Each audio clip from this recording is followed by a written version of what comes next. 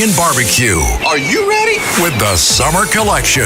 Now live at WABCRadiostore.com. Fun. I love it. I love it. Apply your suntan lotion with ease as you wear your WABC radio tank top. It's hot. Shade yourself from the sun with the WABC bucket hat and sizzle while you grill, baby, grill.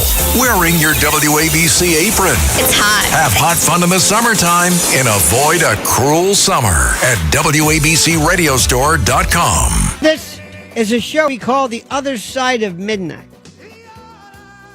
Why is it called The Other Side of Midnight? I think it's pretty self-explanatory, at least for most people. Then again, if you don't know why we call it The Other Side of Midnight, maybe you shouldn't be listening. Maybe this is something that is beyond your ken. That's a good word. Your ken, your range, as it were. All right. Let me tell you what happened.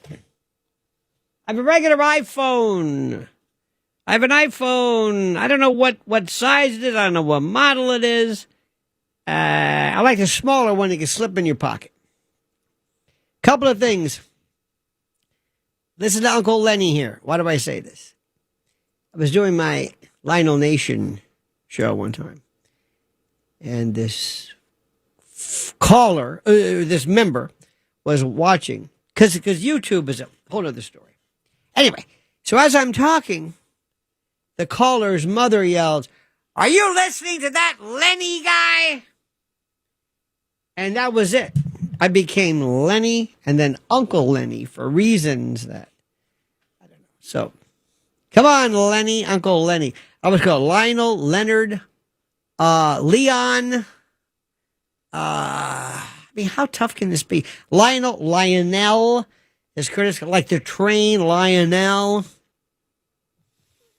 And of course, I'm not going to go through this again, but this was a name I picked by happenstance.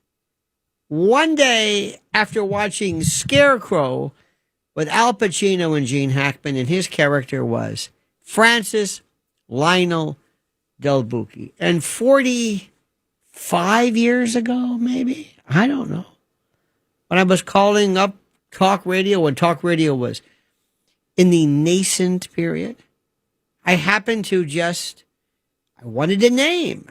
And the names that we were using were, stupidly enough, from where you were calling. Let's go to Ho-Hocus. Let's go to, Pompton Lake. Let's go to, Battery Park. It was stupid. So I said, no. Call me Lionel. And I just picked the name from Francis Lionel Del Bucchi and Al Pacino's character. And the next time I called, they said, "Is this Lionel?" I said, "Who?" And I completely forgot. I said, "Oh, yeah, yeah, sure, whatever. Just put me on." And that was it. And it just stuck. Thank God it wasn't Dick, or something, which I still think is the funniest name. I think Dick is the funniest name. I've got a friend of mine. I've known him for, oh, my God, forever. He's one of my best pals. And he goes by Richard or Dick. He was Dick for years. But I prefer to call him Dick. For some reason, I don't know why, Dick. And he said, "Why do you call me that?" I said, "I don't know. Stop calling me." I said, "Well, that's your name." "No, that's not my name. My name is not Dick." Or, "Okay, Dick." And he goes, "Stop saying." I said, now I'm pronouncing your name. You know what you're doing." I said, "Your name is Dick, not mine." "What's your brother's name?" "Putz." "Is it Schmuck, Schmeckle?" Stop. I just think that's funny. Have you ever played with people before? They say, we have a friend in the family, they're having a baby. They're talking about, names they want to name their kid. And you're listening to them. And you're trying to react. And most of the time you say, "That's stupid." Like if you had to name a kid right this moment. I don't know why you would do this, but somebody said, "Who are you?" "I'm your wife." "What?" "I'm not even married." "Oh, surprised you are. And this is our child. I just birthed this child. This is your child." "This is our child?" "Quick, what's his name?" What would you pick? Come on, you got to go. Come on, Glaze. Right off the bat. Right now. Right this moment. You can't. And if you don't say something, I'm going to pick something like Dirk. So what is it for a boy? What would you call him? Zach. I like that. All right. Against better judgment, I'm going to do this. All right, Riff Raff. By the way, Elias Raff. Doesn't it sound like somebody who invented something? You know the device, the toaster, the spring that pushes the toast up? You know who invented that? Who? Elias Raff. It was the cotton gin, actually. No, that was Eli Whitney, I believe. Or maybe it was, what is a I cotton? think it was Elias Whitney. Doesn't Elias sound like something from Pentateuch? The Lord looked down on Elias and said, "Quoth thou art for he." When people convince themselves they understand the Bible, "For he's forsook of thou in the covenant of the mustard seed of the Lord saith to you," what? Elias of the Montagues yes. has arrived. Yes, good. Pray tell, young wench, for I. There's one thing about this. There are probably nobody who refer pet names for genitals. I don't think Elias is up there. You know, Buster, Big Boy, Jumbotron, things like that. But in any event, Mr. Howe, what would your name be if you had to name a child? Boy, right now. Russell. See what you just did? You always laugh. You always laugh at a name. I say, because all names sound stupid. When you really listen to it, all names are stupid. Plus, they indicate the time that we're going through. The time that, there was a time in the 80s when Dynasty was big, soap operas, you had Crystal Tiffany, and as far as African American names, good luck. You're on your own. Have a good day. Sorry, count me out. Sorry. Though, because I was an expert in this for the longest time, the best names, because they are neologisms. New words. Okay? New words. And I always wanted to have this device for if you want an urban name, which sounds better. I bring in this 4 concentric ring or whatever these roulette wheels, and you tell me how many syllables you want. 3. Here's you spin the first one. Ka. Second one. Lee. Third one. Sha. Kalisha. Next. Rashanda. Matanda. Salitha. Levitra, Shalandra. Just throw out nouns, sounds, morphing. Nothing wrong with that. Go into a mall and yell, "Hey, Dave!" 4 people turn around. Yell, "Shaniqua." Well, maybe today. I don't know. I'm not sure about that. Okay, so we got Zach and Russell. My choice. Guess. No, that's the name. Guess. What's your name? Guess. All right. Murray. No. Guess. How long are we going to play this game? All right. Murgatroyd. Aloysius. Good luck. Spell Aloysius. For $25,000 in a new car. Blaze. Spell Aloysius. Good luck. Albuquerque. Good luck. Good luck. Yeah. A-L-Y. One time I was in Bloomfield. There's St. Aloysius. And I said, does that look? And I looked up. I said, "Oh my God, I'm gonna hit a car because Grover Cleveland's home is right there across from Calandra's. But there's a Saint Aloysius or something." And I thought, "How did you get that name? How did you get Aloysius out of this?" Okay, so I like guess. All right, so we got Zach and Russell. Russell's a good one. Russ, Russie, Russ, Big Russ, Big Russ. Here's my guess. 2 ways to tell about a good name. Number 1, do this test. All rise, ladies and gentlemen, the President of the United States, Zach Blaze. Now, that would be more like playing second base for the New York Mets. Your friend. You know him, you love him. Zach Blaine. Hey, might work. But then you have Russell Raff. That could be R. See? Mind Shaniqua. No. And how about our friend Mysterious Drowning? The Cosby. What's his name yesterday? Something's wrong with that. Nobody's in Mysterious Drowning. In Costa Rica. Yeah. Oh. And I know I'm going to say something. We have, not that this is the case, but there's a lot of black kids who don't know how to swim. I'm serious because of pools. I'm not saying, I know people are going to get all upset about that. Why? Because you can't say anything. But it's the truth. I remember hearing that. We have to have, and plus kids should learn how to swim too, especially babies. Do you ever see them throw a baby into a pool and they go, oh my God! And the kid turns around, he goes, paddles, and goes, wow! He goes, remember where they were? They were in this thing called the amniotic. But they're not doing the backstroke. They're just kind of floating there. Okay, that's a male thing. Women, little girl, bundle of joy. There's a new baby girl. What, Blaze? Quick. 2. Anna. And I like that. Anna Blaze. Okay, that works. Even though your name is not Blaze, it's Lipschitz, which I still think is the greatest name ever. Lipschitz. No, it's not. Say it. Lipschitz.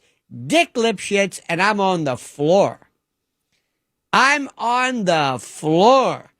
Okay, Elias, what is it? What's it going to be? The girl. Lydia. Oh, Lydia. Have you seen Lydia? Lydia, the tattooed lady. I have no idea what that was. So anyway, we're sitting there the other day, and this friends of ours, young couple, they said, what are you going to name? And they give us the name. I'm not going to mention in case they're listening. And we said, oh, that's interesting. Now, here's the deal. People get funky with names. You know what I mean? They get funky. They're saying like, hey, here's a cool name. Cosmo. It's like, no, stop it. What are you, Frasers? No. Remember the great line from Jim Ignatowski from Taxi? Greatest show perhaps ever. They went to meet Jim's father. Remember that when Victor Buono was a father and they were very rich? And Alex said, his name was like Wetherington or, Fahrenheit or something anyway. But they said, wait a minute, Jim, your name is Ignatowski. That's not your surname. He says, well, no. He says, my name is Starchild spelled backwards. He said, that's not Starchild spelled backwards. He says, it's not? He got Ignatowski, which I think is hysterical. Oh, those were the days. Remember the great Taxi? Did you ever watch Taxi? When Jim was working double time, Jim was during a time when a lot of people I knew, not me, mind you, but a lot of people were really heavily into the weed. And Jim was like their hero, not me. Not me. I was above that. I was more like, I was into that keyboard cleaner before anybody was. And toluene, liquid paper. I was a little weird. Kind of more of an industrial kind of guy. I'm kidding.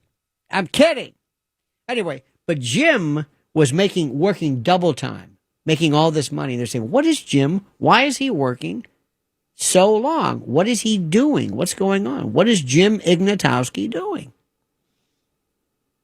And he said, I'm going you can come over and I'm going to show you what I've bought. I'm buying something and I will invite everybody over to my apartment. So finally they're saying, Jim, the guy's working all day, double, triple shifts. Anyway, they bring him to his apartment and they walk in and there's this big drape, a tarp along the wall. Did you remember that one? And they take it down and there's all these TV sets.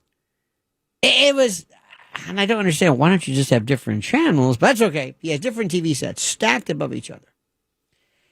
If I can find that line, that discourse, she said, Jim, why'd you do this? He says, why? He says, because through this is the world. It says, all I need in life. I was watching, he said, the Delaware, there's the Delaware, he says, I was watching the Delaware legislature decide whether they want to be called Delawareans or Delawareites.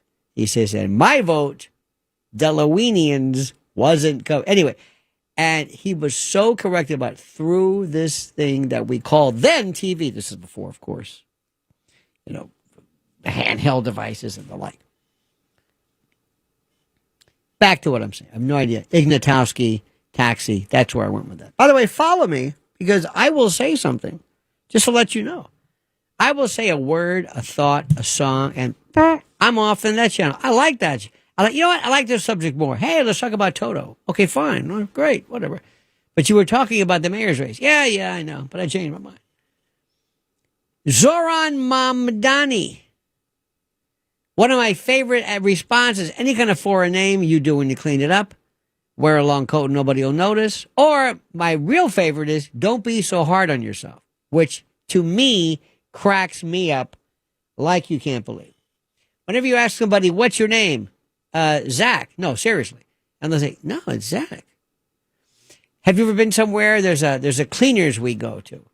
And this woman, very, very nice, always responds to every question. Goes, what do you want? I mean, this is her answer. What do you want? What do I want? What do you want?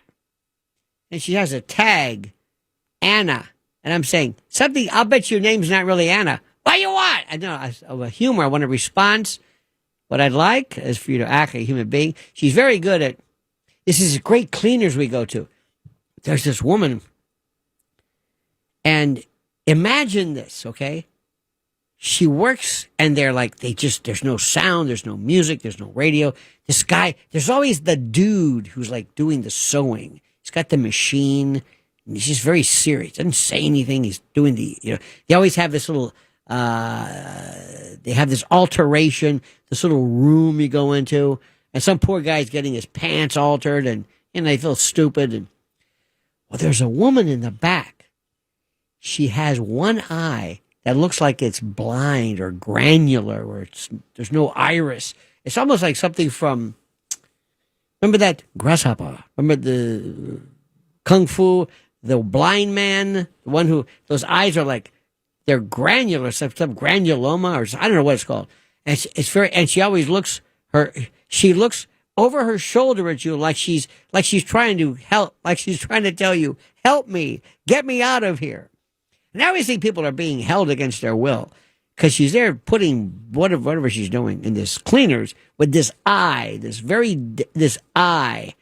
And it's so interesting, this eye. And I thought, what a great story to have this woman who is there. Maybe she's a high priestess from her village in some part, brought to this country and forced to put dry cleaning bags on clothing. So get this. I never really saw her up close, but I always wondered, I wonder what her eye looks like. Just because I like medical, so anyway, I walked in one day. Now, unbeknownst to me, she was there in the weekend, and she was bending down. She was looking for something in front. I walked in. I didn't see her. She's right there bending up.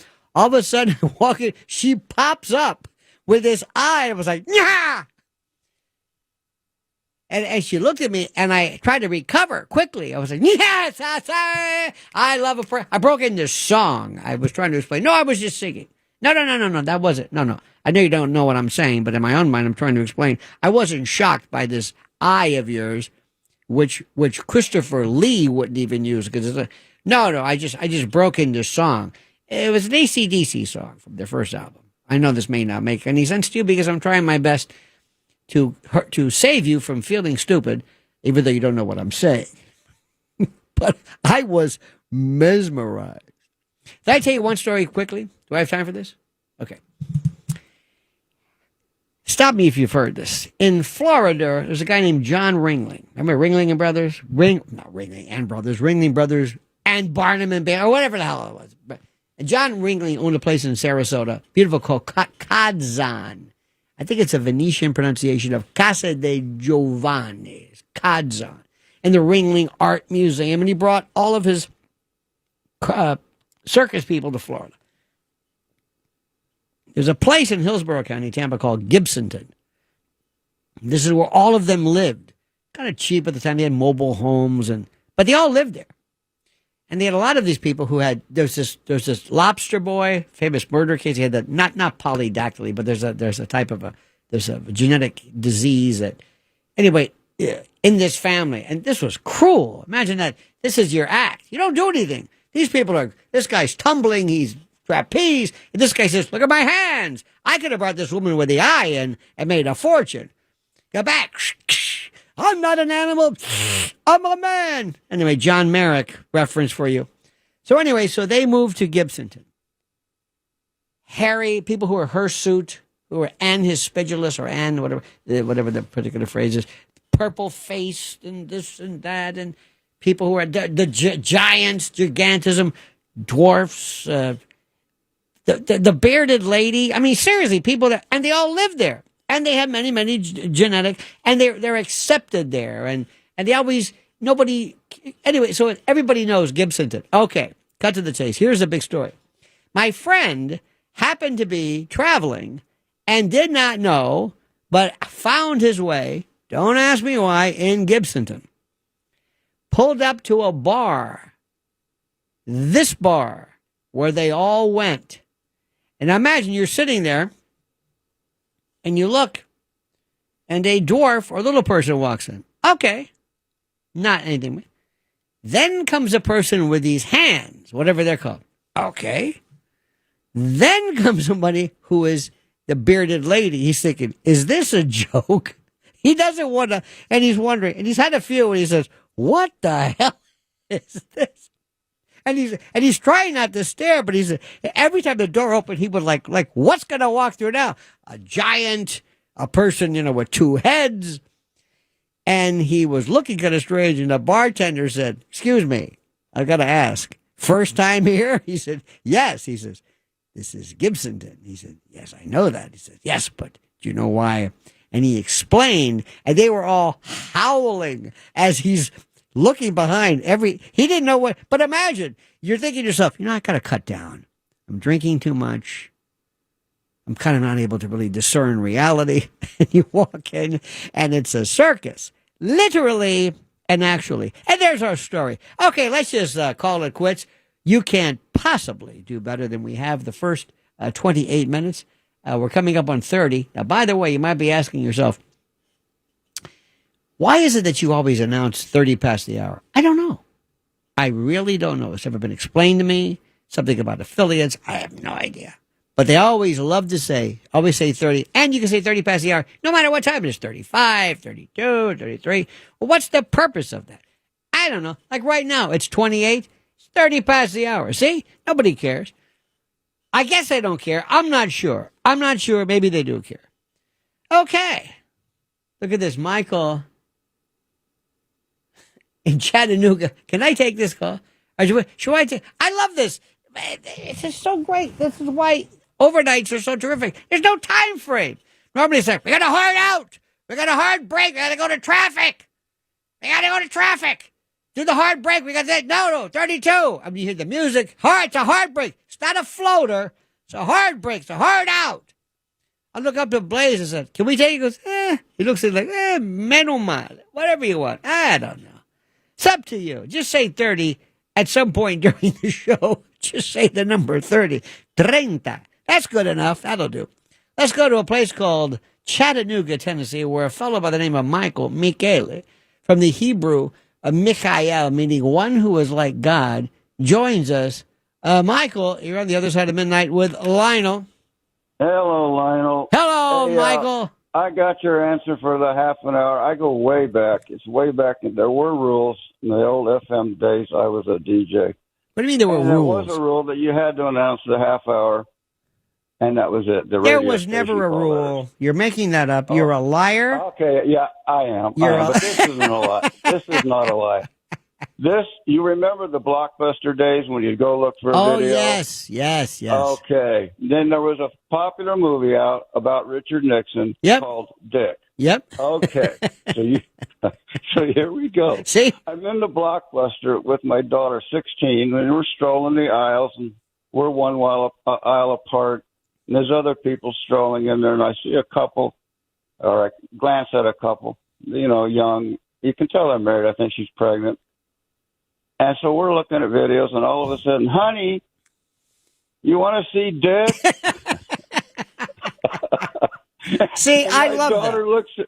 My daughter looks at me and she's trying to not to laugh, and I'm looking. Oh God, no! How do you top that? No, honey, I don't want to see Dick. Yeah, I've seen Dick No, yeah, plenty of and I'm times. going. Well, you can't top that. So my daughter is now trying to stop from rolling in the aisles, and I'm looking around at people. They're trying to hold their. And I swear, these people that had no idea what they were doing. And he says, honey, you sure you don't want to see Dick? I swear. No, I don't want Dick. So that was that short story. I just thought you'd get a kick out of it. You know what I there like was about one you, more. Michael? You know what I like about you, Michael? You're like me. What's You're that? base. You're just a base person. There's nothing complicated to you. There's nothing. Well, I got to cut to the chase because I know you got the hook waiting. I don't want to get the hook. No hook. We got nothing. Are you kidding? We got nothing. Nothing. So I'm trying to think. There was one more step. Well, you could probably think of it. Anything by now, because it was a popular movie. Yep. But I think we've killed this story, but I thank you for that. I thank you for all that. right, Lionel. Thank you. Michael, Take what are you care. doing in Chattanooga? Just be honest with me. And don't lie to me. What are you doing? What are you doing at 1:30 in the morning? What are you doing? Seriously. Just answer the question. I have to have something live to listen to. I don't like taped or pre-recorded, and you're only one live. But sometimes you go down so many rabbit holes, you keep me awake. I have to have something live. I like that. Not that I like your show. You have a particular wisdom. But your I am here outlook. in You're just Chattanooga. live. You're just. It's like the animal that likes live food. Like the boa doesn't eat dead. You got to bring me a live critter. That's live. All right, Michael. Don't ever change, my friend. Hey, I have a question for you. I'll bet you do. What is it? Yeah, well, you brought up so many things the other night. Oh yeah. And, I know you don't like to go to the other night, but you said something about a religious person who called in, and he was a little dogmatic. You know how they get. Yeah. But you made a great point, and not many Christians and people think about this. But if you brought up the fact that Jesus, and he was talking about the dome or something over there in Israel. Right. Okay, well, you brought up something. Well, if Jesus comes and gathers the Christians, what are the Jews going to do? You said something like that. Yeah. Did you say that? Remember, Well, that's profound. remember there profound, was most people don't think about that. There was a story. See, one of the things which how do I say this? I've always loved the idea of religion because when somebody says, are you a Christian? Right. Remember that song, Walking to Memphis? Are you a Christian? Ma'am, I am tonight, Mark Cohn. Anyway, I always think to myself, well, do you think you have to do something? Like, for example, a friend of mine said, well, I'm a Christian. I said, well, I see you're wearing that cross.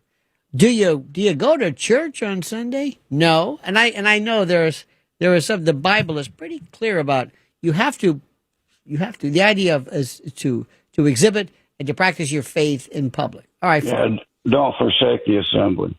But okay, well, you do fine, and you clean it up, which I think is I don't know why I say that all the time, but I do. All right, so I'm saying if I met Jesus, there was a great country song that didn't exist called "What Would You Do If Jesus Came to Your House Tonight?" And if I said, "Now, Jesus, I got a question for you," they're asking me if I'm a Christian. So what does that mean? So people say, "Well, right. I know people who don't go to church, who don't really. I mean, they say, well, I believe." They don't live their life in a Christian way. As far as I know, I don't even know. It's so easy to say you're a Christian. So, but if it's like when have you ever met people who say, well, I'm from I've got Arapaho, I've got Navajo, I've got Comanche, I say, no, you don't. Oh, no, I'm Native American. Well, that's what they are. So what I tell people is, I said, I don't speak God. Like, I don't speak French. I'm not saying French doesn't exist, but religion plays absolutely no role in my life whatsoever. So how am I supposed to say I'm a Christian or a Jew? I could say I'm anything because I don't do anything. I don't. I don't mean anything by it. I don't mean to reject it. But I think you have to do more than just say you're something. You have to live it. You have to acknowledge the various sacraments. You have to do something other than just say it. Does that make any sense? The Other Side of Midnight. So, Lydia and Russell and Zach and, what was it? Ethel?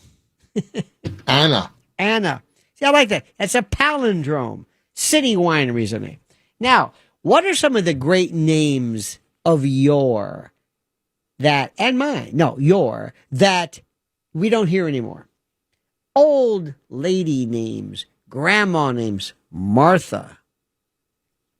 Mildred. Mildred, okay. My grandmother. Okay. Oh, there you go. Now, here we go. All right, Riff. Here's yours. Give me a name. Now, for him, Tiffany might be that. I have no idea because he's 12, but that's okay. But a very mature and a good stout 12. But what would be some of those days like Edith, Phyllis, Phoebe? What about it? Come on, Elias. Give me one. Beatrice. Oh, there you go. Oh, okay. It's still kind of hoity-toity. I like the way you say Beatrice. I would say Beatrice, but that's what Beatrice. Excuse me. Pardon me. Incoming. That's always great in the middle of a show. Just don't say anything. Did I hear that? Hang on. Let me get a better sound here. There we go.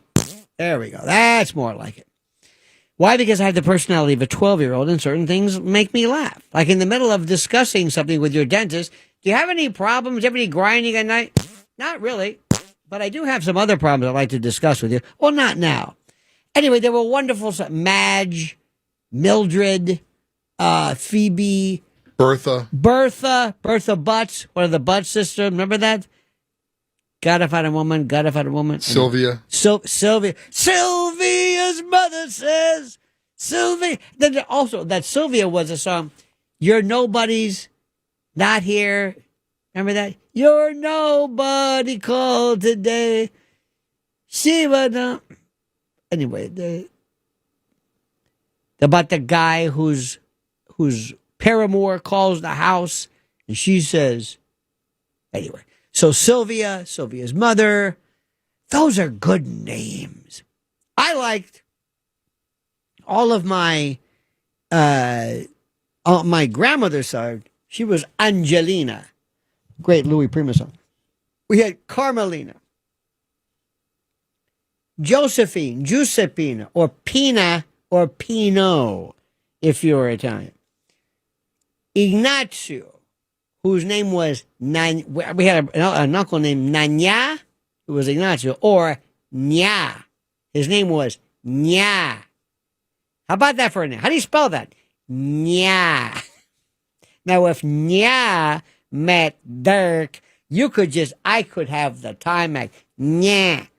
Those are wonderful. Salikia, Susupina, Frusceda. These are wonderful names. Now that's a name. Chichipe was another one. I don't know what that one was. We had a relative in my family. Her nickname was DeLong. Okay? And the reason why is one time she said, her name was they called her Juanina.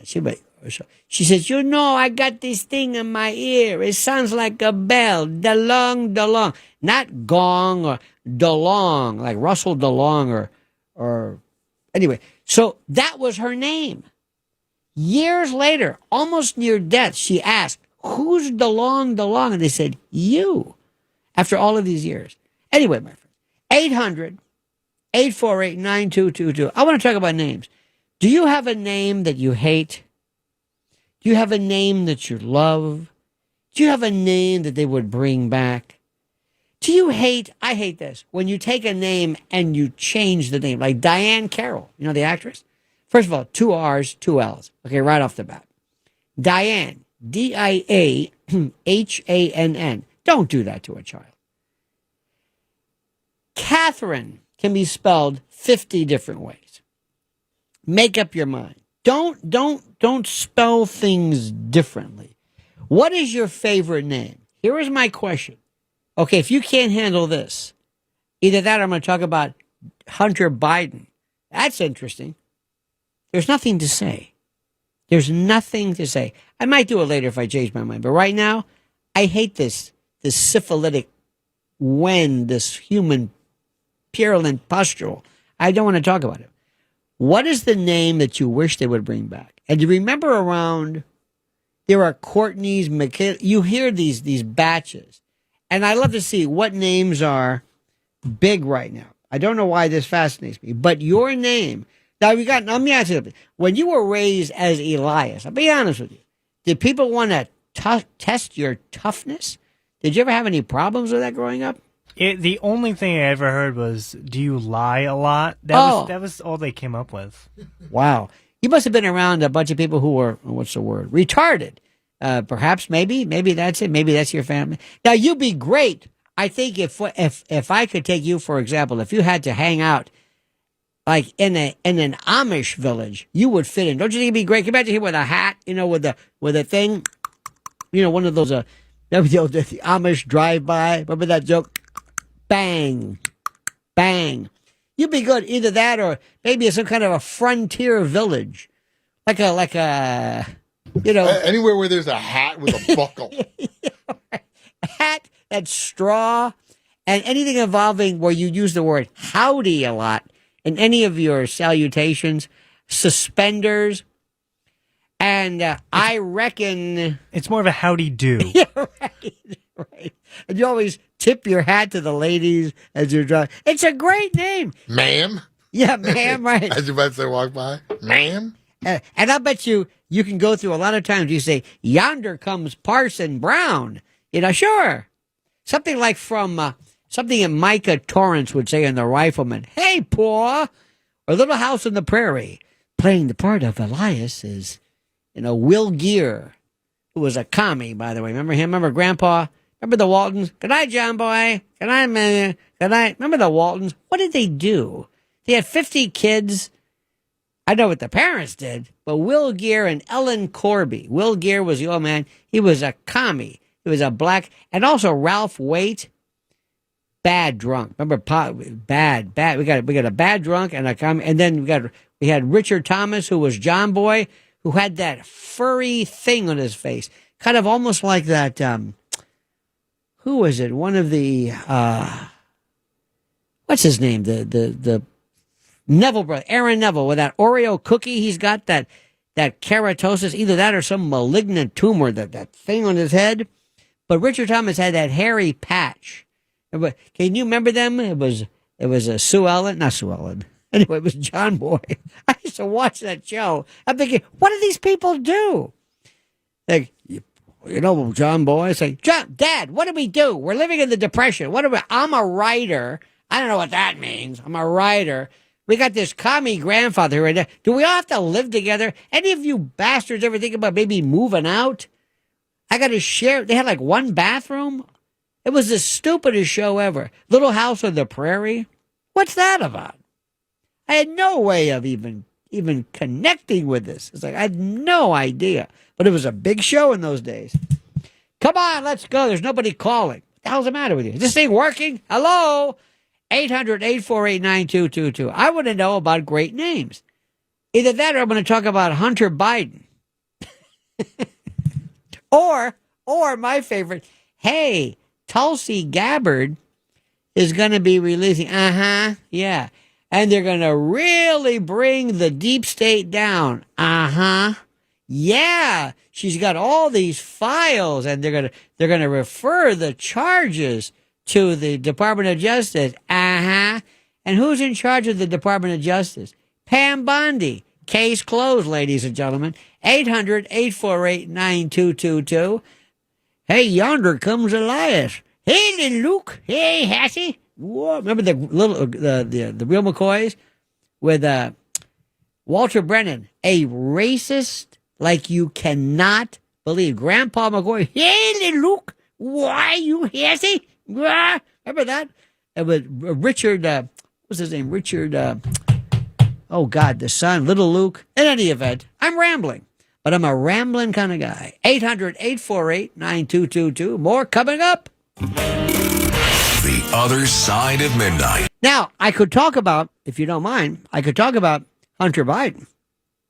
You want to talk about that? How about Epstein? Whether they're going to release the list. You want to hear about that? We can talk about that. I know, Blaze, you can't wait for that stuff.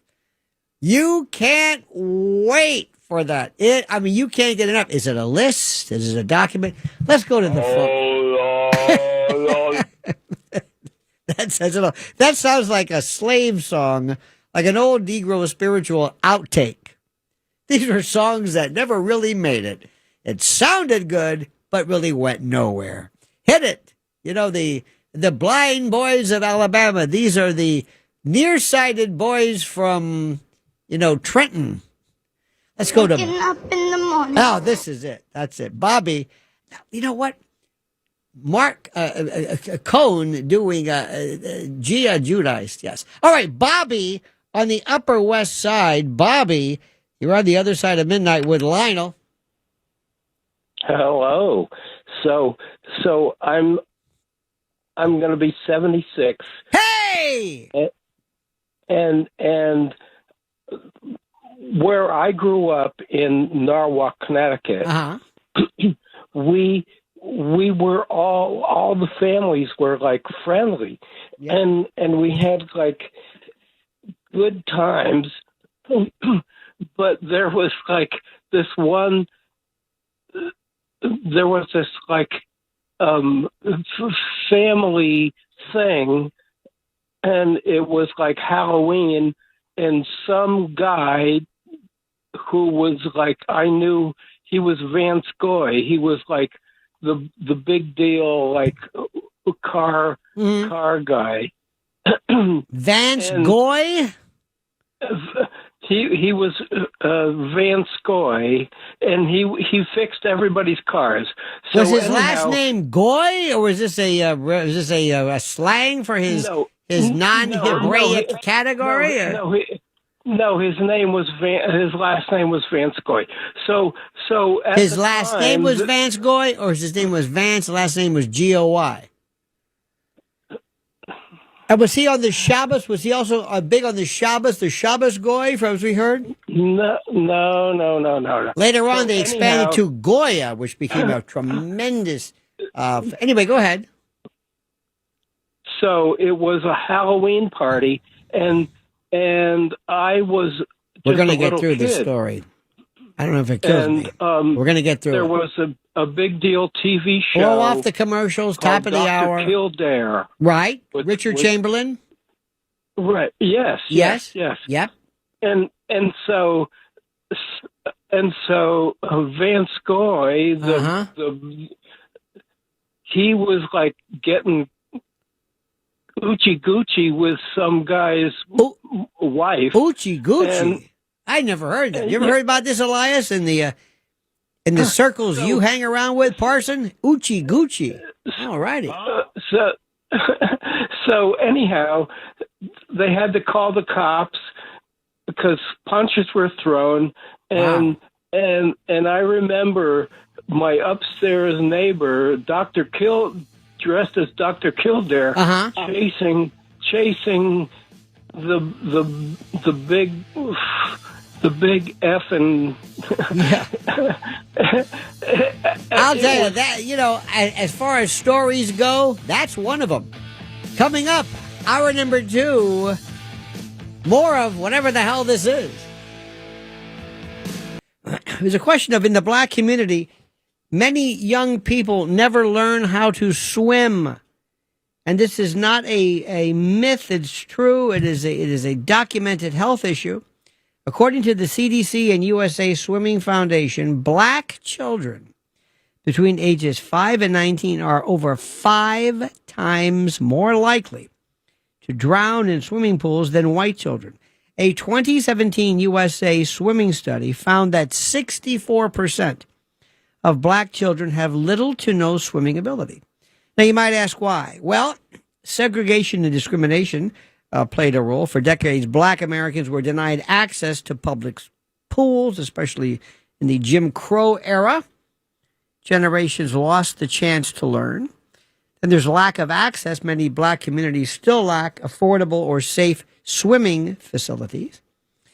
Generational impact plays a role. If a parent doesn't swim, it's less likely their child will learn. The fear and inexperience get passed down. There's cultural messaging. In some communities, swimming was never emphasized or encouraged and sometimes even stigmatized. Generations of kids are at higher risk of drowning, not due to myth or stereotype, but because of systemic neglect, historical trauma, and a lack of access. Groups like Black Kids Swim and USA Swimming's Make a Splash and YMCA initiatives are now working to break that cycle, but there's a long way to go. So there you go with that.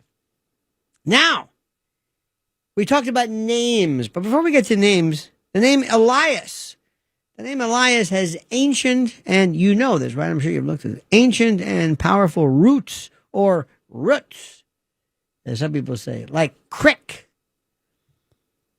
Elias is the Greek and Latin form of the Hebrew name Eliyahu, which means my God is Yahweh, or Yahweh is my God. It is a direct linguistic cousin to the English Elijah, who I believe is Elijah Blue, who was Cher's son with Greg Allman, who I believe may have some problems of his own. The most famous bearer of the name is the prophet Elijah from the Old Testament, a fiery, miracle-working prophet who challenged the corrupt King Ahab and Queen Jezebel and was taken to heaven in a chariot of fire. How appropriate. In the Septuagint, or the Greek translation of the Hebrew Bible, Elijah is rendered as Elias, which is how it passed into Latin, early Christian texts, and eventually into European naming tradition. And that it's in Europe, especially in Christian monasteries and among the clergy, Elias was a favored name among the Middle Ages.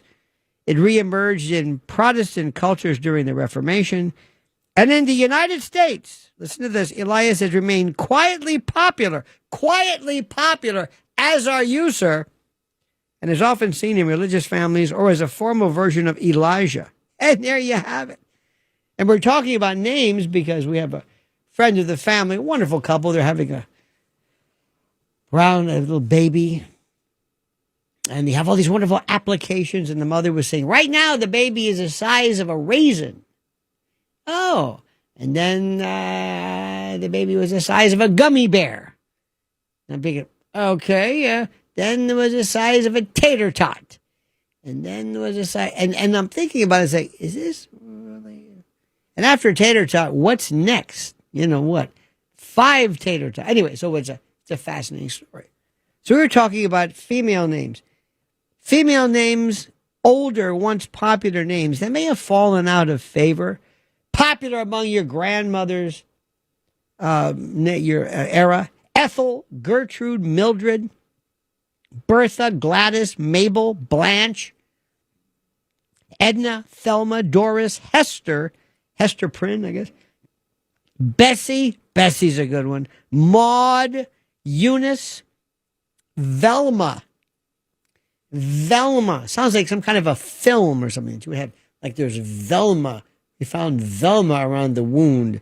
Now, male names, Clarence, Wilbur, Elmer, Horace, Herman, Grover, Chester, Floyd, Orville, Rufus, Hubert, Melvin, Virgil, Otis, and Mortimer.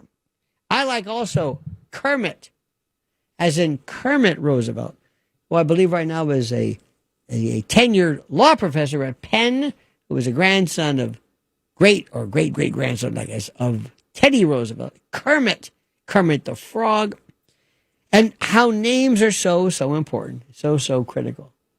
Let's go to Elizabeth. And I like these old, and by the way, you grow into these names.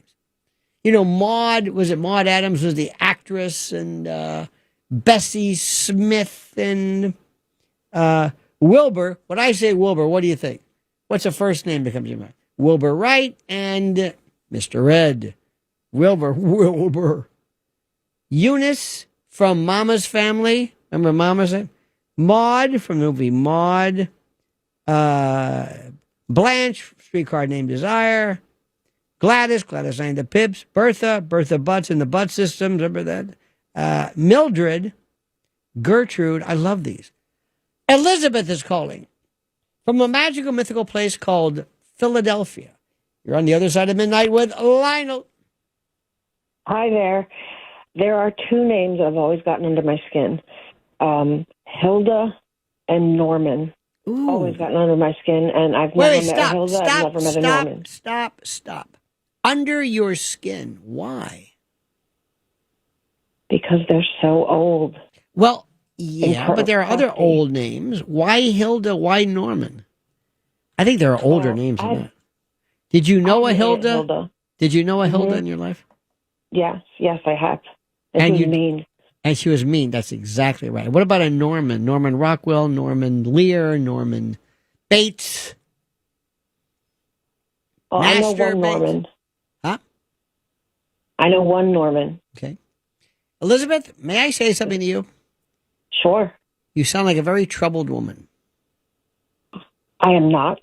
You sound like somebody, and see, denial is about, you can let it go. You can speak to me. There's something bothering you. There's something under your skin. There's something that fuels this rage that I hear in your voice. What is that? I have no rage. See? And it's okay, Hilda. See? See what I did? It's okay. Okay. You can let it out. Thank you. Thank you. I'm going to let it out. Okay, You're welcome. Thank you so much. I promise you, remember, mark my words, you keep your eye on local papers in the Philadelphia area, Bell Tower, we're going to be watching her one day on a YouTube thing. Maybe as a sovereign citizen or something. I'm traveling. I'm not driving. That woman was filled with rage. This woman was ready to take off a head with a scythe. Okay? Father Joseph at a place called Pearl River. You're on the other side of midnight with Lionel. Hi, Lionel. Are you actually a father as a Christian priest, Father, or is that your name, Father? No, I'm a Christian priest. Are you a Catholic priest? Orthodox. Orthodox Catholic? Yes. Whoa! Oh, my. I don't think I've ever met an Orthodox Catholic. Ad Majorem Dei Gloriam, sir. Well, you're probably thinking Roman Catholic. Orthodox Catholic as in Eastern Orthodox Catholic. Get out! Get out, you imposter! Just kidding. I'm kidding. No. Explain. I love you. Please. We are all God's children. Explain what Orthodox, Eastern Orthodox means. What does that mean?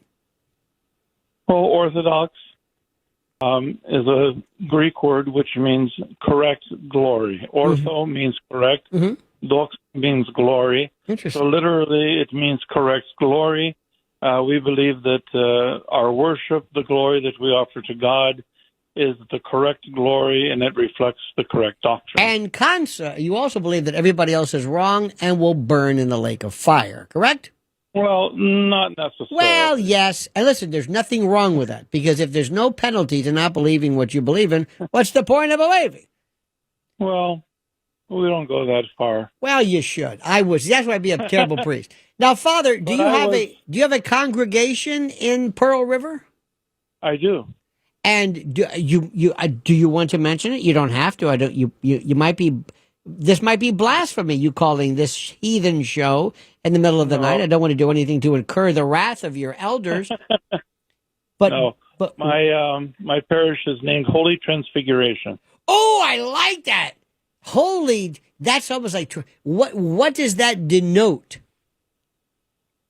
The Transfiguration is the event when Christ went up to the mountain and was transfigured before his disciples, Peter, James, and John. And he shone with a bright light. Wow. That was what was emanating from him. He let his disciples see him as he truly is. And you were talking about Elijah. Elijah and Moses appeared there with him on the mountain, Mount Tabor. I did not. Now, what is that transfiguration versus transubstantiation? That is the host, right? Well, transfiguration means the change in his appearance. Mm-hmm. He was transfigured. He was shown as light. Transubstantiation is the Roman Catholic metaphysical dogma of the explaining the change of the bread and wine Yes. in the Eucharist into the body and blood of Christ. See, I think for no other reason, and I don't mean this disrespectfully, but children, I always benefited from the concepts of religion because it makes you think about images, appearance, that sort of thing. Where were you born, may I ask? Canton, Ohio. How did you find yourself in the Eastern Orthodox rite or sect, as it were? Oh, it's kind of a long story. I was. I got plenty of time. I'm on till 5 a.m, and it's either talking to you or anti-China messaging. Just kidding. Okay. Well, I was actually raised a German Lutheran. In the 70s, I was a teenager, and I was very much into the church and very conservative and very traditional. And then what happened? At that time, well, most of the mainline denominations, including the Lutherans, started going very liberal, accepting abortion, accepting female clergy, accepting homosexual clergy, and it just it didn't sit with me. So I was looking for authority in the church. I like that. May I ask your age, sir, if you don't mind me asking? I'm 67. Great. So you and I you were born in 58, right? Or 50? 57. 57. Okay, so we're right there. You and I are from the same. I was born in 58, so we're right there in that same thing. Do you find, Father Joseph, that there is something satisfying, intellectually and emollient for there being not conservative, but rules, rigor, boundaries, doctrine, dogma, whatever you want to call it? Because I find that people like rules. They like what you would call conservatism. I think people are looking for that. There's a phenomenon going on in the Orthodox Church now. We have lots of young men in their 20s and 30s are converting to Orthodoxy from Roman Catholicism, from mainline Protestant denominations, from evangelicalism, from nothing, from Buddhism. But the problem they're finding is they're looking for wives, and we don't have enough young girls. Now, wait a minute. Hang on a second. You said from you said from nothing Buddhism. You're saying Buddhism and nothing, or you're saying from nothing, comma Buddhism, because Buddhism is really an atheism, a form of atheism. From nothing, comma Buddhism. Okay, good. I thought that you were not slamming, blaspheming our Buddhist brothers and sisters. Now, let me ask you. I find this fascinating. Your position against homosexuals, either in the church or clergy or both, what would Christ's message be anent and regarding that, good sir? What would Christ's message be? Yeah. Everyone is welcome in the church, so get that understanding. Good. We don't discriminate against anyone. However, we have standards for clergy. Well, hold on for 1 second, because we do not have standards, and that's why I'm doing this not for my benefit, Father, but from our two young men here who are debauched and walking in the darkness of sin. So stand by for a second. I'm going to get Pearl River. Well, what? Pardon me? Send them up to Pearl River. Well, I'll take care. Let me wait till the show's over. Stand by for a minute, Father. I want to get back to you. I find this fascinating. This is the other side of midnight, and we're going to be going into a topic now. It's about morality. It's about salvation. Two subjects most of you can't even spell, much less comprehend. The other side of midnight. We're talking to our new friend, Father Joseph. And by the way, Father, I looked at the Orthodox Christian Church of the Holy Transfiguration in Pearl River, New York, and there's a picture of you. And let me say, sir, that as far as images go, you cut quite the swath, sir. You are somebody that basically is like, don't mess with me. I knew I was raised, not raised. Well, I guess I was. I was had the Jesuits in high school, but nothing like this, sir. This is, in fact, when I was at the Church of the Holy Sepulchre in Jerusalem, there were many of the good priests who were there who looked like you. This fascinates. Do you accept heathens, sinners, and fallen scoundrels to enter the portals of your church? Is there anything else?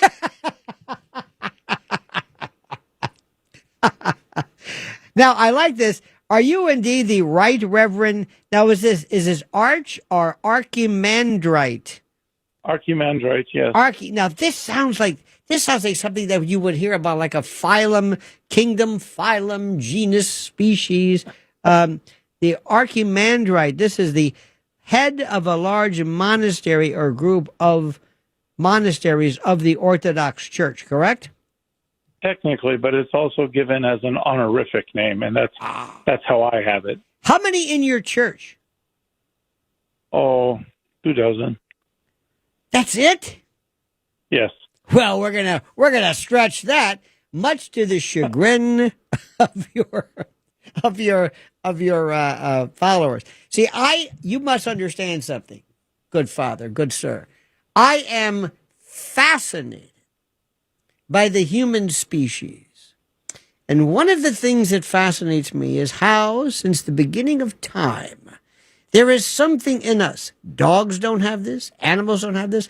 I don't know if artificial intelligence will have this, but there is something us, good sir, that directs us, that focuses our attention into meaning above and beyond. Is there any merit to that, do you think? Absolutely. You know, you're a pretty intuitive guy. The main reason I called was something that you had said earlier in the program about, anybody can call themselves a Christian, but it should entail doing something. Yep. You're absolutely right. I mean, amongst a lot of the sectarians, Protestants, especially of the newer groups, there's this mentality that all I have to do is say I believe in Jesus, and then I'm good to go. Right. I say the sinner's prayer, Jesus, I accept you as my Savior, and now, anything else I do in my life is okay. It doesn't matter. Jesus covers all my sin. That's a very simplistic mentality.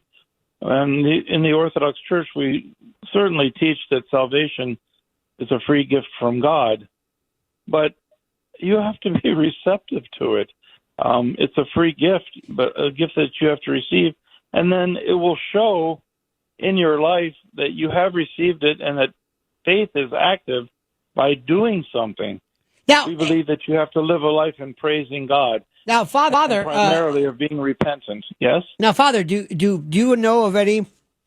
Well, I'm not sure how you would know this, but people whose request or writ for salvation was summarily denied by the good Lord, saying, "Sorry, you talked a good game, my friend, but we're looking over your scorecard here, and you haven't done anything. You have not even."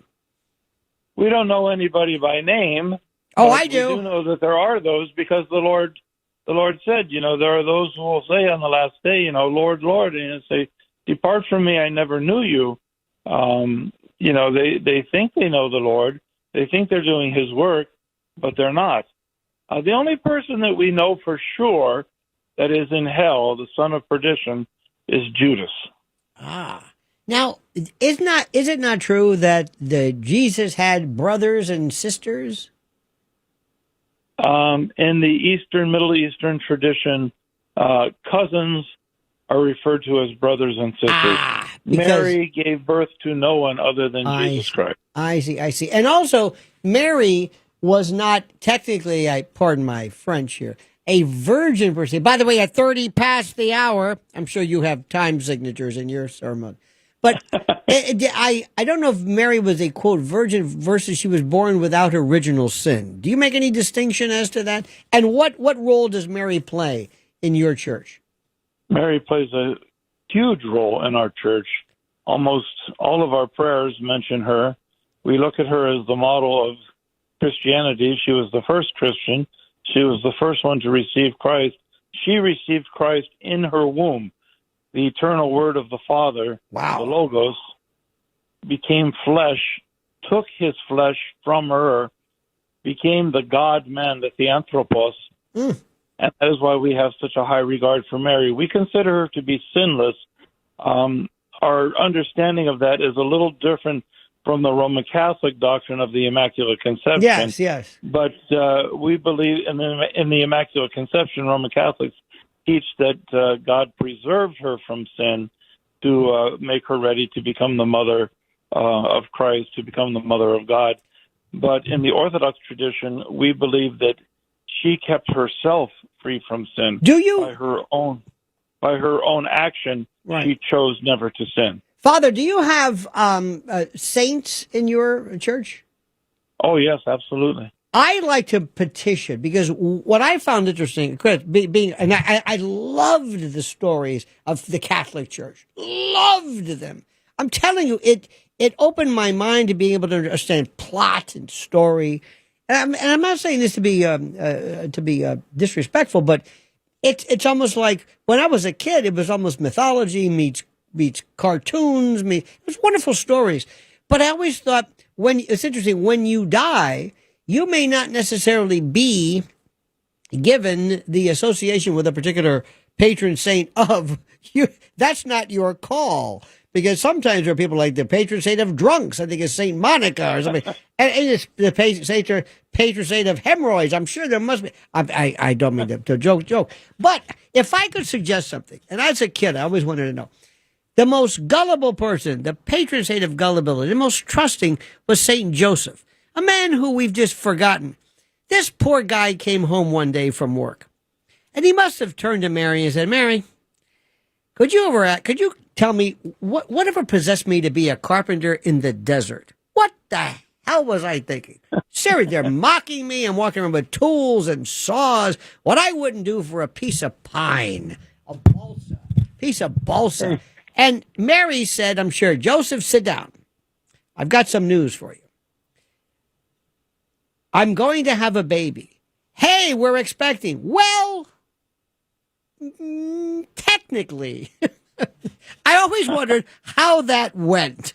And then we never heard of him. He had to take her to the manger. They're busy at the inn, and then he's just forgotten, just like he never happened. What is that? Let's clarify that once and for all. Well, that's because his role was to be the protector of the Mother of God and of her Son until such time as he was no longer needed, no longer necessary.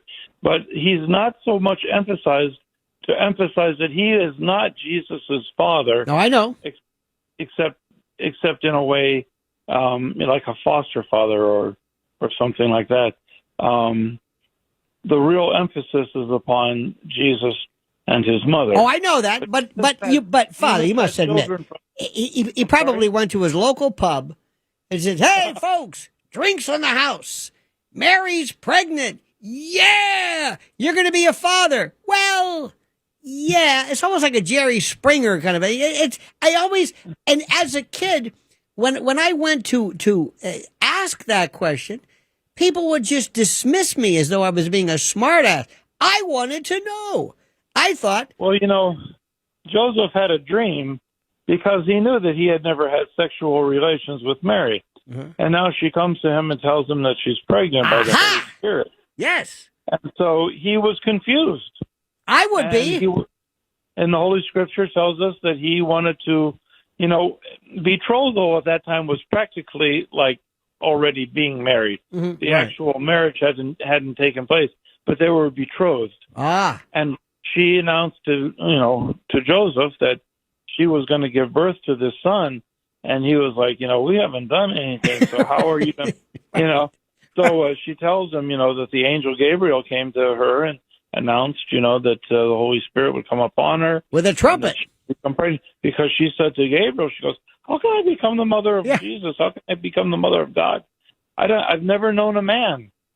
And so an angel appears to Joseph in a dream and tells them, "Don't be afraid to take Mary to be your wife, because that which is conceived in her is of the Holy Spirit." Now you must have said, or I always said, God, yeah, I don't want to tell you your business, but who concocts these storylines? When you why don't you just make it easy, just simple? But that's okay. I loved that. I loved the idea when I was a kid. It was a great solace to me, the notion of the guardian angel. And when I remember as a child in the Catholic Church, and I remember this, I was very upset by the notion of limbo, of which everybody of my Catholic friends refused to acknowledge it. I wasn't making it up. I heard it. I've had Catholic priests say, well, we don't really say. Excuse me, you were very clear. You told me that unbaptized babies don't go and they don't see God. And it's like a thimble full of water versus a bucket full of water. And I thought this is so unfair. Or if you were born prior to the birth of Christ, how could you be a Christian? So there are all these people like stuck in Cleveland. Like, what did we do? We didn't, you know. Cleveland's a great city. Oh, don't give me that. You're just saying that because you're just the grand poobah. In any event, Father, you have been an absolute pleasure. I hope I've not said anything blasphemous or in any way disrespectful, because I find this, you have no idea what, believe me, I cannot be more sincere than I am. I find religions all fascinating. Well, come up and visit me. I'm going to bring the wife and I are going to come in one day, and you will know into one of your services, because you will feel the earth rumble. You will feel the pillars shake. You will feel lightning will crash. There will be darkness. When I cross those portals, you will know I am there, sir. Well, then I'll deal with you. All right, Father. All the best to you. Thank you. All righty. Thanks for calling. See, that stuff, I love that stuff. See, when I was in Israel, you've got to go to the Church of the Holy Sepulchre. This is where Jesus is buried. And I don't care who you are. When you walk in there, it's like, whoa, you feel something. I don't know if, and I'm going to be a little hippy-dippy here, but I don't know if it's the energy given off of other people. I don't know if I don't know. But when you walk in there, there are folks who are in charge of the various concessions. And it's true. There are the Eastern Orthodox, and you see these priests that look like, imagine somebody who looks like big beards and burly, and then you have others, and you don't know who they are, but they're Catholic. No Protestants in there. When the Protestants showed up and they said, hey, can we get a piece of the action? They go, what? No, excuse me, who are you? Protestants. What's a Protestant? They said, get out of here. So they had I think they had Calvary. They had their own version of that. You know, that's like, oh, you're over there. But it is a most, go there. There's a place where, remember the line, not the line. Listen to me. It's like it's a joke, but for the Bible, when the lightning bolt hit the rock, you can stick your hand down and feel where this was. And it's all right there. The tomb, the crucifix, it's all right. It's all right there. Gethsemane, and it's fascinating, because I truly believe that there is something in us. See, there are things that we do, the human beings do, that I don't believe artificial intelligence is going to be able to do. The first is the epiphany, not the religious epiphany, but the sense of, aha, I figured it out, or eureka, or Elias, whatever you might want to explicate, to ejaculate. I don't mean that. Whatever you might want to proclaim. Aha! That's a human thing. Like, I figured it out at long last. Understanding. And there's also the idea of knowing that there is something around you, not radar, not telepathy, like there's another animal here, but that there is something else somewhere else. It's almost in the parietal lobe. There's something, it's the God gene. There's something to be said for this. Something to be said. Let's go to let's go to Brad in Mississippi. Wait a minute, Brad, you're on the other side of midnight with Lionel. Hey, I wondered if you are the same Lionel that had the It's the Drive-By Show. You're locked and loaded with Lionel. Oh, that's it. Absolutely. Well, guess what? We sat together one night at Bobby Jules' bar when they did your farewell. Wow. You were sitting with Bobby. Yeah, Side Splitters. You were sitting with Bobby the Brain Heenan. Bobby the Brain Heenan, Chris Thomas from WFLA. Kelly Ring was there. Yep. And you told the elevator story that happened up in New York. Yes. Brad, I can't believe I talk to Bobby every now and then. That's the first thing I wanted to ask because I hadn't seen him. I went back over to Germany and was over there many years. So I was just wondering what's still going on with him. What is your connection? Contact. What is your connection with Tampa? Other than did you live there? Were you born there? Were you what? When I retired and got out of the military from Germany, I went to St. Pete area and was there 92 to 95. So I believe it was like, 94, 95 when you had the... 95, I left. Yep. I picked up steak. I took off. Yeah. Yeah, so all the time I was there, I listened to your show because I knew your background. You were a frequent caller. Yep. Eventually got your shot to be on the show. And I actually have an old cassette tape that I recorded your final show. Wow. Because you always opened up with a 12-gauge. And so I still have that cassette around because it was pretty cool. And then I knew you were headed to New York. That's correct. Yeah, and since you came on 700, I go, gosh, he sounds the same. I wonder if that's Lionel. What is 700? What exactly are you listening? Well, I'm at the wrong one. No. What? Where are you listening to? The radio station you're at now. I'm listening. I listen to you at your radio station on my laptop. Let me try this again. Let me try this in English. What is the name of the radio station you listen to me on now? On iHeartRadio. Okay. And the station would be? I'd probably say it's not 700 WLW, is it? Could be. I don't know. I don't know these things. You see, that's the beauty of apps. Doesn't matter. You don't know where it is. You're listening to somebody. Well, I listen to the whole lineup of everybody that's there, but I'm getting in years, so I probably got confused about the wrong call sign.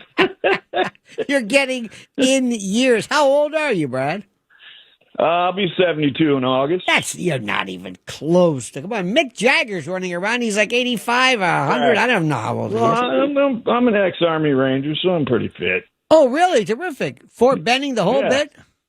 Yeah, Fort Benning School for Boys, OCS first, and then Airborne, Ranger, Air Assault, the whole 9 yards. Wow. A veteran. Did you ever see any action? Did you ever see any military action? Did you ever kill anybody? Of course. We were, I was part of the ground war that swept around the outside of Kuwait all the way up to Basra and in Iraq. Wow. But another claim to fame I have is that I was the last task force commander on the East German-Czech border in Germany, because that's where I was stationed, when the wall came down in November of 1989. And you always considered yourself personally responsible for that, correct? No, that was, you and I know, that was Ronald Reagan. No, it wasn't. It was years of collapse that he stood there at the right time. I think it was all about you, Brad. I think they saw you. They took one look at you and they said, "The hell with this. We're done." Yeah. Mr. Gorbachev, was just tear down this wall. And Gorbachev said, "I'm tearing it down anyway." What do you mean? Well, and it was the Star Wars program, the satellites up there too. Well, they'd like to think that. It was all about you. Brad, thank you for serving your country, and thank you for making us proud, sir. All right. Thank you, and I'm glad I know that you're the guy. I'm the guy. I can't believe it. Bobby the Brain. Those were Bobby the Brain Heenan. Bobby the Brain was one of my best friends. I lived right over there in Largo, so a lot of the old wrestlers hung out in that area. Absolutely. All right, my friend Brad, take care, buddy. All right, see you. All righty, boy. What a small. We go like father. This, we got that. It's phenomenal. We're going to take a break right now, which is a big deal. For some reason, we like to do it. The best time, the best aspect of doing tonight's show is that there's no structure. We stop, throw a commercial in. Normally during the days, people are. Did you hear me say this right now? It sounded like a dog, and maybe for good reasons. I'm going to stop. Maybe I'm having some kind of a weird transmogrification. All coming up on the other side of midnight with Lionel. The other side of midnight. These three guys were in a bar, and they're sitting having a drink, and this guy walks in, and one of them says, "Listen, don't look, okay, don't look now." But the guy to my right, is that who I think it is? And they look over and goes, "Oh my God!" He goes, "It's Jesus, right?" He goes, "Yeah." He says, "I knew it." He said, "Don't stare at him." He goes, "Hey, how are you?" And he said, "Send Jesus a drink on me." Second guy said, "Well, I got to do it too." So they all sent him a drink. So Jesus has finished up. He leaves. He says, "By the way, I want to thank you, gentlemen." He says, "Thank you, our Lord," or "Good to know you." And he said, "By the way, I've noticed you've got your arm in a sling there." He said, "Yeah, a little carpal tunnel." He touches him. He says, "How do you feel now?" He says, "Oh my God, thank you." And he says, "I notice you have a bit of a limp." He says, "I know, it's the gout." He says, he goes, "How do you feel now?" He says, "Oh my God, thank you." "And you, sir, I notice you have a cervical collar." And he goes, "Don't touch me, I'm on disability." See, Elias, because the joke is because he was getting money and he didn't want to. Another one too was Jesus goes to Earth. God says, "I want to send you to Earth." And he says, "Oh, not again." He goes, No, not that." He goes, "Because last time," he goes, "No, I know. I just want you to make sure everything's okay. Just see how they're doing." He says, "That's it, right? No conditions?" All right, I'll do it. So Jesus shows up, I guess, on the side of the road and swaddling, or whatever he's wearing. His car pulls up right away. He says, "Have a seat. Can you want to come in? I'll give you a ride." He goes, "Oh, thank you." He said, "God, it was like 10 seconds. He said, "You're more than kind." He said, "My pleasure." He said, "Would you like some water? I got a bottle of water. You look thirsty. I got some water." He goes, "Well, thank you." So he has some water. He says, "Listen, if you don't mind right now, I'm going to pull over and have my lunch. My wife makes me like ham sandwich. I don't know if they're not that great, but you're more than happy to have them, and I'd be honored to share my lunch with you." He said, "I would be honored." And Jesus said, "This isn't bad. This isn't bad." So after they're done, the driver says, "Listen, want to smoke a joint?" Pulls out and Jesus says, "Oh, no, I don't smoke cigarettes." He said, "Well, this isn't a cigarette." "Well, it is kind of, but now he says, "Well," he says, "Come on, go ahead." He says, "Well, I don't know, I guess. I mean, I am your guest. Sure, what the heck." So they're sitting back, passing them back and forth. And Jesus says, "I really should say something. It's only fair." He says, "Listen, my friend, I'm going to tell you something." He says, "I'm the Son of God." And the driver says, "I told you this was good stuff." He didn't say stuff. He must say something else. See, Dick Capri told me that joke years ago. I thought that was the funniest. Now, when I told people that, people sometimes they get, "That's blasphemous." It's like, you don't understand anything. I thought Jesus was a funny guy. I thought there's nothing wrong with it. We honor him, right? Isn't that the whole idea? No. Because growing up, it's like, I don't understand Jesus. And also depending upon, and I never really got into the Bible until years later, because Jesus, depending upon which book, Jesus was either very stern, very, by the way, do you have Find John Prine, Jesus, the Missing Years? One of the greatest songs, because he was missing for like 18 years, 12 years, whatever it was. He was just gone. And John Prine said, "Where'd he go?" And he said, "I one time went to Nashville with a waitress, and when I came back, everybody knew." He says, "How did he just not, where'd he go? What did he do?" And he wrote the song, Jesus, the Missing Years. It's fantastic. And I always looked at the notion of stories as being celebratory and exciting and fun, not dark and serious. And Jesus, I always thought if you ever met Jesus or the old man God, they would probably say, "Well, I never said that." What about the homosexuals?" "I never said anything about that." "You said that." "I never said that." "Yeah, but are they Christians? You let me worry about this sin. I'll take care of that. You just do your thing." All right, fair enough? Let's go to Akram in New Jersey. You're on the other side of midnight with Lionel. Hi, Lionel. I wanted to know, did God have a wife? Because he got another man's wife pregnant. And isn't that adultery? Well, I guess theoretically it wasn't like that got her pregnant. But I see where you're going with that. It's begotten. The word begotten son means that God actually put his sperm in the womb of Mary. Not really, because when you're God, you can just snap a finger and say, guess what? Akram, where are you from, sir, and what is your faith? My faith is, I used to be a Catholic. Uh-huh. I grew up in the Caribbean, being made a Catholic, where Jesus was a Caucasian man, and I was made to worship this white man as God of the universe. Also, now I must tell you something. I must tell you that I've always liked the idea if Jesus were indeed from this part of the world, he would have looked. Dare I say, not Assyrian or whatever. I don't think he would have. He would be more Semitic looking. I don't think he would have looked Swedish like Ted Neely in Jesus Christ Superstar. I never understood the whole Nordic Swedish look. It made no sense to me. Hell, but God committed adultery. You're fixated on this. Wife pregnant. You are fixated on this. Yeah, it's puzzling. You were saying how puzzling a lot of things were, but this is what is most puzzling. Why didn't God get his own wife? You know what? I like about you? You're stuck on this. It's not like it's perfect, but there are other aspects to it. You're right though, and I do not in any way want to dissuade you from continuing this, but you are perseverating. You are focused. You are fixated on this. And I think it shows a deep-seated psychological... I'm kidding. But I have no... If something like that... how do I say this? The whole story... Listen, by the way, I forgot to tell you. When we're talking to our friends about, babies, whatever, have you ever talked to people about, when it comes to men, circumcision? Oh! Oh, man! You should see that one. Hard hat or anteater, what's it going to be?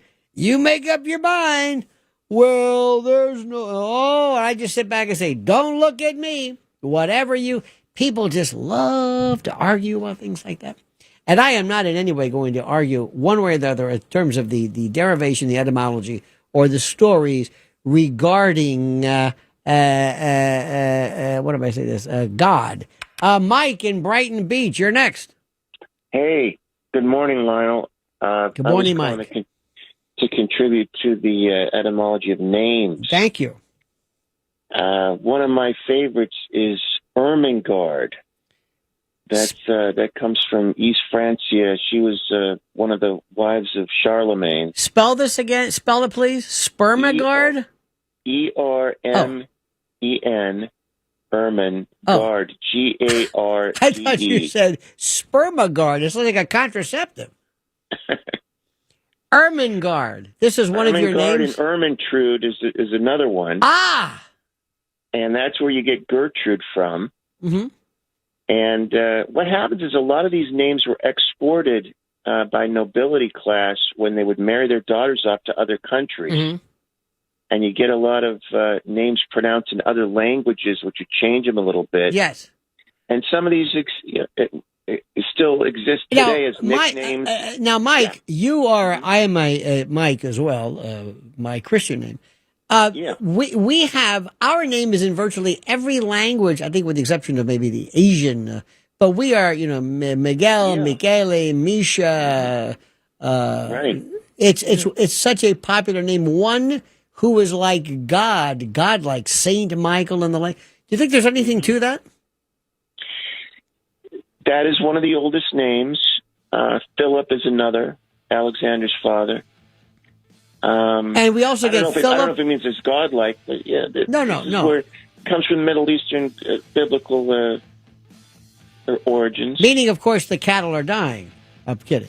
Mike, I thank you, my friend. Thank you for everything you've added to this. I appreciate it immensely. Mike adding a certain degree of erudition to an otherwise pointless conversation. You're making the Epstein thing worse than it is. Go away. Who is hiring you to speak? You're not helping anything. Seriously. I think he's what is he, 85, 86? Enough. It's over. Stop it. Stop talking about this. Enough. Enough. What are you going to get low? I don't know if it's we're going to unleash it. Forget it. You're not going to find anything out. Nothing. It's over. It's done. It's finished. Enough. Will you shut up? Go away. You're not helping anyone. Number 2, the Colbert thing. Get over it. It's boring. Okay, it happened. There are going to be others. Next. It's almost as though, and this is why I have such a problem with, and I don't want to talk about it, with all this going on in the world, it's like this low-hanging fruit where we just I mean, today I'm going to be doing a show. It's called Redacted. Natalie Morrison and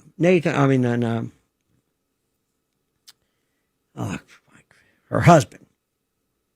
My God, I'm losing my mind. Anyway, it's called Redacted. Clayton. And I don't have the heart to tell her. We don't know anything about, you're not going to find anything out about Epstein. Nothing. Nothing.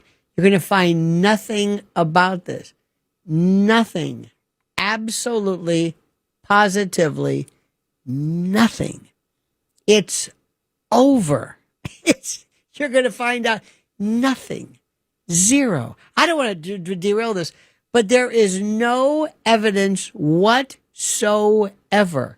that anybody has ever been the victim or the subject of any kind of blackmail or, I don't know what the word is. It's not ever been done. We think that's what he did. We imagine that's what he did, but there's no evidence of it. I just had to say that. Enough. Stop it. Go away. Just stop it. Let's go back to the phones.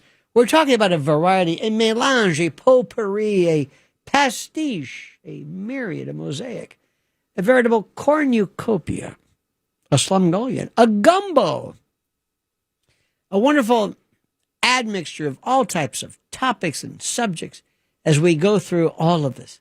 Let's go back to the phones. Let me see, back to the fun. I think Tom in the Bronx is interesting. Tom, you're on the other side of midnight with Lionel. Lionel, I looked up Father Joseph. I lived in Rockland for a while. Pearl River's in there. And the picture, immediately when I saw him with that hat, I thought about that Seinfeld episode where there was a Latvian Orthodox and George was going to convert because he met a girl who was a member of that church. And Kramer gets involved, and a novice nun, Sister Roberta, is irresistible. She can't stay away from him. And the priest says, "You have the curse of the Kavorka." He said, "You have to make yourself undesirable." So he wore garlic around his neck, a necklace of garlic. But I'm surprised you didn't ask that poor Father Joseph if there was any truth to the curse of the Kavorka. Now, why would I do that? Because you were asking him all kind of things. Well, like, why would I refer to an obscure Seinfeld episode? Well, I don't know how obscure Seinfeld and show is. disrespect, perhaps, to him? No. But it was just, you're humorous, so I figured, you were asking him to about... make a connection to a rather arcane and recondite version from a Seinfeld episode. Church, and you said, why didn't you bring that up? And in your mind, I know you thought, well, this is a good call I'm making. And I know right now you probably thought, I'm going to bring this thing up. And it was interesting. But then again, everything was great till you said, I'm surprised you didn't bring up. And that's like me saying, well, I'm surprised you didn't bring up that Star Wars episode where they said, where Obi-Wan says, what? Christ have brothers. Can you imagine being Jesus' brother and the mother says, your brother can turn wine into water. What do you do? You know, and I mean, that would have. You have a gift. May I just say something? You have a comedic gift. Remember the old story where they're stoning somebody, and Jesus says, "Whoever has no sin, cast the first stone." And all of a sudden, this rock comes and kills a guy. He says, "Mom." See? All righty. George, a wit, an absolute laser-like wit. Let's go back to the phones, back to what I call fun. George on Staten Island. You're on the other side of midnight with Lionel. Oh, Lionel? Yes, sir. Oh, okay. Let me ask you a question. Do you identify as a right-wing QAnon conspiracy theorist? No. Well, I know all about you. I've been listening to you for years, and the second I try to look you up and get your phone number, that's what the internet tells me about you. Well, and the internet is never wrong, as you know that. So let's go to Robert in New York. Robert, you're on the other side of midnight with Lionel. You know, just once, I wish you would let the Gypsy Kings do their thing. I mean, I love the introduction to that piece when it says Nina Morena, the brown girl. I'd love to hear the rest of that. There's just some magic about the Gypsy Why Kings. don't you get the CD or listen to it yourself? I may do that at some point. Anyway, you mentioned one of my favorite programs, and that was Little House on the Prairie. Yes. I don't know if you know this, but Laura Ingalls Wilder wrote 14 books, all of which I was very fortunate to read. A couple of interesting things, some side notes about the series. Her sister Mary lost her vision in a fire, lost her baby. She married a sightless man, and together they founded what may have been the very first school for visually disabled students, certainly in Minnesota, perhaps in the country. They met many interesting people, the family did. One of the people that Laura Ingalls Wilder met as a little girl was one Robert Ford, the same Robert Ford who shot Jesse James, yes. Yes, April 18th, 1882 in St. Joe, Missouri, while Jesse was hanging a picture on a wall, and Robert Ford, with the with the collusion of Governor Crittenden of Missouri, who lost the next election. There was such a backwash about what happened to Jesse James that Governor Crittenden, who thought he was going to get in on the reward. And a backwash and a backlash. That's I say, backlash. He lost the election by a mile. And I always found Little House interesting. Obviously, there was much kind of religious content.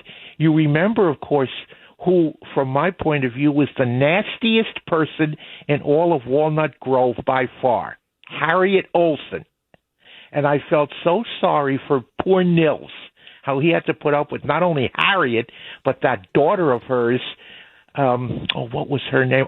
Nellie, who eventually, by the way, married a Jewish boy. Did you know that? Robert, I did not know that. And if you find that the least bit interesting, call us at 800-848-9222. I mean, it's interesting, and I thank you for that. But it's so arcane, so specific, that even people from the show would have not been the least bit interested in that call. just, you know, when something is so interesting to no one, to virtually no one, just saying. Let me see. Pete on Staten Island. Pete, you're on the other side of midnight. Hey, Lionel. We got another sleeper tonight. I just wanted to tell you, when I was 11, I served Mass with Father Pio at the Lady of Lourdes Church in Staten Island. And I got blood from his hand on me. I was 11 years old. Is this Padre Pio? The Padre Pio? Padre Pio. He died a year later. Wow. He died when I was 12. And he came to serve Mass at the Lady of Lourdes because that church back in the day was known for miracles. They used to say miracles would happen, and I believe this church still stands. My father and I, we used to maintain it. My job was to go up on the top to paint the cross because nobody would go up there because the height, it was tremendous. It was about 4 stories. So we would build a scaffold and do it. And then we would put out for Christmas the nativity. But the nativity my dad built, he made it out of full cut logs. The thing was so heavy that we would have to get like 3-4 people from the church to set it up. And it was a job, but it was beautiful. It was beautiful. Fond memories. At the time that I was dating Linda Ronstadt, I took her to the church, and she met the guy that took care of the church, Ross Calamano. He was a deacon, a Franciscan, and he basically was a mentor to me. I liked what you said, but at the time I was dating Linda Ronstadt, and then you just slide that right in there, and then go on with your story. I like that. Excellent. I always slided that in because what she did was... I bet you slid that too in, huh? You guys, is that where we're going with this? You filthy guy, you. She donated a nice glass, the stained glass of him. As well she should. Alrighty. She was impressed by him. And you know what? And I'm impressed by you, Pete. Thank you, my dear friend. I'm impressed by you. Thank you, sir. And we're impressed by each other. That's all that matters. By the way, it was a pleasure always speaking with you and meeting you. Mrs. L and I, by the way, just people have asked me, how does one find her? linswarriors.org. linswarriors.org. You can also find her on YouTube at Lynn's Warriors and at Twitter or X at Lynn's Warriors. Follow the most important messaging. Wait till we find out what's happening. She'll tell you tomorrow what she did today. That's all I want to say. By the way, here's some interesting stories for you. Did you know some rather obscure, I shouldn't say obscure, but some interesting, did you know this, Elias? Saint Drogo. Saint Drogo, a 12th century French hermit, was the patron saint of unattractive people and coffee houses. You see how I told you sometimes you get two things. For example, postnasal drip and making left-hand turns. He was a 12th century French hermit who suffered from a mysterious disfigurement and allegedly bilocated. Much did Padre Pio. Today he's invoked by baristas and those who feel self-conscious about their looks. And there you have it. I'm not making any reference. Saint Erasmus, a.k.a. Saint Elmo, patron of abdominal pain and sailors. Remembered for surviving gruesome torture involving a windlass pulling out his intestines. Saint Elmo's fire is named after the mysterious electrical glow seen by tailors. Let me see. This would be a windlass is a type of winch used on ships to hoist anchors. His intestines pulled out by a windlass. How about Saint Bibiana? There we go. Patron saint of hangovers. Hello, everybody. A Roman virgin martyr. To be a virgin and a martyr who suffered abuse and madness. Over time, revelers, especially in Spain and Italy, ironically associated her with curing the morning after. Saint Genesius of Rome, patron saint of actors, clowns, and lawyers, which was the original term of a song of Lawyers, Guns, and Money. But just kidding. A Roman actor who converted mid-performance while mocking Christians on stage and was executed for it. Now he's beloved by performers. Saint Fiacre, Fiacre, patron of, ready for this? Hemorrhoid sufferers and gardeners. An Irish monk who fled France and built a hospice. Legend says he was granted the ability to heal hemorrhoids, hence the name Saint Fiacre's figs. Get it? Kind of a stalagmite type of pendulous, painful accoutrement to the perianal region. Saint Apollonia, of course, you know her fate from The Godfather. Patron saint of dentists and toothaches. Saint Polycarp, patron saint of earaches and dysentery. Saint Lidwina of Skiadam, patron saint of chronic illness and ice skaters. I'm not done yet. Saint Wilgefortis, patron saint of women who want to escape arranged marriages. And finally, Saint Columbanus, patron saint of motorcyclists. And there you have it, an Irish missionary and monastic rule writer. Though he lived 1,400 years before Harley Davidson, modern Catholic bikers have adopted him for his wild wanderings and fearless spirit. And there you have it. So if you tell anybody who tells me that there's no place in the real world for the storylines of these, I say I stand corrected. Ladies and gentlemen,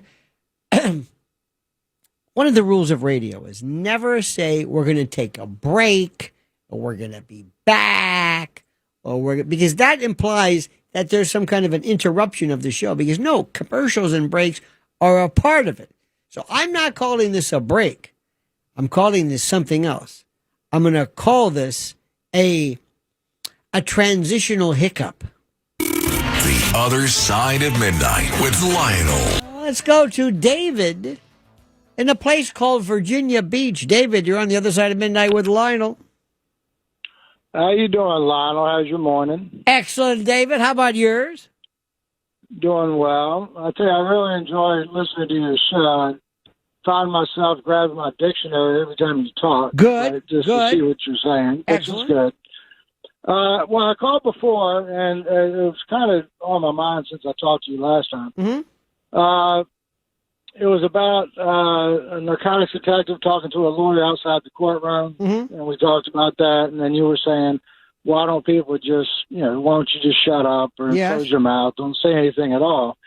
And it got me wondering. It just, my viewpoint of it is, through my experiences, is that people want to talk. And are you a former dick? No, it's a DET, not DICK. right. Yeah, it's a debt. Yeah. But what were you? What was your?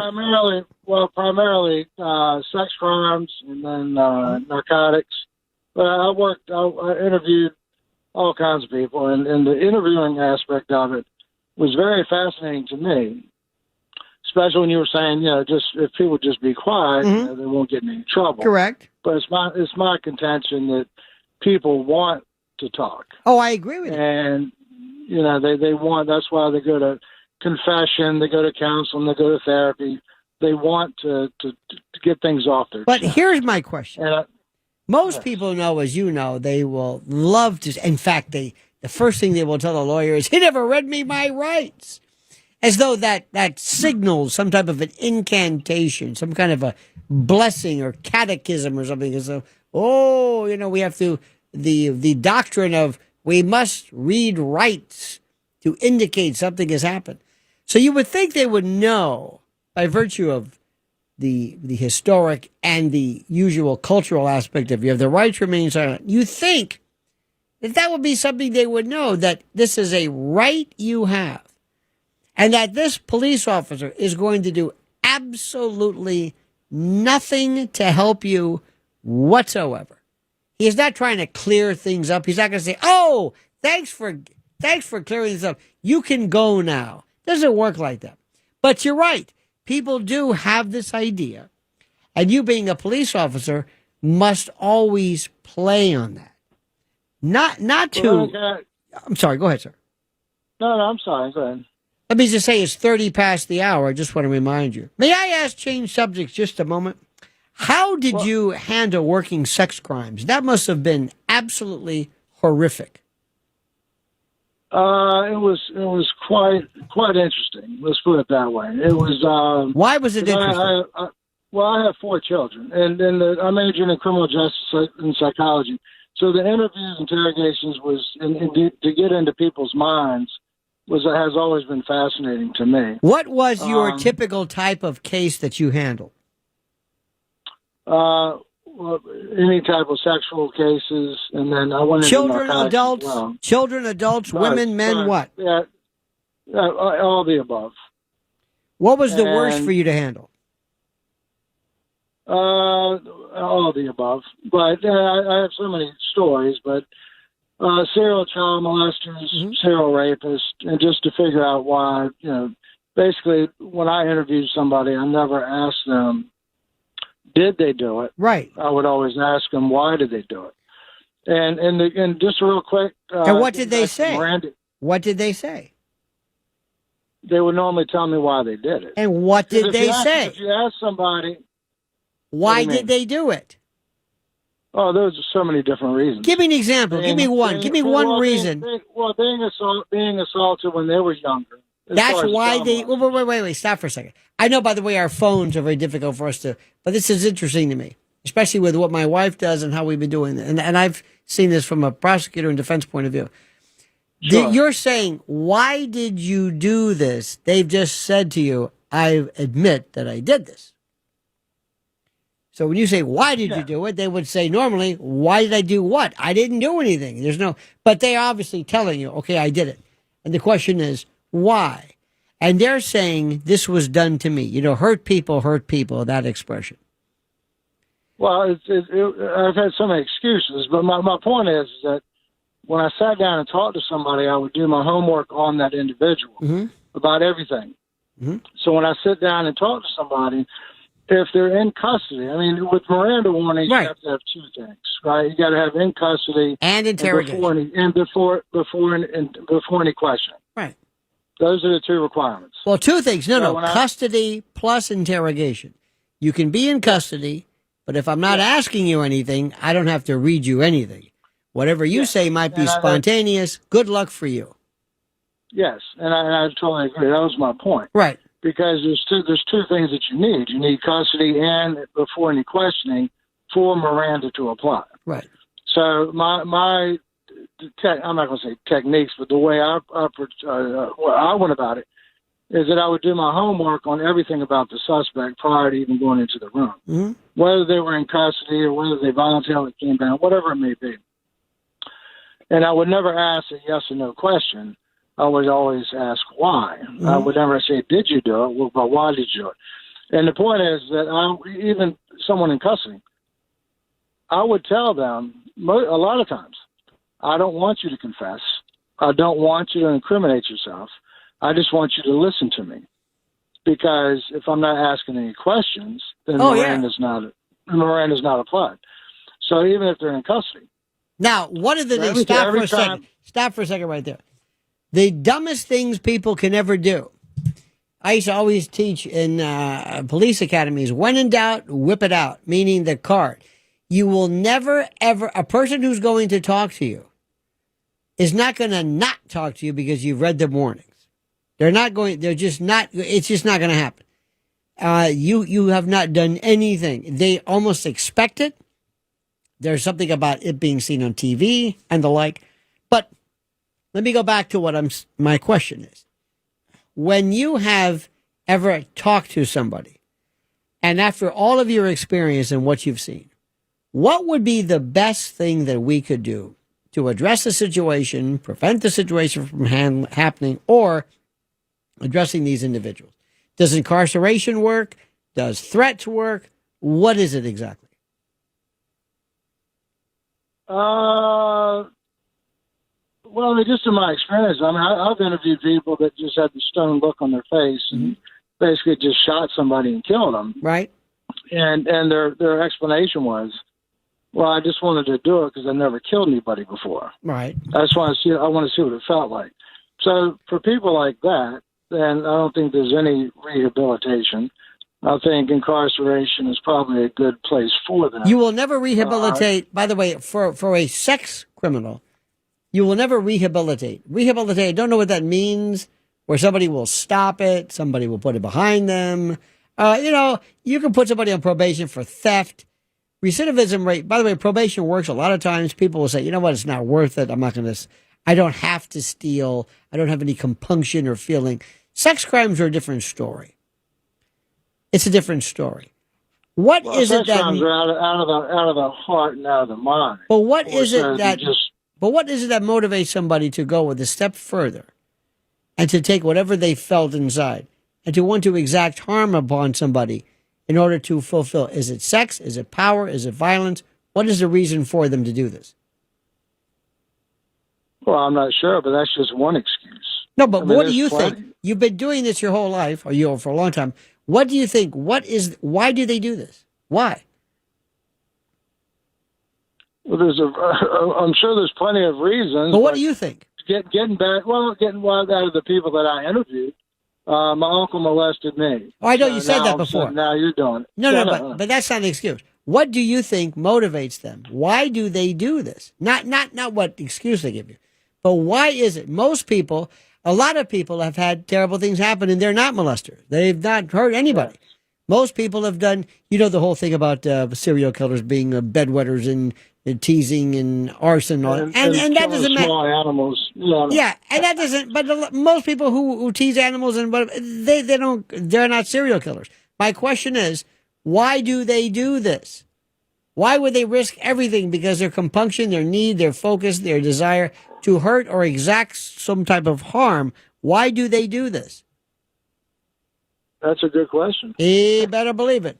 Let me see if I can explain this to you. This is the thing which I find fascinating.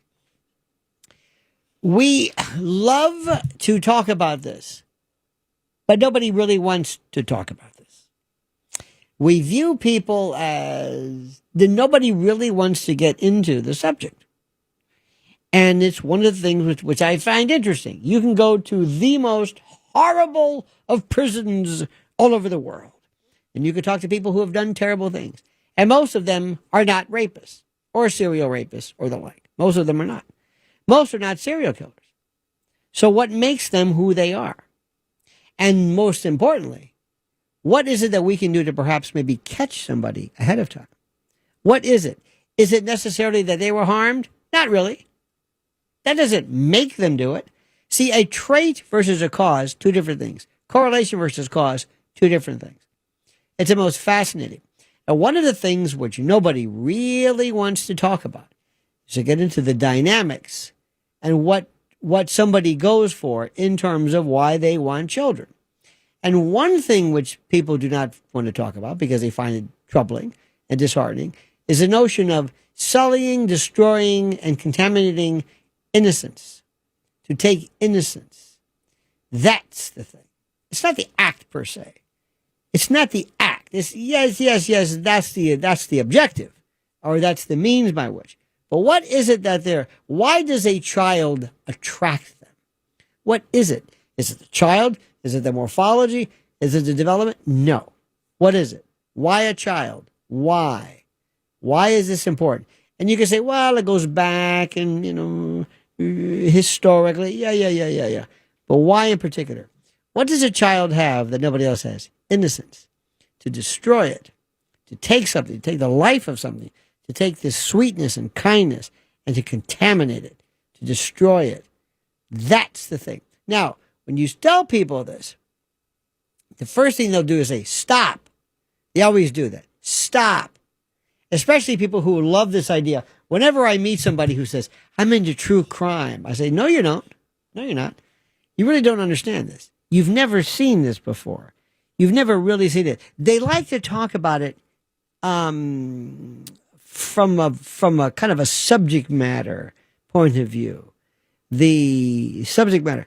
Let's take, for example, serial offenders, institutional rapists. Well, let's call it for what it is. Let's say in churches or little league coaches or whatever it is, that type of thing. Versus the old guys who would snatch somebody off.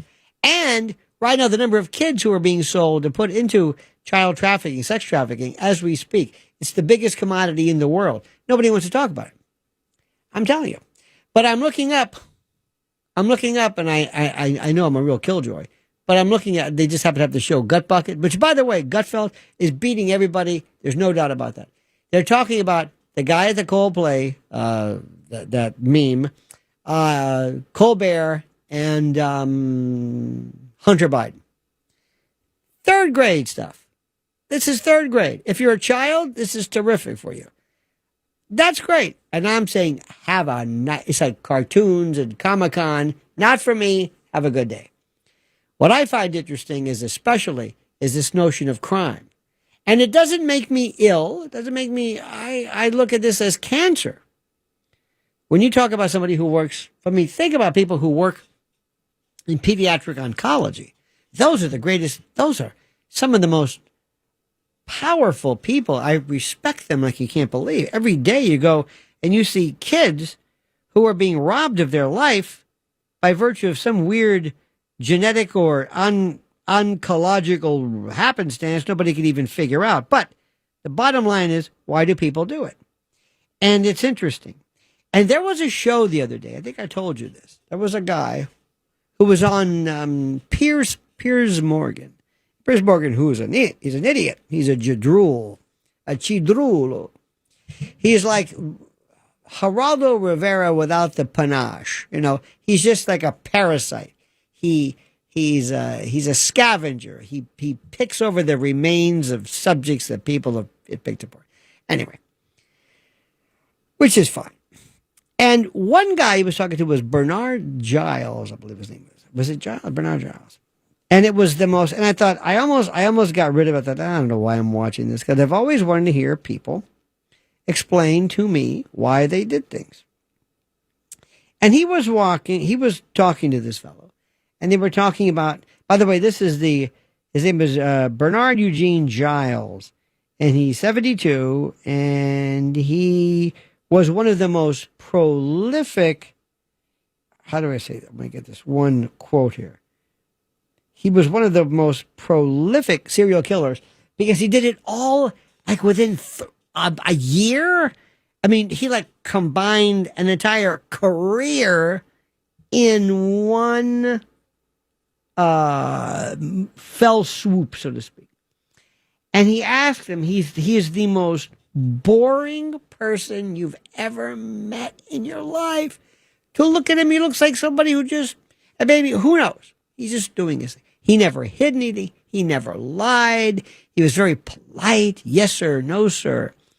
And it looked like it was going nowhere, this interview, because Piers Morgan, like I said, is basically an idiot. And the reason why he fools people is because of the British accent. Because you know and I know in our country, we think people with a British accent are somehow smarter. I don't know why. I don't know where this comes from, but it's true. That's why we came up with the Mid-Atlantic accent in the old days, to mimic this. In any event, so they were asking this Bernard, he says, why did you do this?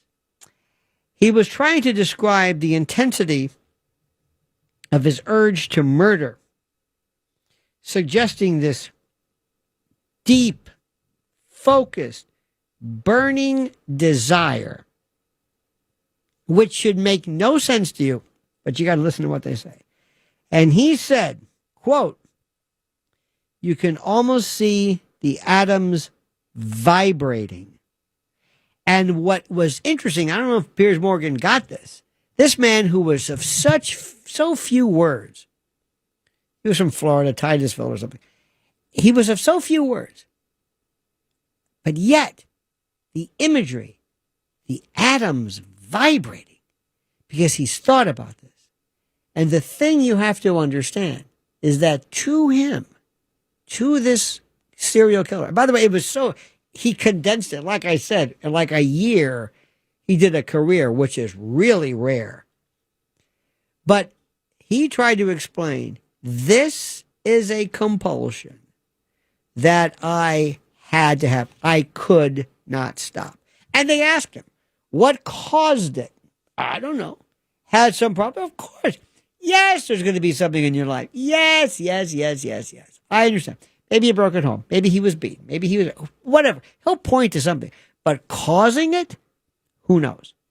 And yet, he explained it so perfectly.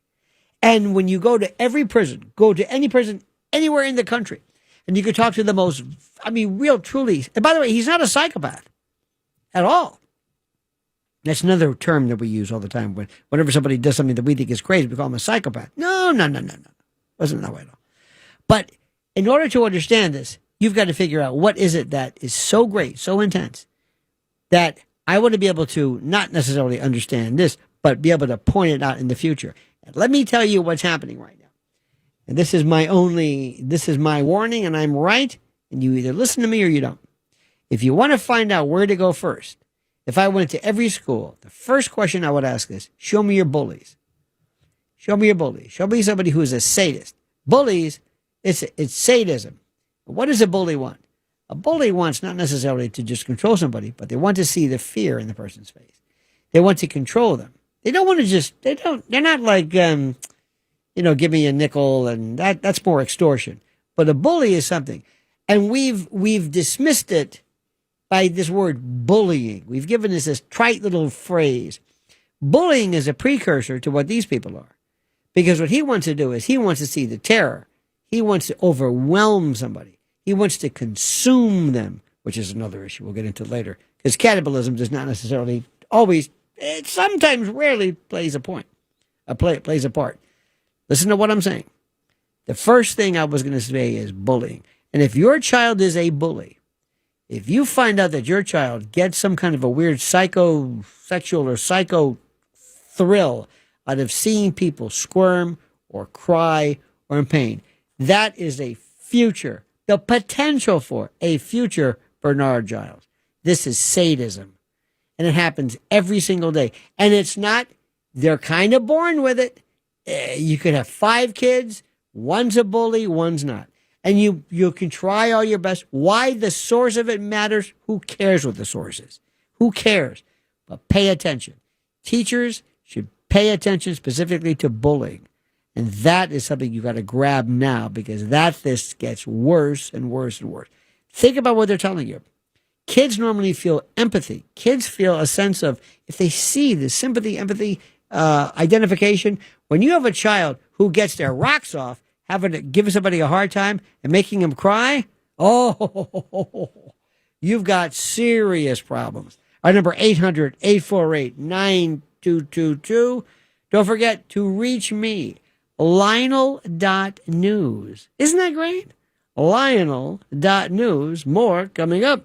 The Other Side of Midnight. During the apartheid movement, the anti-apartheid movement, somehow somebody got a hold of his music. I don't know how. I don't know why. You can watch the documentary. It became the anthem of the anti-apartheid movement. They loved him. They didn't know who he was. If he was alive. This was before the internet. He was the, whatever you want to call it, the Pete Seeger, the John Lennon of the movement. He was having hard times here, was doing like cleaning up. Somebody from South Africa actually tracked him down.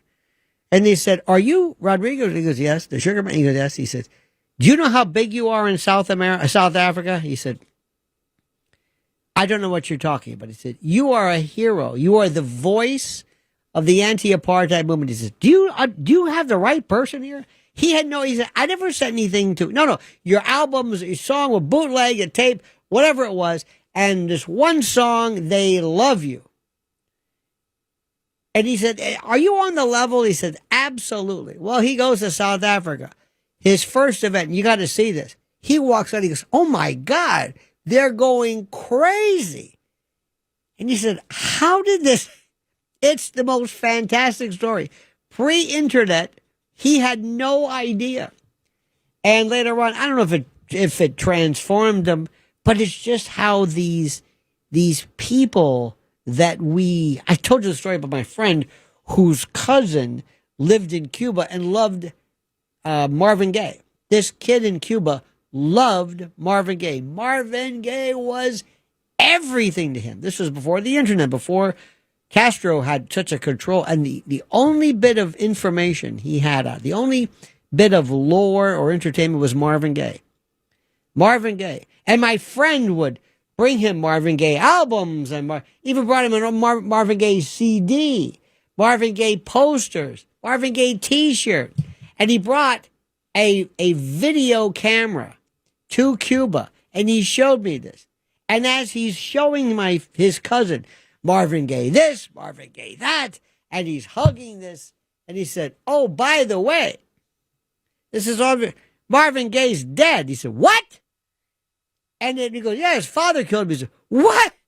And imagine, okay, Elvis, John Lennon, the Big Bopper, Richie Valens, go down the list, Buddy Holly, Frankie Lyman, whoever. Imagine it all, his only source of American entertainment. I said, you rat, heartless bastard. How can you do this? He said, well, I might as well. I said, so we watched it. I said, do you know how tragic comic this is? This is so funny. It's horrible. He didn't understand it. But he said, I think about that. Because why? Because I'm like that. Let's go back to the phones. Let's go to Rick, Big Dick in Wisconsin. You're on the other side of midnight. Dick! Hey, Lionel. We played with Lionel trees when I was a kid. I've never heard that, Dick. Never, ever heard that. Not one time. Well, we sold them for $200. Now they're worth $30,000. You have a real art in telling a story. Thank you. Listen, let's give a shout out to Curtis Sliwa. I know he's in Staten Island trying to get the Italian and the Irish votes. He did good here in Chicago with the Guardian Angels. He was a good guy. Still is. I just wanted to put a shout out for him. Still is a good guy, a great guy, and doing far better than anybody ever thought he could. He is, without a doubt, on his way to changing the rules for sure. Yeah, absolutely. And you got 9 million people in New York, and we don't need no anarchists or socialists or communists in the office of mayor. So I hope he wins it for you. You took over for Frankie Morano, right? I don't know. Who is that, sir? We listened to Frank Morano after midnight. He's another good guy in New York. Mm-hmm. But, Rick,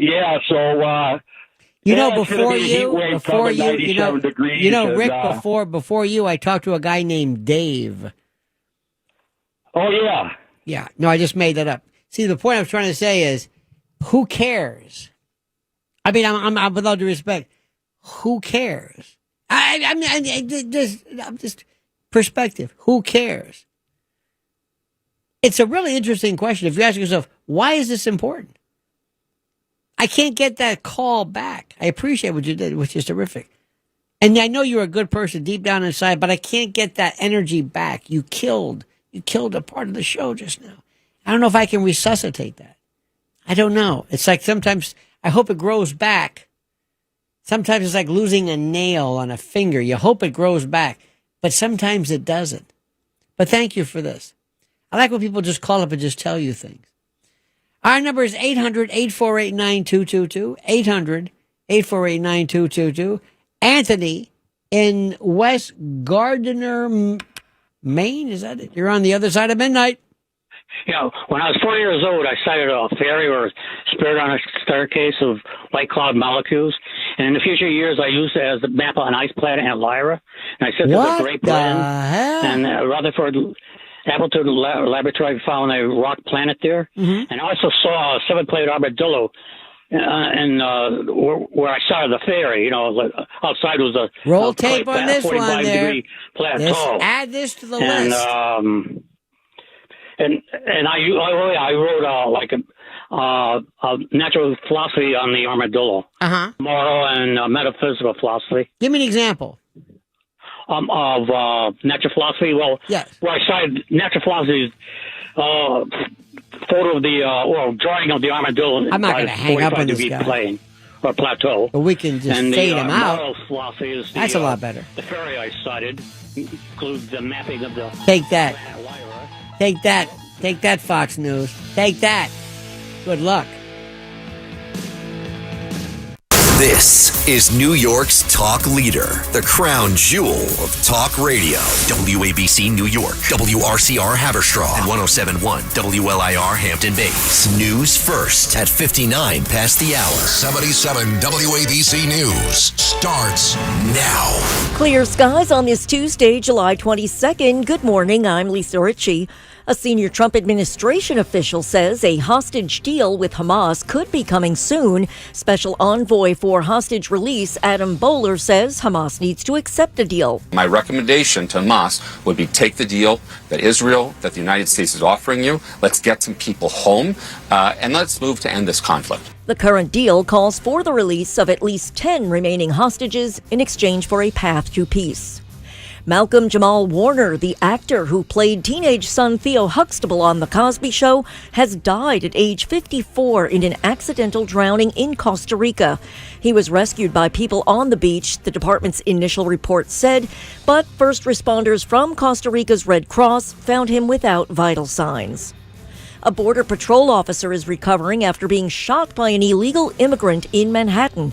Mayor Eric Adams says the goal is to get dangerous people off the streets. Migrant and asylum seekers who are bringing violence and really tarnish the reputation of those who come to this country to pursue the American dream.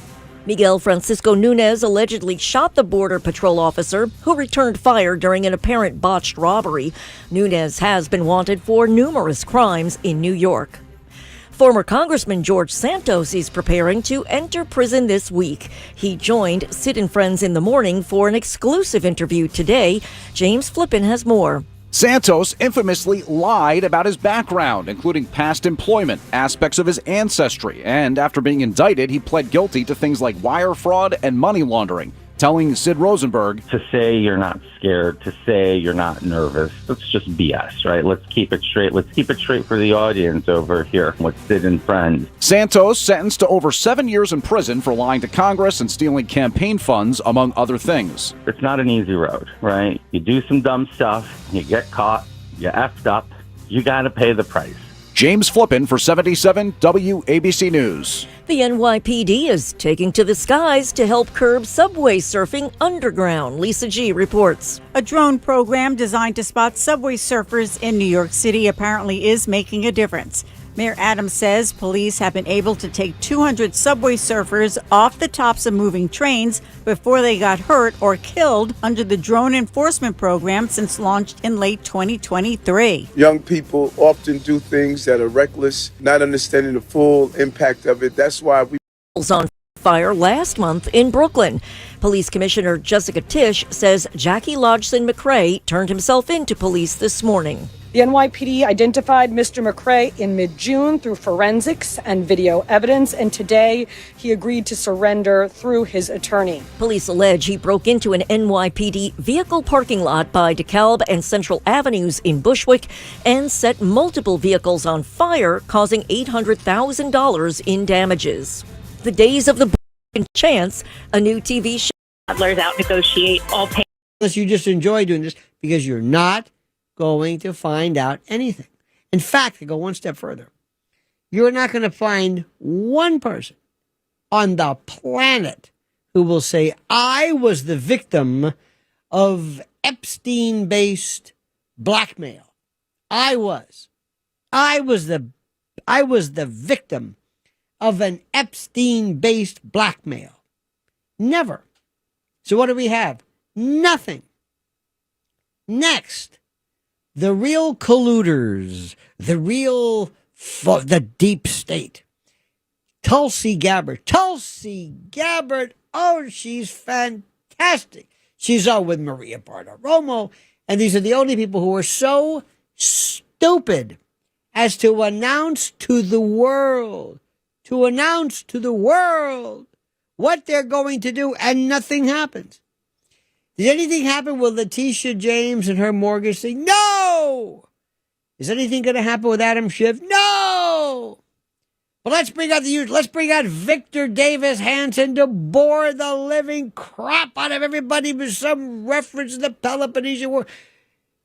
right-wing conservative whatever this word is, it is the most boring miasma of repeated nothing. The real substance, the real stuff, is not what they're talking about. Let me say this again. The real interesting thing is not there. And you know this and I know this. All I'm telling you is if you really want to know, if you really want to go say, well, what's this all about and what's going on next and what are the issues that are important, you are never going to find anything on anything involving cable news. Let me just explain this. It is absolutely, it's almost like, let me explain to you. Years ago, there was this place called the Radicios. There was a place on the 50th called Churrascaria Plataforma. Remember when it opened up years ago when I was into meat? Oh, I love that place.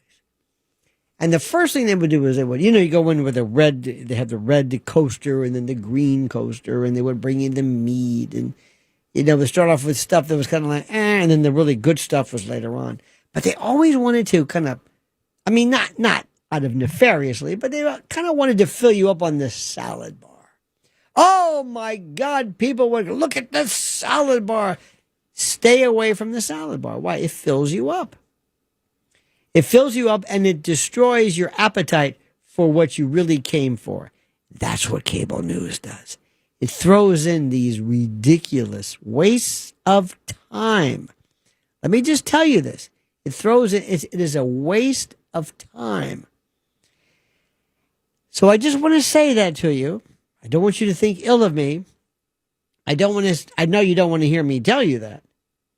But when I want to go deep into the subject matter, I promise you, I would never pick this particular forum as the place to do it because, and I say this with all due respect, and I mean this, and I know this sounds very, very rude, but you couldn't handle it. You would not even know where to start. You wouldn't even know what I was talking about.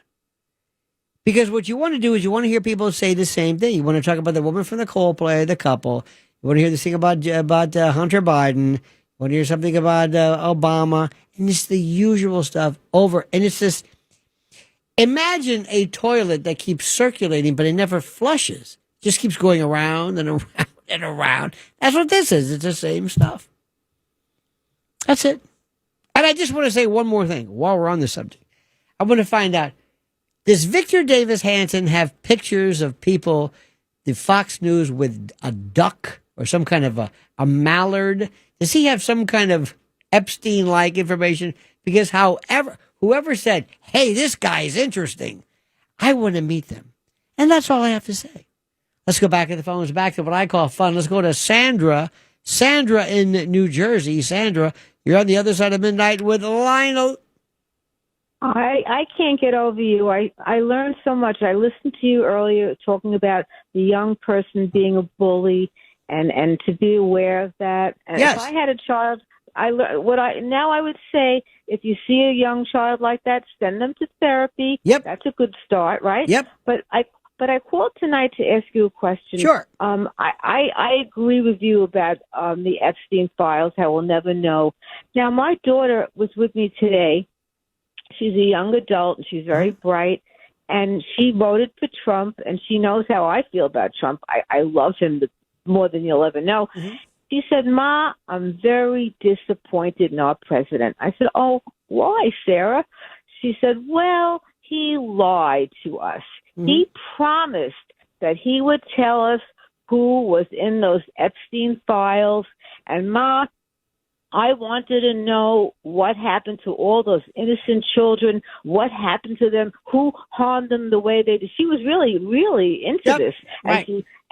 Now, what do I say to her? I tried giving her answers. She says, Ma, you'll never tell me how you...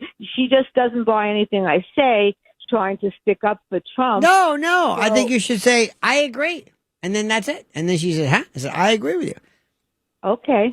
Now, when you say he lied and things like that, or you could say, so are you going to vote for Joe Biden? Are you going to vote for Kamala Harris? Are you going to? Well, they say, well, no. It's like, well, and by the way, get disappointed and then go down the list.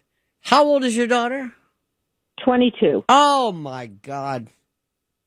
You can say, would you like me to talk to you about Clinton, JFK, Truman? Do you understand that politics is this notion of disappointment? Right. Now, there's one thing that Trump does, which he does things which is just absolutely idiotic. But but I'll tell you this, and I would tell him if he cared to listen. He opens his mouth and he figures sometimes that because he's Donald Trump, whatever he says is somehow magic. It works. That nobody will question him. That nobody will say, wait a minute. Well, what are you talking about? Or no, that somehow that he's such a genius when it comes to whatever the heck it is that he does, that everything will work out. And I think that's over with. He also, I would tell your daughter, I'm very disappointed with the people he picks to run the show. He likes people who he thinks are classy or pretty or sexy or hot or whatever. I don't know what the word is. I mean, it's just, you know who's also starting to lose me? Who? Caroline Leavitt.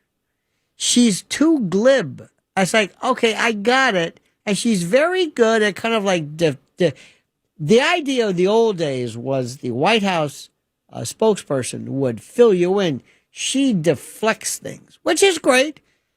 There's really no one I'm finding that's really grabbing my attention. Where I'm thinking, this is the best person at I can't tell you how Pam Bondi disappointed me. I cannot tell you that. So anyway, when your daughter is done, you can say, listen, join the club and do yourself a favor.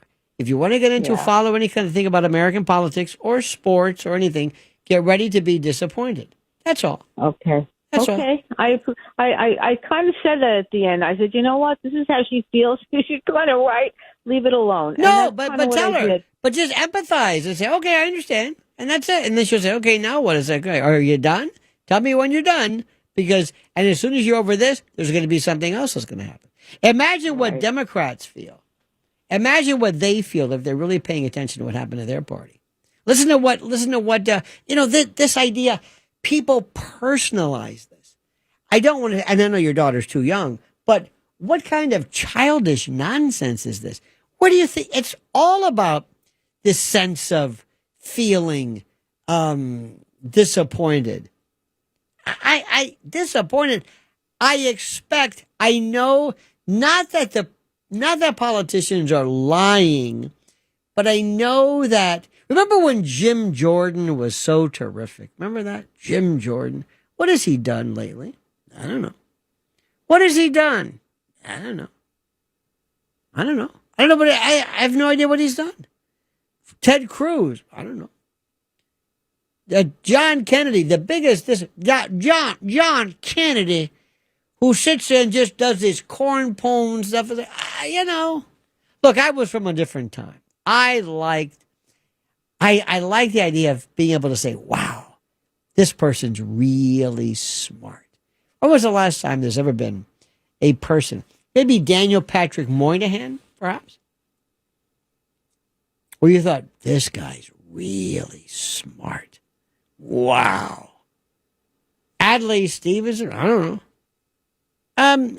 JFK to it. I'm listening to some old conversations, obviously, that he had with Eisenhower, and he referred to former President Eisenhower as general. I thought that was interesting. And they're on the phone, and to hear these two guys talk, it's some of the most brilliant, to hear these. I never knew how smart he was. Really, really smart. And how JFK was not what you think he was. LBJ, talk about lying. LBJ, I will put down without a doubt, hands down, if ever there was something close to being a psychopath, it would be LBJ. This guy, if he didn't kill, he might have even killed his own sister, Josepha. Remember that? So I'm going to tell your daughter again, get used to the program.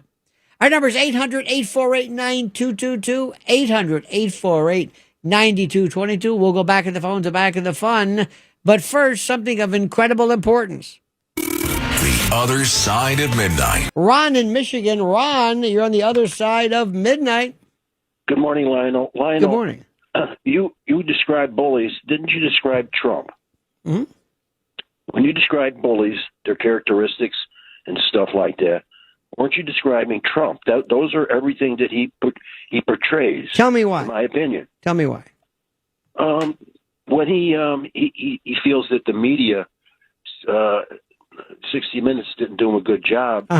He sued him, and it's extortion, in my opinion. Extortion? Why is it extortion? Because they said something bad about him. They in his mind denigrated him. And why is that extortion? Extortion is when you do something to kind of gain leverage. That's what he's doing. He's gaining leverage. But wait. He's taking control of the media. That's leverage, right? Wait a minute. No, wait. If somebody is, I think you're giving him too much credit. I think he would love what you're saying right now. I'm saying this isn't even close to what you think he's doing. Why is what he did, if he believes he is wrong, and if he receives or returns the same lawfare that I think was directed towards him, why is that extortion? Because if those people do not comply, the more pressure will be put on them. They're What do you think litigation? What do you think litigation is? What do you think happened to him when he was sued from E. Jean Carroll, and then the case with Judge Engeron, and then Mershon, and and then the two different impeachments, and then the emoluments clause they were going to throw at him? What do you think that was? Were you as upset by that? The answer is no. Be honest. Yes, you're correct. Right. Of course. So I understand it. And also it would be safe to say that irrespective, and there's nothing wrong with this, Ron, you just don't like this guy. And that's okay. Ever since he put Woody Guthrie out of his public housing in New York City. Woody Guthrie? Wait a minute, this is news to me. What is this? The guy who did... I know who Woody Guthrie is. Tell me the story about what Trump did.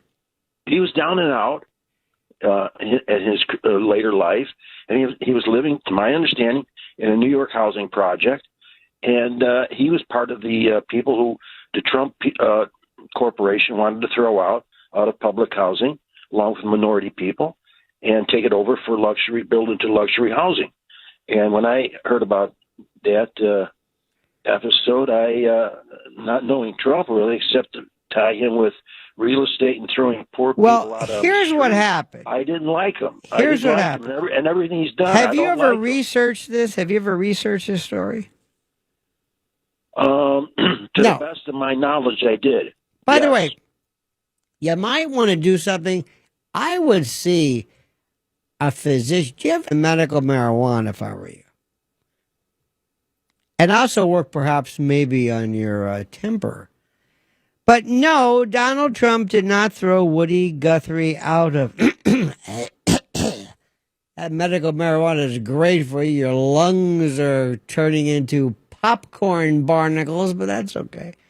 But no, President Donald Trump did not throw Woody Guthrie out of anything. And historically, that would be impossible. Here's the reality. Woody Guthrie, the legendary folk singer and left-wing activist, as you know, died in 1967. Donald Trump was 21 years old at the time and had just started working at his father's real estate company. They never crossed paths directly. So where does this myth come from? By the way, at 30 past the hour, it likely stems from a real story involving Woody Guthrie and Fred Trump. Now, Donald's father, I'm reading, in the early 1950s, Guthrie rented an apartment in Beach Haven, a housing complex in Brooklyn owned by Fred Trump. Guthrie reportedly became disillusioned with what he perceived as racially discriminatory rental policies and even wrote protest lyrics about Fred Trump. But again, that was Fred, not Donald. And the bottom line is there is no evidence, nor is it even chronologically possible that Donald Trump, quote, threw Woody Guthrie out of anything. The claim is either a misquote, a satire, or a meme run amok. And there was also questions about the racial whatever. And there's no evidence that Fred Trump threw anybody out. You see? This goes back to the story of how do you know what you know? This is one of my favorite stories. We always want to hear that which either asseverates, backs up, promotes, validates, endorses, ratifies our preconceived notions. That's exactly what we do. And there's nothing wrong with that. Please don't think for a moment. I understand what's going on. Believe me when I tell you that. But it takes a second. So with this last guy, maybe he's so stoned by his medical marijuana, which I think does have a lot of benefits. Absolutely. But remember, with a lot of things, there's some stuff you got to watch out for as well. But had he spent some time between applications of medical marijuana to take 5 seconds, 10 seconds to research that, he would have known. But he didn't because he liked his own version of the facts. I say, people, remember those ones years ago said, hey, this vaping is better than cigarettes. I don't know about that. I don't know about that. Well, it's not cigarettes. Well, that's true. It's better to shoot yourself with a 22 than a 38. Maybe, depending upon. Let's go back to the phones. Let me see. Let's go to Frank in Brooklyn. This should be good. Frank, you're on the other side of midnight with Lionel. Hey, Lionel. Hey, Frank. Oh man, I had so much to talk about, but like that guy really like made my blood boil. Why? That last fella. He didn't know what he was talking about. He should be embarrassed. He hung up. Exactly. He didn't know what he was talking about. He made up a story, or repeated a story. One of the two. But anyway, go ahead, sir. Yeah, but I want to talk about Epstein. But yes. What would you like to say, sir? Why are the Republicans putting themselves on the back foot with this Epstein stuff? What?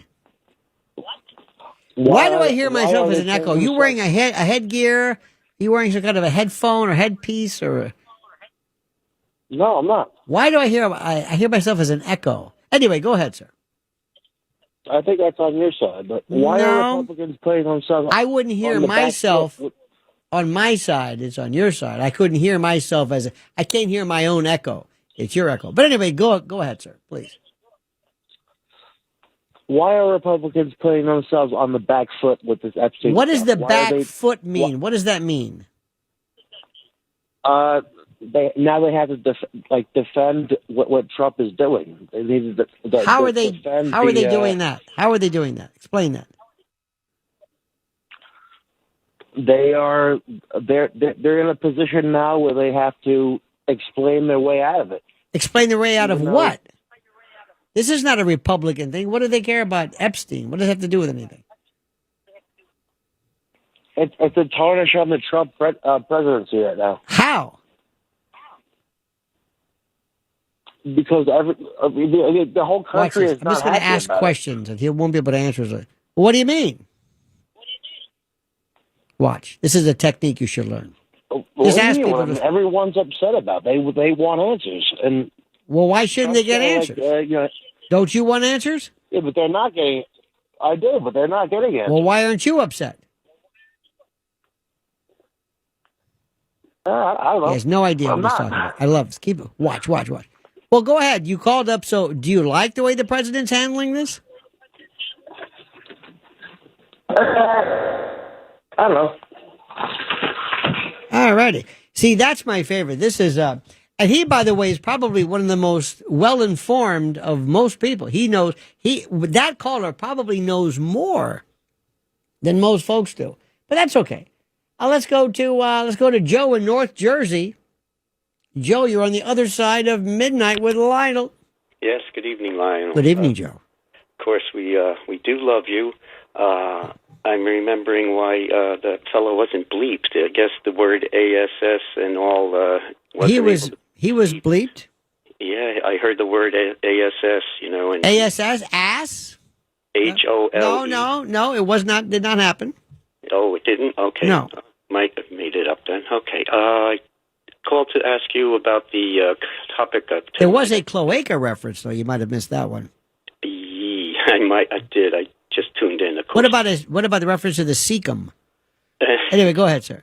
Well, your theme was serial murders. I remember in the 70s. I'm 71, a year older than Curtis. Yeah.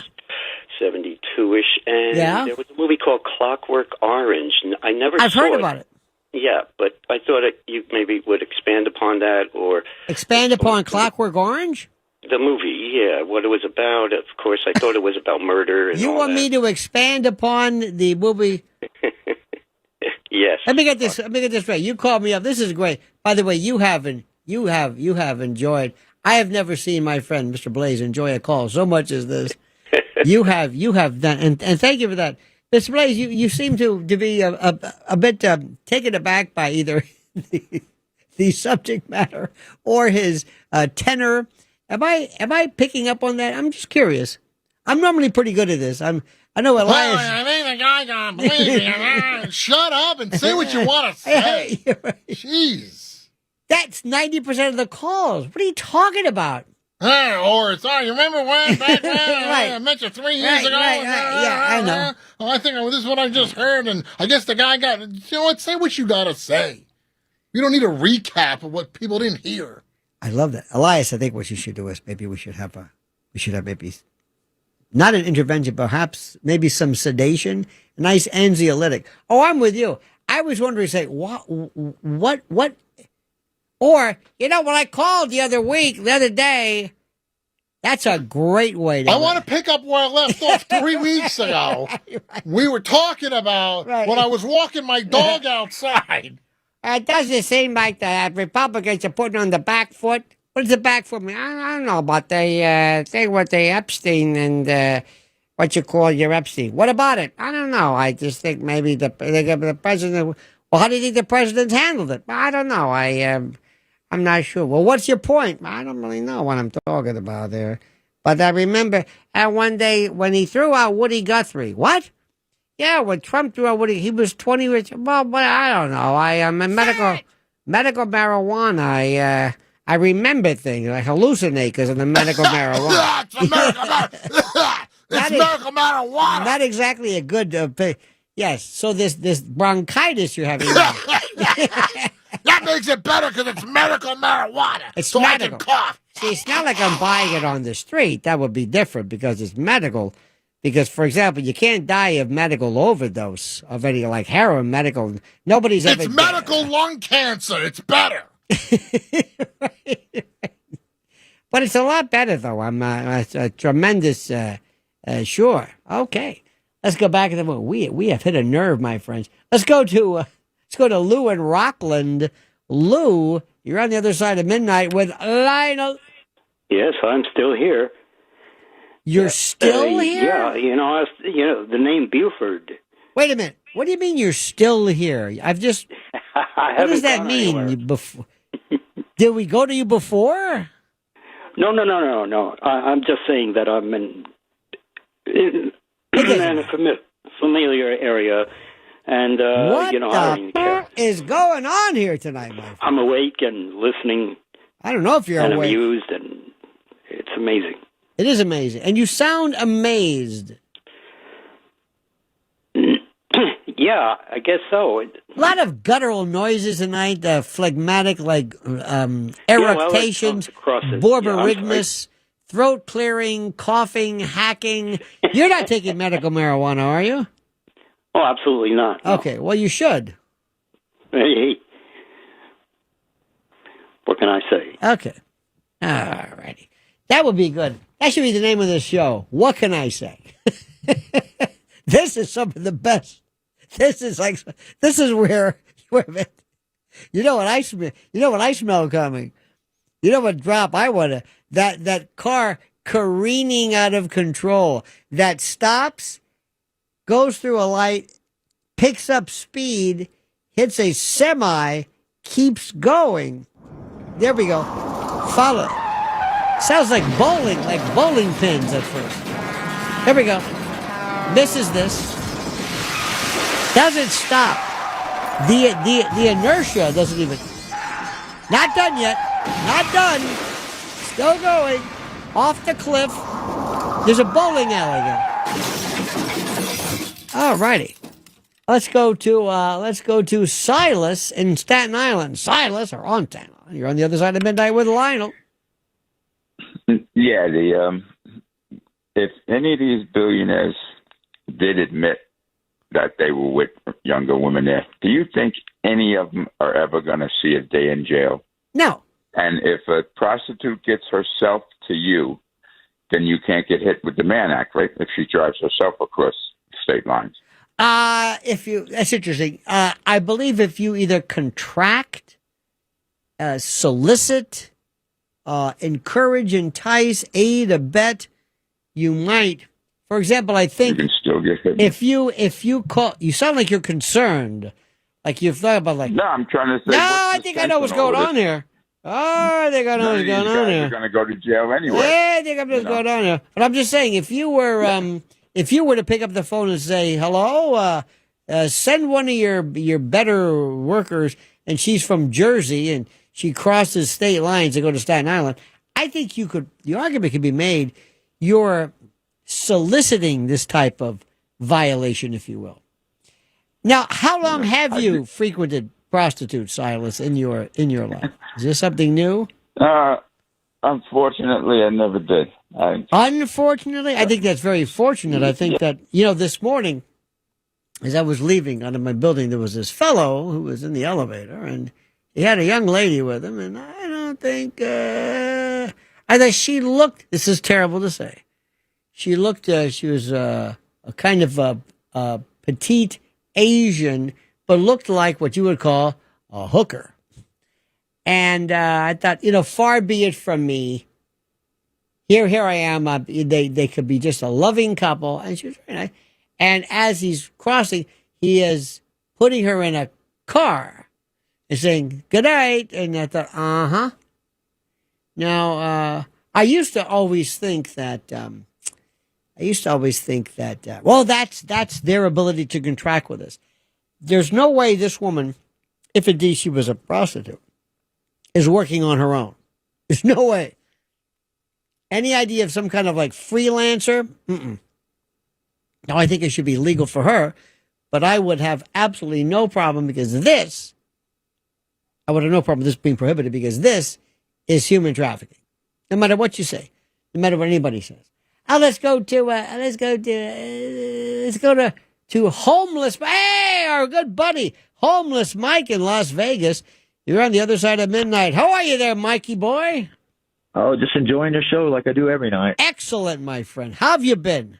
You keeping safe? I've been okay. Yeah, well, today's the anniversary of my wife's death, but oh, I'm so sorry, sir.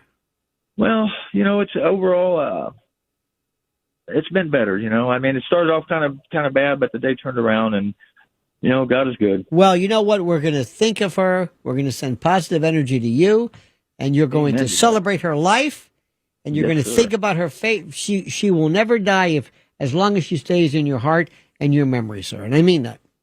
Amen, brother. Thank you for saying that, Lionel. I really mean that. I wanted to give you my take on religion, if I could, with what I think. If I have a minute, it'd take me a minute to explain it. But take your time. All right. Well, all right. I'm going to start by saying that Jews, if you read in the Old Testament, are the chosen people of God. Okay. Okay. And in the Old Testament, it does, there's a prophecy pertaining to Jesus. Only they believe, with their timeline, that actually the time is right around now when the Messiah for them is supposed to come back of Jesus. Okay. And for us, that kind of works out to the second coming. But that being said, when Jesus died on the cross, that's what brought in all the Gentiles and opened the gates of heaven for everybody. Okay, but yeah, let me see how I say. Most of the Bible was written 80 years after Jesus' death. Well, the New Testament, the Gospels, some of them were written. You're right. I think some of them up to 100 years after. Is that right. they were not written contemporaneously, and St. Paul, another story altogether. Some of them were, writing down, the transcripts, so to speak, of different sermons and everything. And, some of them people were the very people that Jesus turned the tables on. So you have to be careful, and it's all divinely inspired, of course. But I feel like when Constantine made Christianity the Church of Rome, okay, he didn't do it for the reasons that he said. He did it because it was easier to govern such a large area with one religion instead of 500. Yeah. And, that's when, immediately when that became the Church of God. But I would have picked the weakest one.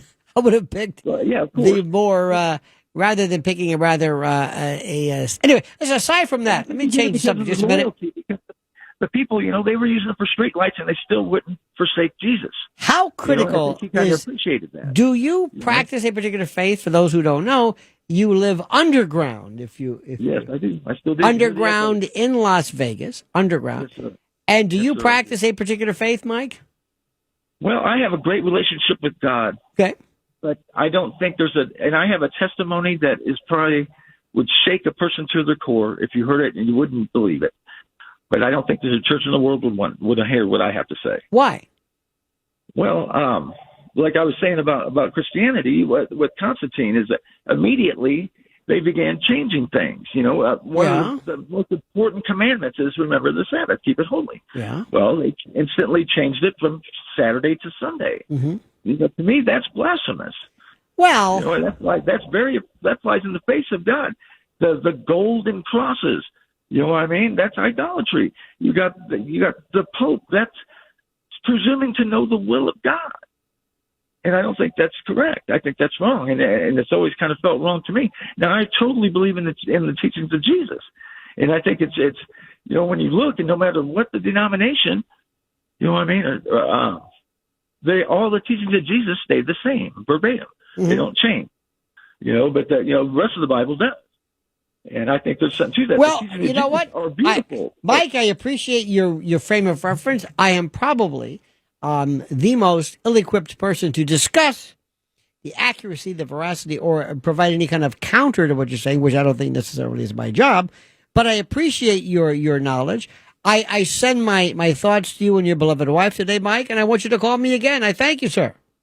Right on, Lionel. Thank you for letting me get my word out, and God bless you, Thank brother. you, sir. You've got it going on, man. You're right on the money. I appreciate that immensely. Let's go to John in the Bronx. John, you're on the other side of midnight with Lionel. Hey, Lionel. Yeah, John. Yeah, that was the guy I just called you, bro. My bad. I couldn't make my point because I was snorting cocaine all night. All righty. Let's go to David in Pennsylvania. David, you're on the other side of midnight. Happy Tuesday, Lionel. Happy Tuesday. Thank you, David. Thank you. You guys, Wimpy has a lot of hamburgers to pay for today. A lot of hamburgers on Tuesday. He has to pay for that he didn't pay for before. The modern agriculture could have gone back 100 years or 1,000 years. I'm not into this Mercury's and retrograde, but there is something going on. Natural, and there weren't the chemicals, there weren't the fertilizers, there weren't the getting into the chemicals, the insecticides, the pesticides, the herbicides, which the chemical companies work with the government on, the federal government, to get away with making stronger and stronger and more toxic chemicals that are applied by some farmers. Because one of the things you must understand, and I want to make sure you understand 100%. Sometimes we're accused of exploiting the mentally ill. Absolutely. And to the point of it's almost like a subtext. You see, when you work overnight, just say this guy, it's not even 5 o'clock in the morning, and he's raring to go about a subject nobody knows about. So that's now. Imagine him during the day. So do I exploit this? Do I, take advantage of him? Oh, most assuredly. Why? Because they're here for my amusement. Now, what brought you to this particular frame of reference? I just throw that out. I don't know what right now, if you put a gun in my head and say, what's he been talking about? Chemicals or hamburgers or something?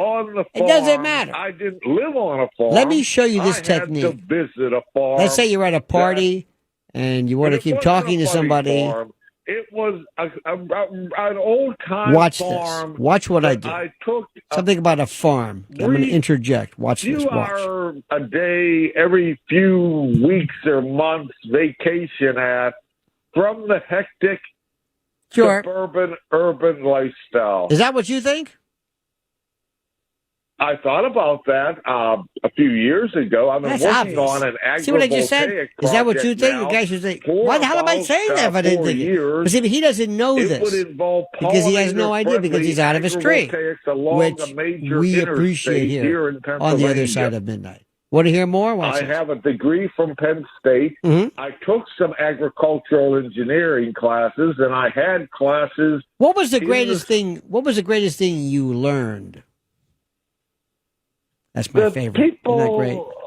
Agriculture, watch this. This will have nothing to do with agriculture. Watch. I don't know. It's too varied to mention one thing. There's a lot. There could be a lot more diversity. Well, what comes to mind? Agriculture in a cleaner way. What comes to mind? One salient point. Something that's been kind of like your pole star. Wimpy has a lot of hamburgers to pay for today. There you go. And see, that's what we do here on the other side of midnight. That's what it is. Now, what it is, I have no idea. I got to get out of here. I got to get out. Is there some place to go? Is there some place I can get away from all of this? The Other Side of Midnight with Lionel. Greg Kelly here for Colonial Metals Group. China's Operation Dollar Killer is already in motion with a new axis of evil forming to crush the U.S. dollar. This could devastate your retirement unless you act now. Call 800-655-5186. That's 800-655-5186 or visit freegoldguide.com/Kelly to get your free 2025 gold guide and learn how to protect your IRA or 401k with gold. freegoldguide.com/Kelly. That's freegoldguide.com/Kelly. This July, be a year-round force for good with the Toys for Tots Christmas in July initiative. Any amount you give in July will be doubled through their matching gift challenge, meaning if you give $50, it becomes $100. Twice the gifts, twice the joy, and twice the smiles that light up the faces of children in need at Christmas time and beyond. Double your impact today by supporting toysfortots.org Christmas in July matching gift challenge. Visit toysfortots.org to donate. This is 77 WABC Newsroom Extra. Members of the community as well as local lawmakers are jumping into action in a bid to help following devastating flash flooding this month in New Jersey. 2 women were killed when their car was swept into a rising brook in North Plainfield. 2 others were killed there as well. A benefit concert was held at North Plainfield High School to raise money for storm victims and all the needed repairs around town. Mayor Adrian Mapp was there. So much damage, and so there's a lot to be replaced, and we know that flood insurance isn't going to cover most of the damage. Tens of thousands of dollars were raised. The storms on July 3rd and then 14th left numerous streets and homes flooded, breaking down trees as well as branches and resulting in those 4 deaths in North Plainfield. James Flippin for 77 WABC News.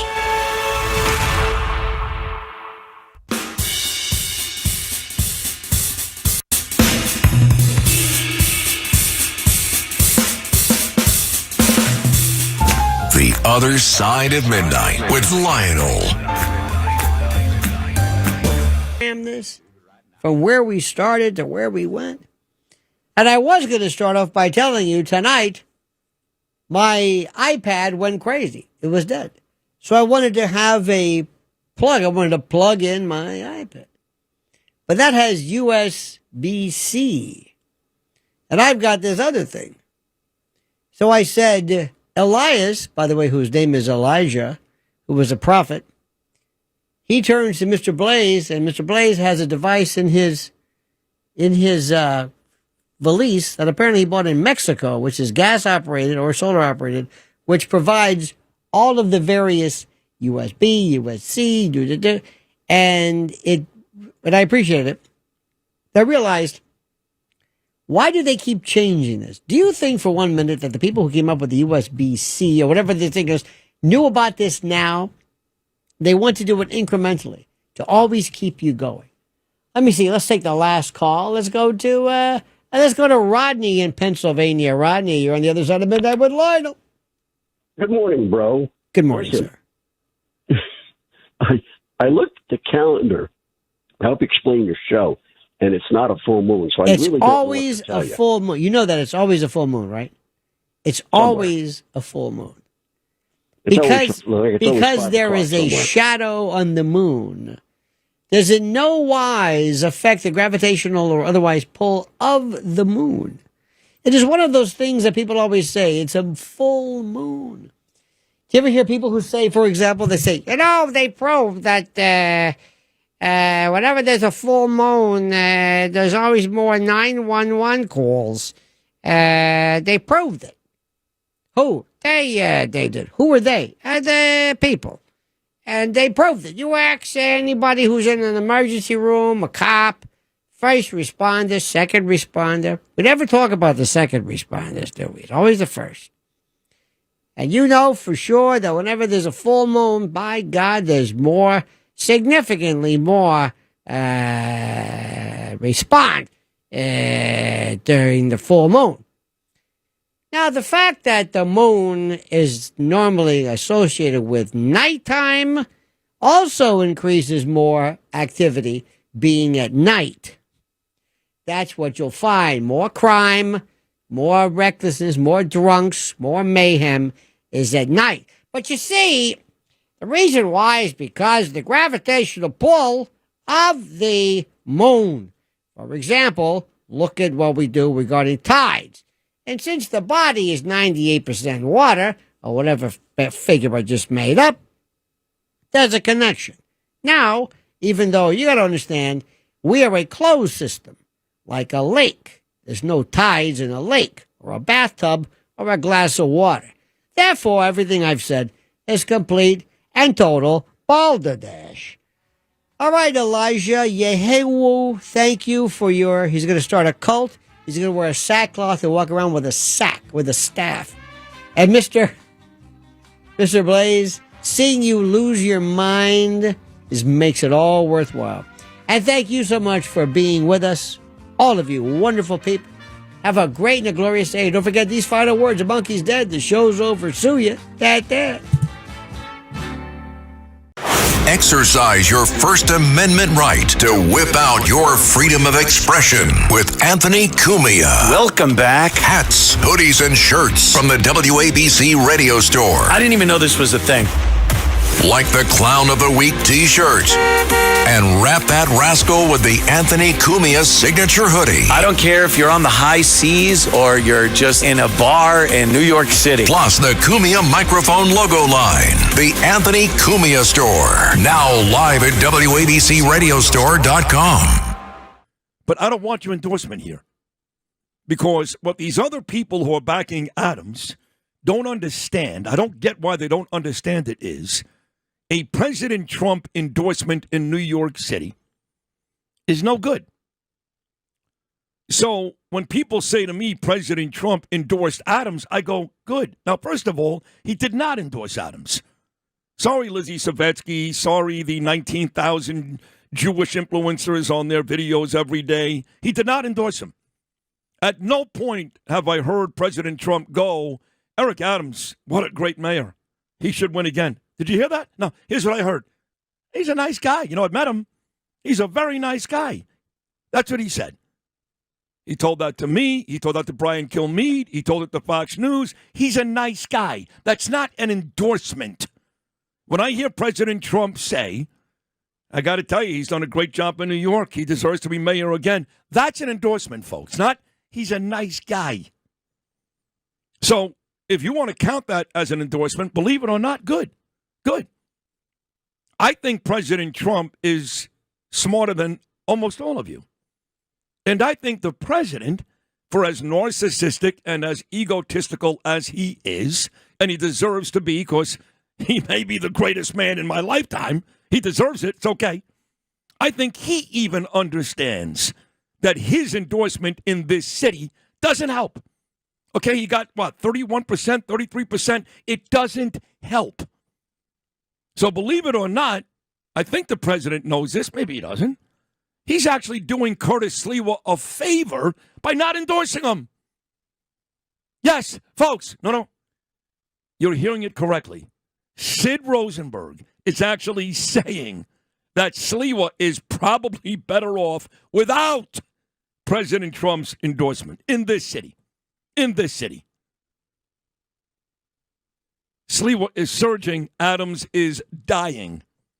And now, Kristi Noem bashes Eric Adams publicly yesterday. Says, I blame the mayor's office. I blame the mayor. You don't think President Trump saw that?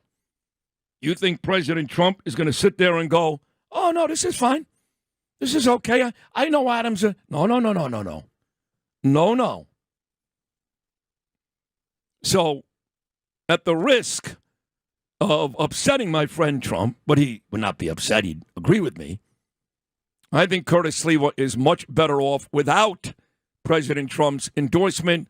It actually works for him to get my endorsement, which he's had for 5 years, Mark Levin, Sean Hannity, because although some of those names are also not popular in New York City, they're also not nearly as polarizing as Trump. Elise Stefanik, Mike Lawler, the list of impressive names that have endorsed Curtis Sliwa goes on and on. So there's my little spiel about Trump. Sid, win me New York. Here's what I'll do for you, President Trump. I'll get you the right mayor, and that'll get New York back. You want to make New York great again? Don't go with a guy that spent the last 3.5 years keeping New York lousy. And I don't want to bash Adams. I don't. You know why I don't? Because if it comes down to Adams or Mamdani, I'd vote for Adams. Believe me, I get beat up on Twitter at Sid Rosenberg 19. I get beat up on Twitter, on Instagram, all these sites every day. I mean, I get my ass kicked. I don't care. I'm like Trump in that respect. But I do care when cops do it. Because there is nobody in this city, nobody who loves the cops more than me. And it's return the love. I've got a room in my basement. I must have 50 different awards from cops, from Jersey to New York, you name it. You guys know that, Lou. You know that. Every week I get honored. I brought some home for you. Yes, you have. you have. That's true. Let's have a whole room. Yeah. So I love the cops. They love me. But every now and then, if I bring a cop on like yesterday, like Sheldon Daughtry, I'll give an example. My friend Sal Greco. He's a great guy. And he got screwed. Sal Greco got screwed. Eric Adams and the NYPD owes Sal Greco. Curtis believes that. I believe that. Roger Stone believes that. So Sal's angry, and he should be. So anytime Shell's in studio or Daughtry's in studio, if I don't kill them or bring up one of their issues, transgression, even maybe? Controversies. No, Sid, softball Sid.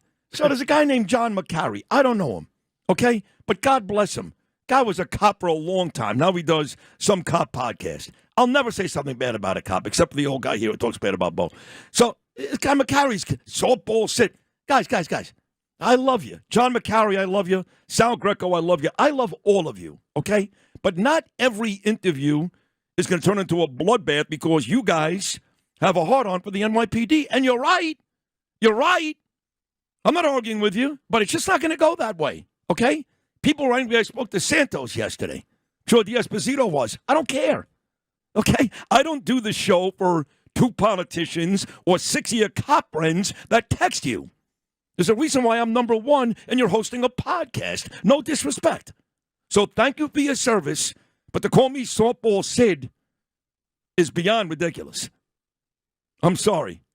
Nobody in this business does a better interview than me, not even Stern anymore. Bo Dietl, I think you'd agree with almost everything I just said, no? You are. I'm laughing because you are the man. End of story. Listen to me. Oh, look, there's ups and downs. You do the right thing. You support cops more than anybody else. You're always there for any kind of cop thing. You're a great, great ally to the cops. Thank you. And anybody who thinks different, you know what, they can lick my shade. You know what? All right. So now here we go. Woo! I just wanted to announce on your show, I just put it together. I got the bank account going. I put together, because you know my candidate is Curtis Sliwa. but I put together this PAC, Independent Expenditure Committee, anyone but Mondami. What I want to do is enlighten the people of New York. What is going on? What's the choices? So I want to attack, the word attack, Mondami on his own words, what he's all about, what it is. So what this PAC will do is we have to inform all the election people, all the voters, to get them out. We also know that probably a little less than 1 million voted. There's 4 million voters that are still untapped in New York City that we can get out and vote when they realize what we're going to be facing if this guy comes in there. We're going to hit Twitter, Facebook, Instagram. Every day New Yorkers are going to be notified as far as we're going to hit all the registered voters. I'm putting this big pack together to inform them about the danger of this piece of garbage. Now I'm finding out he has Chinese backing, Chinese influence, and all this stuff behind him. This guy here, Mondavi, we have to take him out. Even John McLaughlin said his highly favorable numbers must be driven down and voter turnout must be increased. I am all in on this thing. Everybody's coming to me. Democrats, liberals, everybody, they don't want this guy. I mean, as far as what we have to do is inform the voters, listen what you're going to get. Now, let's just go right to the meat. What Frank Morano said, I agree with 100%. Remember, he mentioned about the city charter revision. Yeah. The people don't remember. Big Mouth Bo. I testified in November at the city council revision thing. And I said we should let the people vote as far as with the sanctuary city. Let the people vote to take away from this liberal city council the control they have on our New York City Police Department. Give it to the mayor, who's an ex-cop and all that. He went against it. He didn't support that. He could have had that thing on the voting block where the people of New York City would say, hey, we don't want sanctuary city. Hey, we want to protect our cops. Hey, we want to support our police. But this mayor didn't let it. And by the way, to your point, I'm glad you brought this up, Bo. Excellent job, because Frank Morano did point it out this morning, as did Curtis Sliwa yesterday. Not only did the mayor have the opportunity to put it on the ballot to let people vote, win, lose, or draw, like you're pointing out, 2 years, not just 1 year, 2 years, and Eric Adams fumbled the football. Listen, did you guys know that I actually testified? I did, yes. Right, and that was part of my whole thing. And all these people sat there, and I talked to the mayor. I said, I'm going in there. I am testifying to get this power away from this liberal, because he keeps blaming the city council. Oh, the city council. Well, you had the opportunity to change it. You didn't. Let's just get right into the media. This is a simple election. We have 4 candidates now, right? Adams is one of the most we really have 5 if you include Jim Walden, who was advertising on this radio show, so include him. Let's get out of here with your 1%. All right. All I know is that my friend Eric Adams, I thought de Blasio was bad, but we knew what we had there. This other guy talks between two sides of his mouth about, sanctuary city. You don't support sanctuary city. How about executive order? You know what we have to do? My friend there, my boss, Secretary Kristi Noem, was in New York City yesterday about the shooting, about that. Here's what I'm calling out. Well, hold on. Now that you mentioned Kristi Noem, I'm glad you did. And when Bo says my boss, some of you may not know that Bo, a huge honor, was appointed by President Trump to be part of Kristi Noem's Homeland Security team. That's not a small thing. So congratulations to Bo. But here's what his boss, Kristi Noem, said yesterday after these illegals shot a cop in the face on Sunday night. Cut number 2. There's absolutely zero reason that someone who is scum of the earth like this should be running loose on the streets of New York City. He was arrested 4 different times in New York City, and because of the mayor's policies and sanctuary city policies, was released back to do harm. There you have it, Bo. Because of the mayor's policies and sanctuary city's policies, despite being arrested 4 times, 4 in New York, he was able to shoot somebody in the face on Sunday night. Well, there's a lot going on with the Homeland Security and back and forth, and we have Corey Lewandowski as the underboss over there. Everything's running. We're working on a lot of things. But one of the things I'm thinking about is federal law is oversees local law. We are committing federal crimes in New York City by allowing these illegals these illegal criminals to be released like that. I call upon our Homeland Security head to notify the president and come into New York City and take this over. Charge them with crimes. There's a federal crime going on in New York City by releasing these scumbags. Let's let the feds come in. They're the bosses of this country, and they're committing federal crimes. Let's go back to the candidates running for mayor. It's so important what I talk about.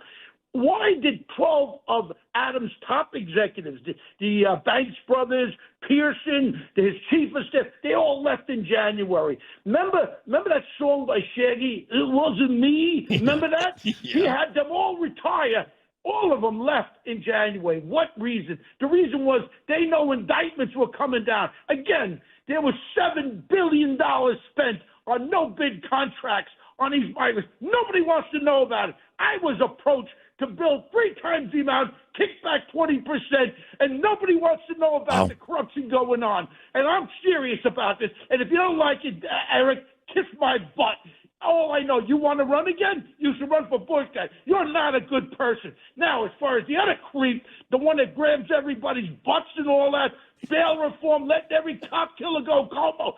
Both of them should go to hell. I don't want any one of them. Now you have this Mondavi with Chinese money. He wants to put everybody. He wants to kill all the Jews. He wants Israel destroyed. The only one that is honest, the only one that cares about public safety and about the New Yorkers is our friend Curtis Lewa. There is a choice.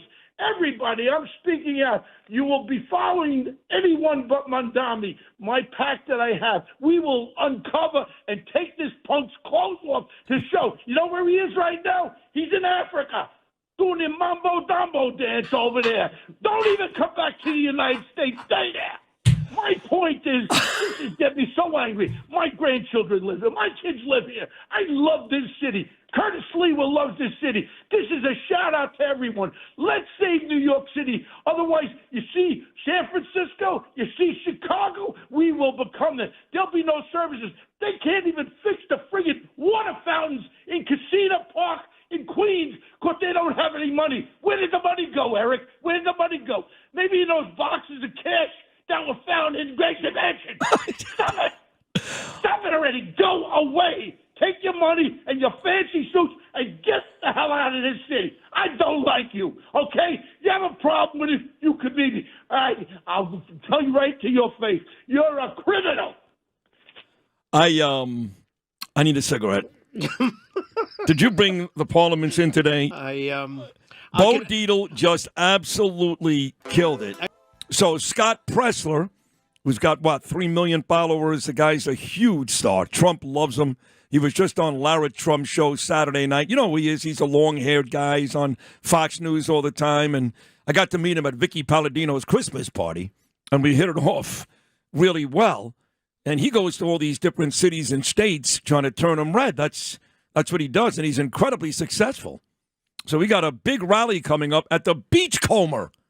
You know what that is, Justin? Good time to ask me a question now. That's why he did it. It's Seaside Heights. Well, I know you know the answer, but Justin is in there like, what are you eating? My food. Why do you eat during the show? Well, hello, Pot. Oh, yeah, right? Well, that's fine. But I had a half a bagel before I was on the air. Well, you know when you're going to come on, so you finish. It's fine.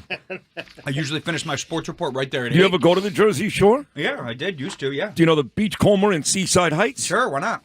I was a big Bar A guy, though. Big. No, I didn't ask about the Bar A. Osprey guy, No, but I asked about the Beachcomber. Never been. You want to go on Saturday, August the 9th? Not really. I'm not a huge. I'm speaking, though. He doesn't care. Me and Jack Chittarelli and Scott Pressler and they're an open bar. Jackie Tobacco. There'll be a bar. For you, it's always open because I don't remember whether it's been Israel or America. You paid for anything as long as I was there. Never. I don't do it. So yes, you'll have an open bar, and I want you to go and do the mambo dambo dance on the beach. Oh, fine. I have to teach it to myself first. Okay. I'll get Bo Dietl. It's a big deal. August 9th in New Jersey. We're going to turn New Jersey red. One more note before I get to Greg Jarrett and Joe Theismann and Michael Goodwin, all still to come. I got a message yesterday from a lady that we all love very, very much. Happens to be the wife of my late, great former partner, Bernard McGurk. God rest his soul. I love him and miss him. So Carol sent me a message that Bernie's beautiful daughter, and she is beautiful, and a great kid, Melanie got engaged yesterday. Nice. Wow. That's great. And then she followed that up, Noam, Lou, and Justin, with a picture of her and her two grandsons. Bernard is now a grandfather twice. His son Brendan and his lovely wife. They have Colin Bernard. He's the oldest boy. And as Colin calls his brother Owen, baby Owie is the baby. So Bernard, I'm sure, is smiling somewhere, looking down at his beautiful family. Carol McGurk, who's a lovely lady, a huge heart, and beautiful. Two grandsons, Colin and Owen, and his daughter Melanie, who he loves so much. She got engaged. So congratulations to the McGurk family. Yes, we love you guys a lot. We'll take a short break. When we get back, he is one of the best legal minds, not just in the country, in the world today. Fox News star Greg Jarrett, fresh over his appearance with John and Rita yesterday, back on Sid and Friends in the Morning. Next, Theismann did quarterback the Redskins to 2 Super Bowls. He's the only Redskin quarterback to do that. In fact, he did them in consecutive years. The first one went very well. John Riggins had a big game, and they beat up on David Woodley and the Dolphins. They actually came back. Dolphins got a long touchdown from Jimmy Sepolo and Fulton Walker. They came back to win it. But the following year wasn't so good for Joe. Marcus Allen ran for about 500 yards, and Joe threw a horrible pick six to Jack Squirek right before halftime, and they got blown out by the Los Angeles Raiders. They've been the L.A. Raiders, the Oakland Raiders, the Vegas Raiders. So Theismann will join us next because Trump wants to rename the Redskins, the Washington Commanders, I should say, bring back the name Redskins, which I agree with wholeheartedly. Stupid. Washington Commanders. Dumb. Cleveland Guardians. Dumb. Couldn't agree more. But I got to tell you, there's a couple of trials out there, before I get to Obama, treason, all that, a couple of sentencing dates that I pay attention to, as so does Trump. This guy, Brian Kohlberger, who murdered those beautiful people, 3 gorgeous girls and a handsome young man, in cold blood in Idaho. For some reason, the crooked DA out there did a deal, and he's not getting the death penalty, which he should. And he hasn't even told us why he did it. And then was still awaiting the sentencing for P. Diddy. So who better to speak to than the brilliant legal mind at Fox News, my good buddy Greg Jarrett. Greg, good morning, pal. How are you? I'm fine, Sid. Thanks for having me on. Yes, you're always great. Thank you very much for coming on. I heard you with John and Rita on this station yesterday afternoon. You were great. But I want to start with Kohlberger.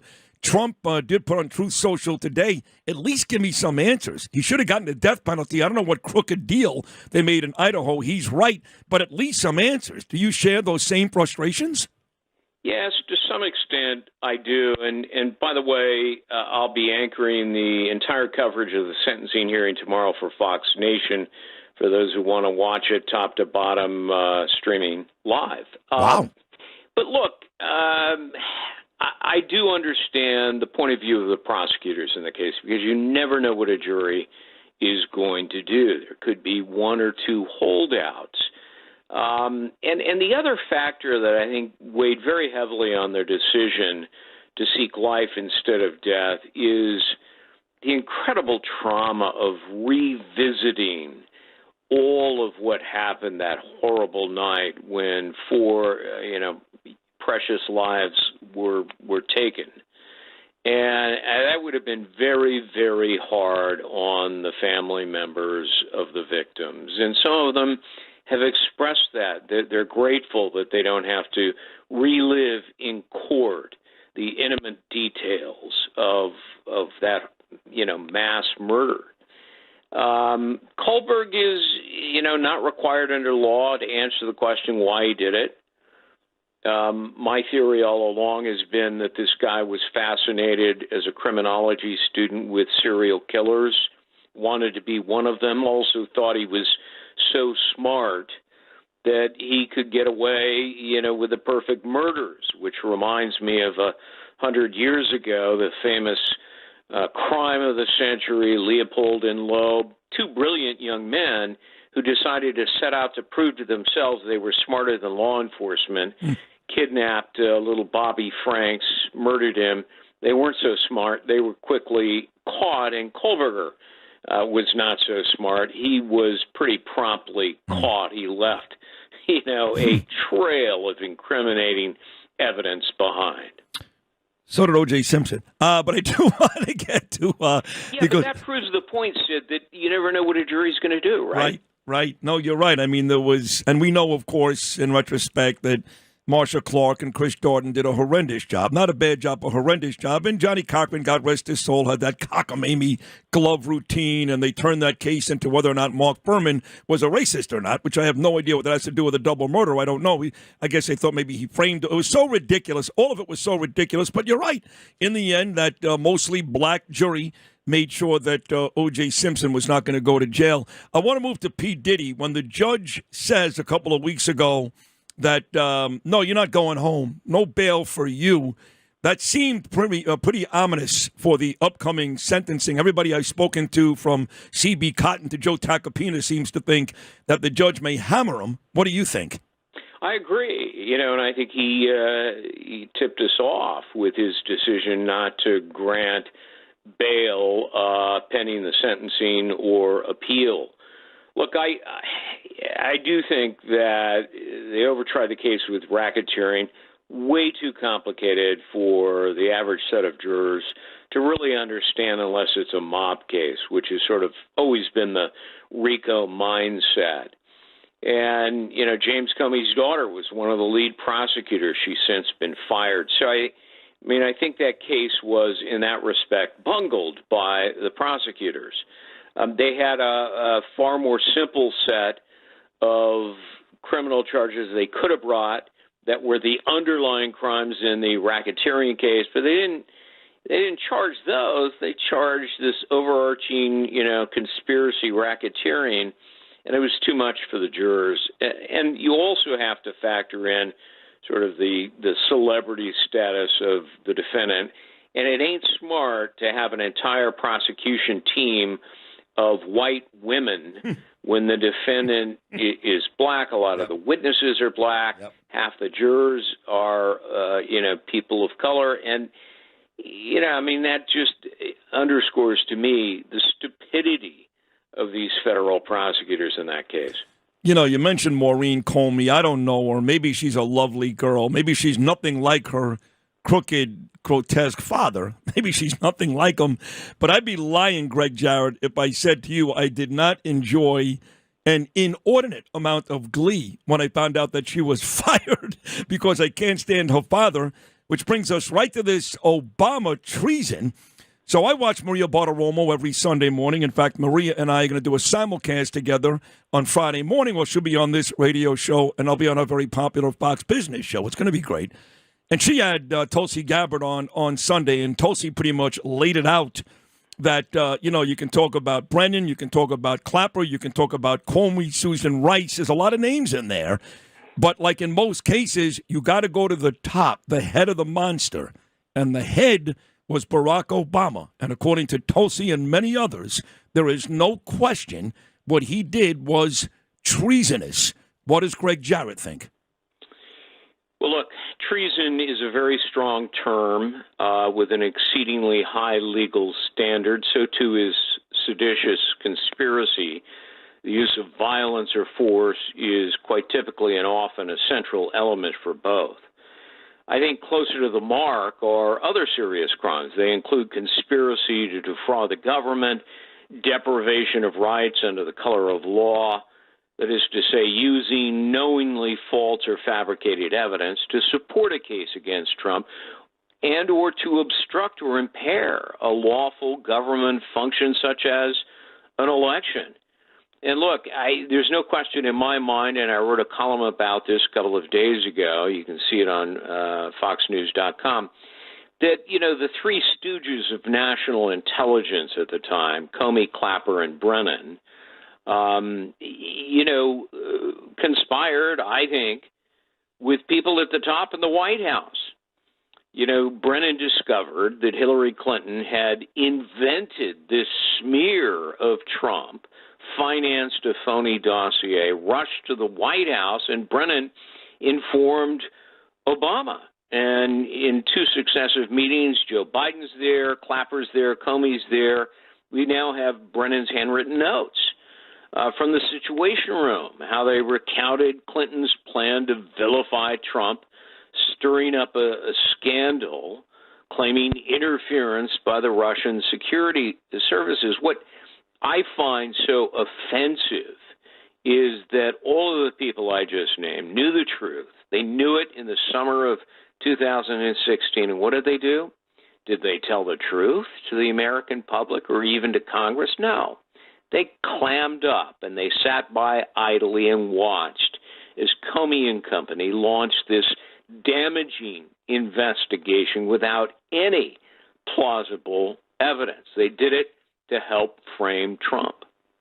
They did, and of course they spied on Trump. You and I have had this conversation before, the FISA courts, and I mean, they were involved in so many really sleazy acts. And look, you know, Brennan, how stupid could you be for him to actually push for Hillary Clinton's dossier to the point where Obama may have agreed to that? I mean, you got Trump, right? You got him on a bunch of lies, but they think they got him. Why would you try to push something ridiculous as prostitutes peeing in a bed in a way to get to Trump? You talk about the state overcharging P. Diddy. I think Brennan overcharged himself with trying to push off that Steele dossier. Yeah, and armed with the phony dossier, Comey then tried to entrap Trump during that famous January 17th meeting at Trump Tower. Just before the inauguration, he confronts the president with these absurd, salacious accusations in the dossier that the FBI had already debunked. Comey, was playing a gambit. He thought he could entrap Trump into a confession of some sort. Or inconsistent statements. And Trump vigorously denied the allegations. He said, "Are you kidding? This is preposterous." And of course, they were preposterous. But none of that deterred Comey and his minions at the FBI like Peter Strzok. They escalated their investigation. They propagated the collusion lie. Clapper leaked the dossier to CNN and Jake Tapper. And then reporters and pundits spent the next year happily convicting the new president in the court of public opinion without a shred of credible evidence. It was pretty shameful behavior by the media. And you mentioned Peter Strzok. You can't mention Peter without his lover, Lisa Page. I mean, that nasty relationship. And those two, we caught their text messages, right, Greg Jarrett? We caught their text messages. Oh, yeah. Right? That they were going to make sure that this guy didn't win, and they had a plan in place, a plan B. And look, forgetting about where you talked about Comey entrapping Trump, which is very important.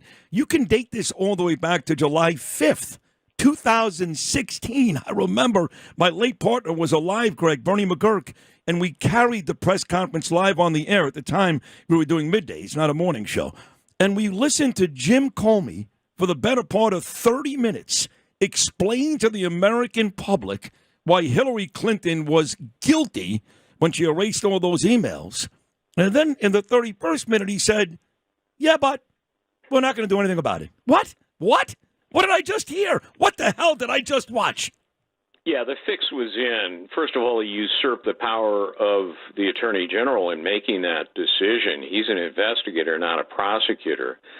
And second of all, he didn't even bother to look at the incriminating evidence of classified documents that Hillary Clinton had criminally kept on a private server in her own home, jeopardizing national security. And we later found out the Chinese hacked her computer. If they did it, the Russians probably did it, and they were receiving in real time every classified communication that crossed Hillary's, personal server. I mean, if ever there was a slam dunk case under the Espionage Act for crimes committed, I mean, that was it. And yet Comey, decided to, on his own, act to clear her and go after Trump with a vengeance. And as I pointed out in my first book, The Russia Hoax, 7 years ago, the very same day that he cleared Clinton wrongfully, his FBI was meeting with Christopher Steele and getting the first few pages of the dossier in London. Exact same time. And nobody seemed to know it, but I discovered it 7 years ago. That's a great job out of you. I remember that, Greg. What a terrific job. So on the way out, part of my frustration with this job, it was much easier for me, 12 years ago when I was arguing whether or not Carmelo Anthony was a great player or Eli Manning deserves to be in the Hall of Fame. This job frustrates me because I watched de Blasio's wife misplace $1 billion, okay? I watched as Hillary Clinton erased 30,000 emails, I watched old people die in nursing homes when Andrew Cuomo was governing this state. And we can go on and on about all these political scandals and issues where I've heard time and time again, this person's going to jail. And really, outside of Menendez, nobody goes to jail. So my question is simple. Even the work that Comer has done and Nancy Mace and Jim Jordan around the Bidens, right? They got Biden by the balls, but nothing's happened. Will anything happen with this? Will somebody actually face the music from this?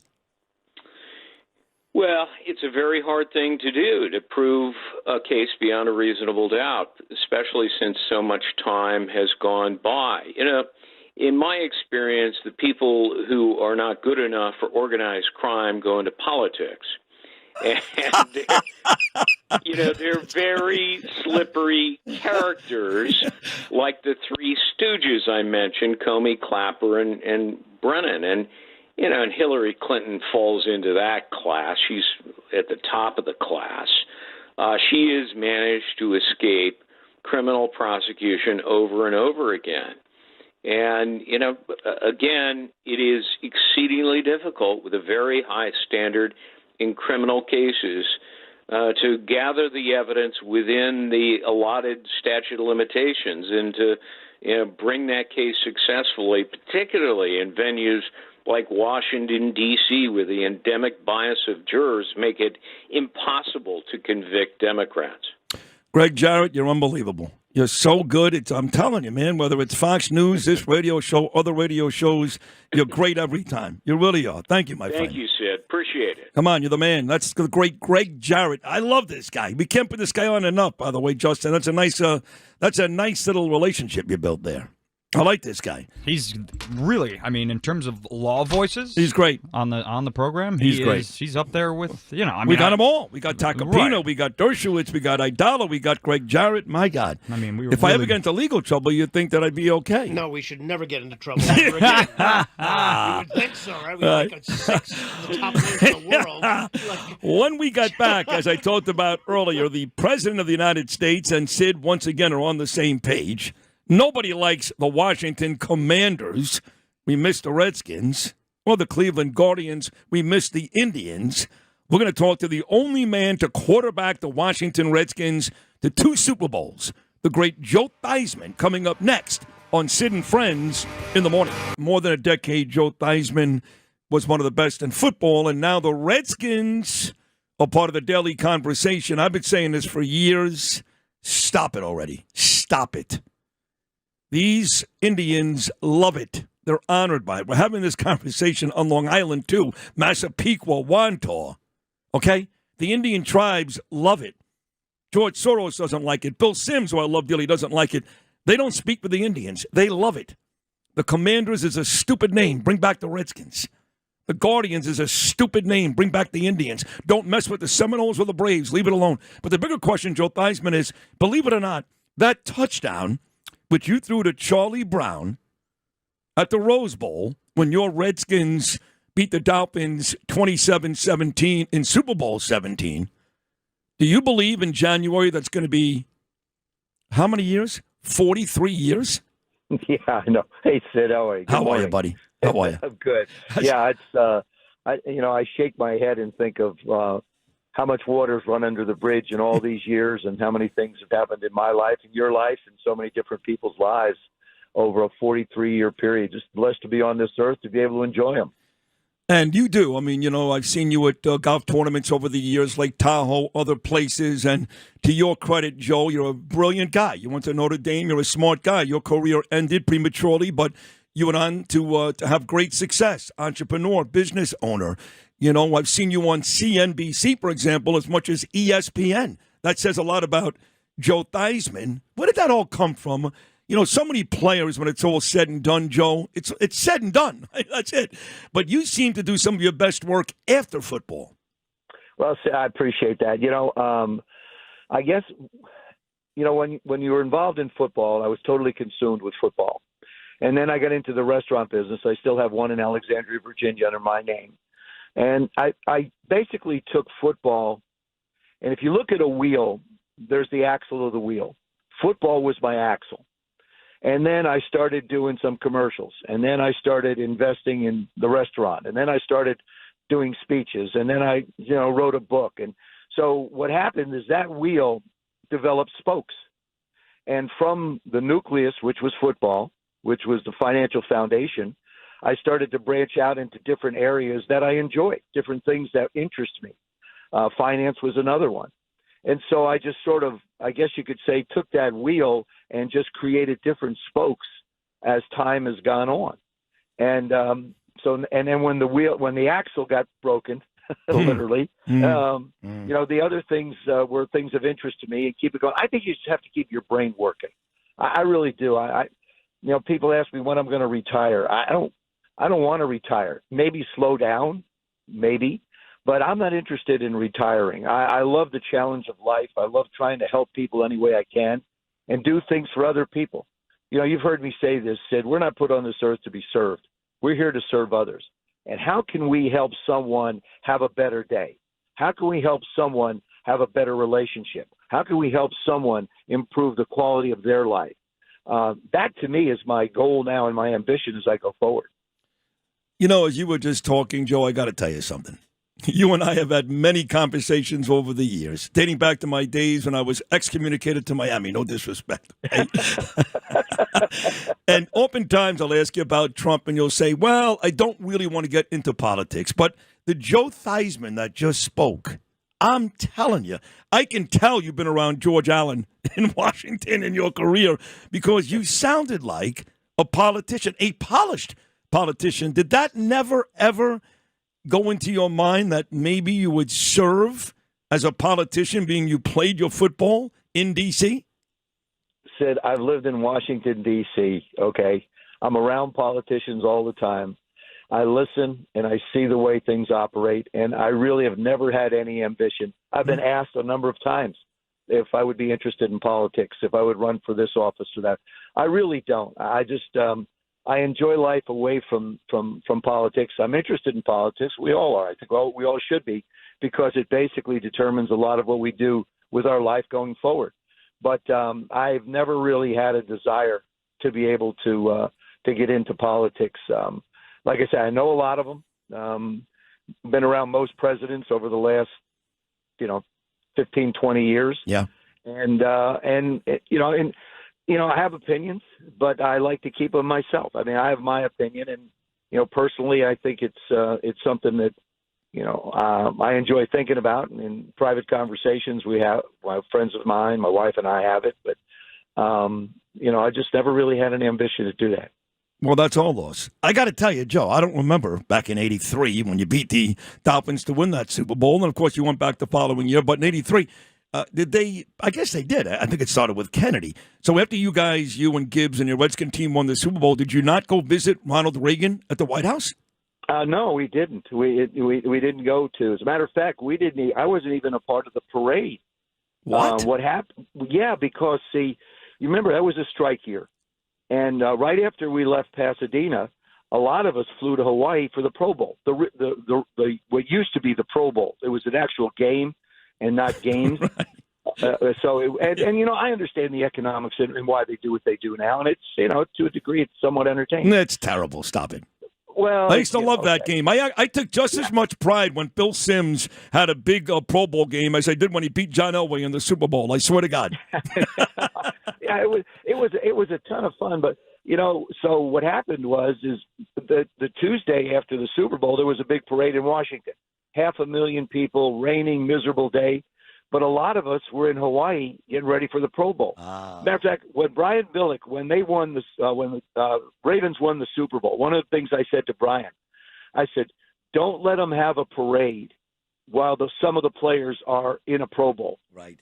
make sure that every player gets a chance to enjoy the moment with the fans, because it's their celebration as much as it is ours as players.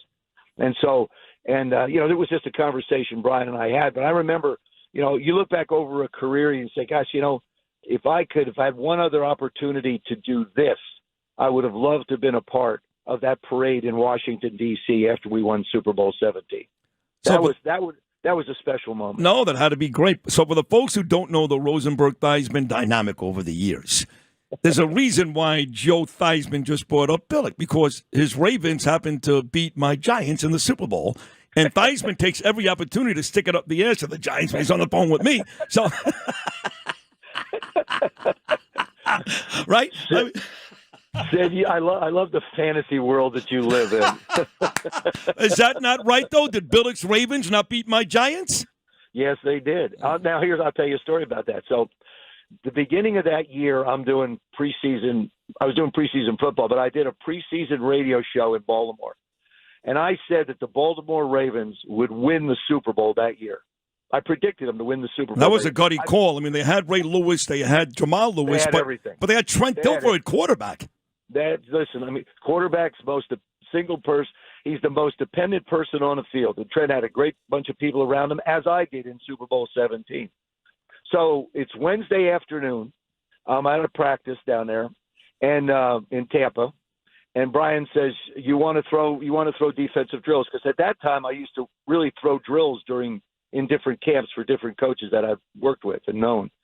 So on Wednesday afternoon, I go out and I throw defensive drills for the Baltimore Ravens. Wow. Which, didn't sit real well with the backup quarterback, but I didn't really care.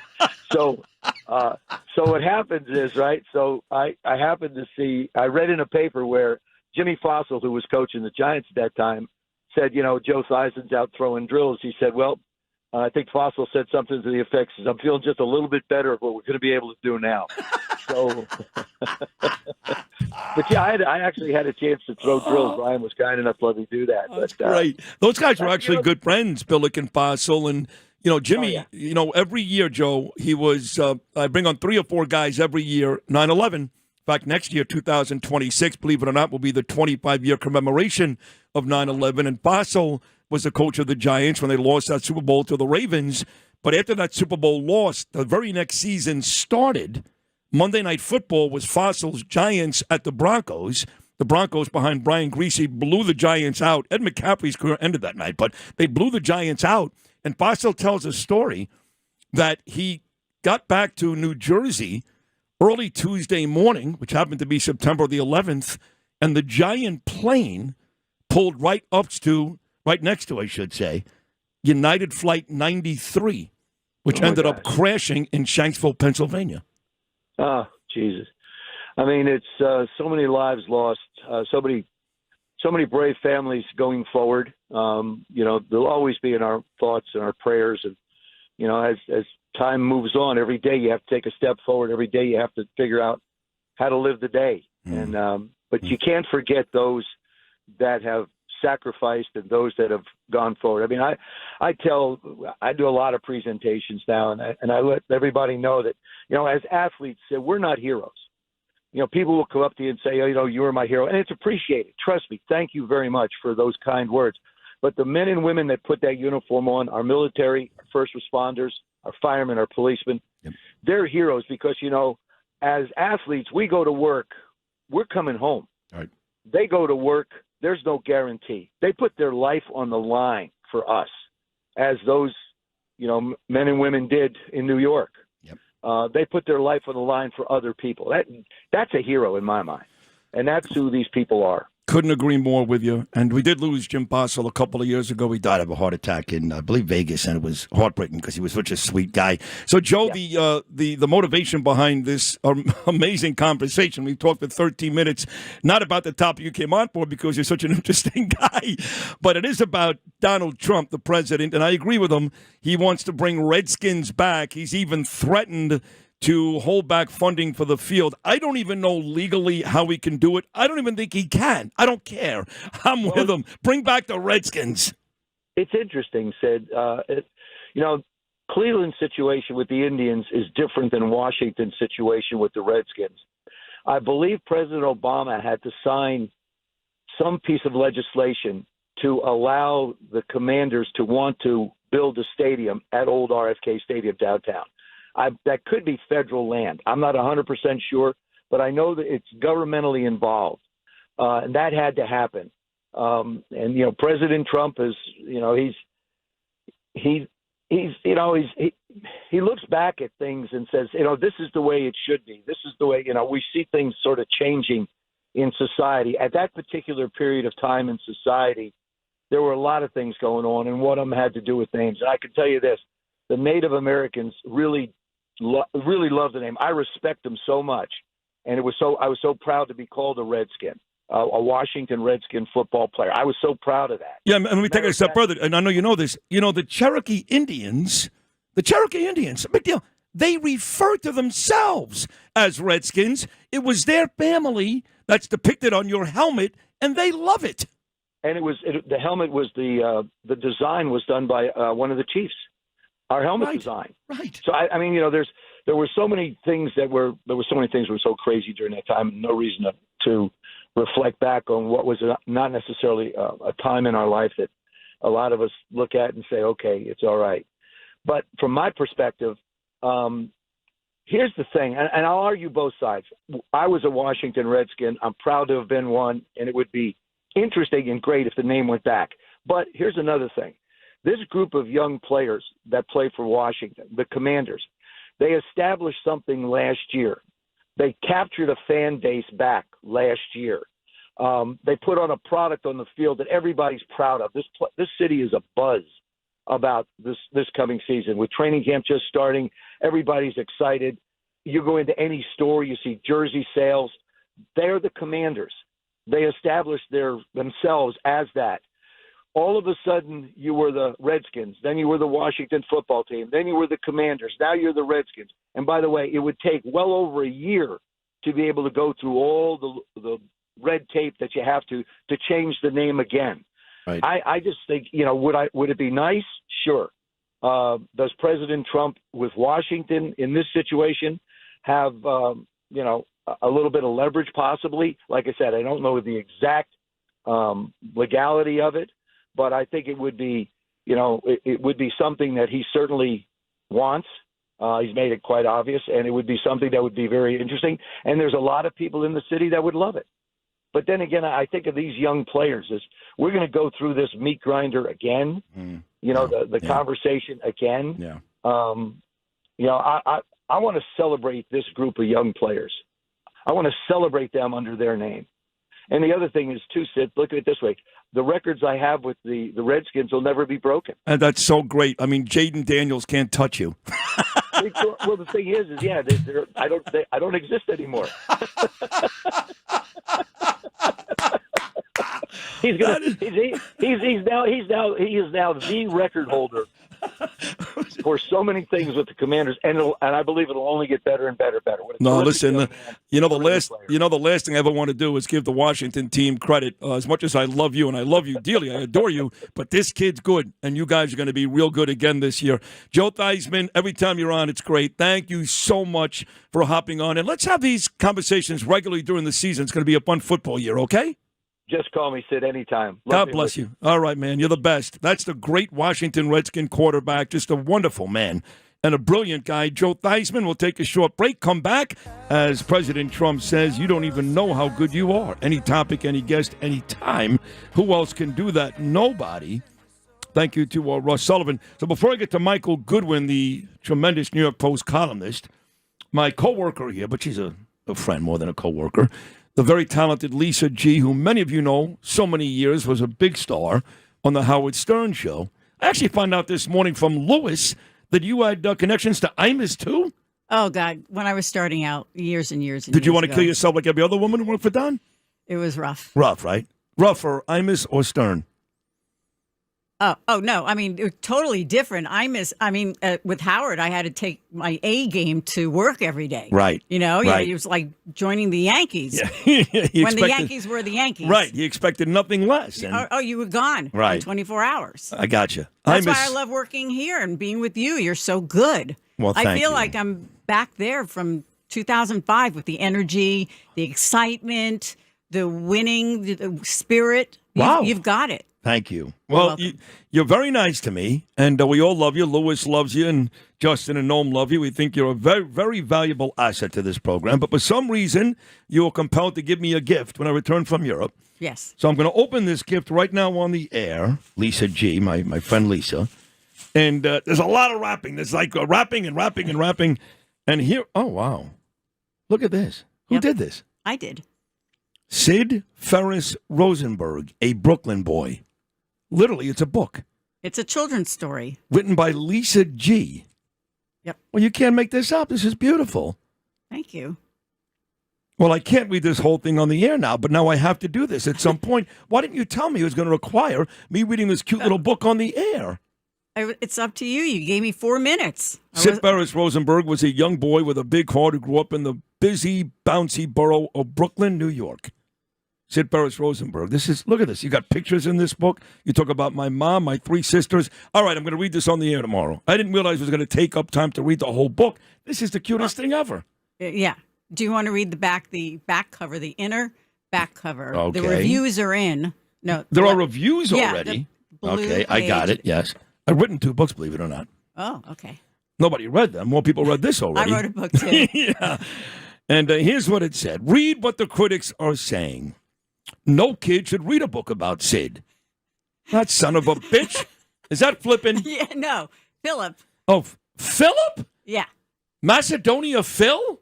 He still works here? He's still alive, at least. I can't believe he still works here. I'm not surprised he said that. That sounds like Phil. Yeah. He's a horrible human being, you know. Yeah. Horrible. No, he's not. Oh, he's horrible. He is. He's Oh, my God. very Terrible. You know, he used to work on this show, and I loved him. I love the kid. He's actually a great kid. Yeah. This, what a nightmare. And that comes from me. That's very good. Here, this is, no kidding, the president, he's too tan to be believed. Yeah. That comes from President Trump. And according to Kosher G, this one says, Israel, my ass. Those are the reviews. Not exactly overwhelming. Well, we'll Yeah. see after you read it. Oh, this is really one of the cutest things anybody has ever done Well, for me. turn to just the last page where you see your radio crew. There's a picture. Oh, there's a picture of all of us? Yeah.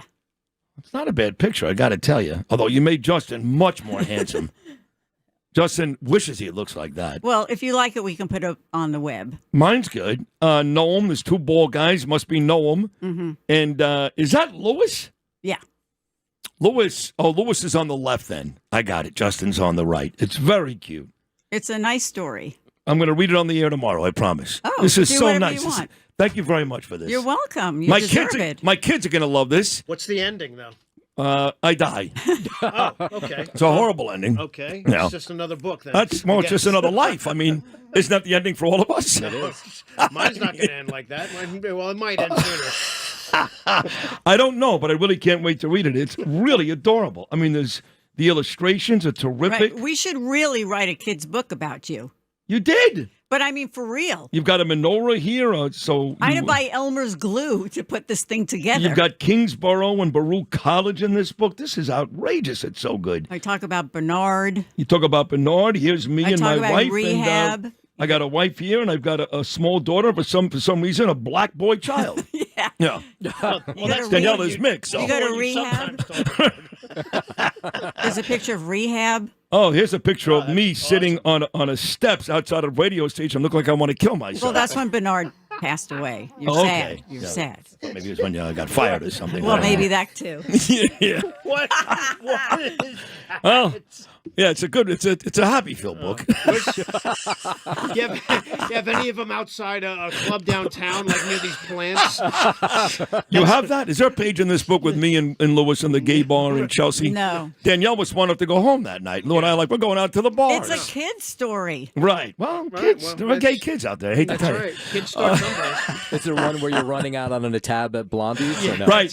That's right. No, not only did I not run out on the tab at Blondie's, but there was one night that I refused to leave and the place was on fire. It's a true story.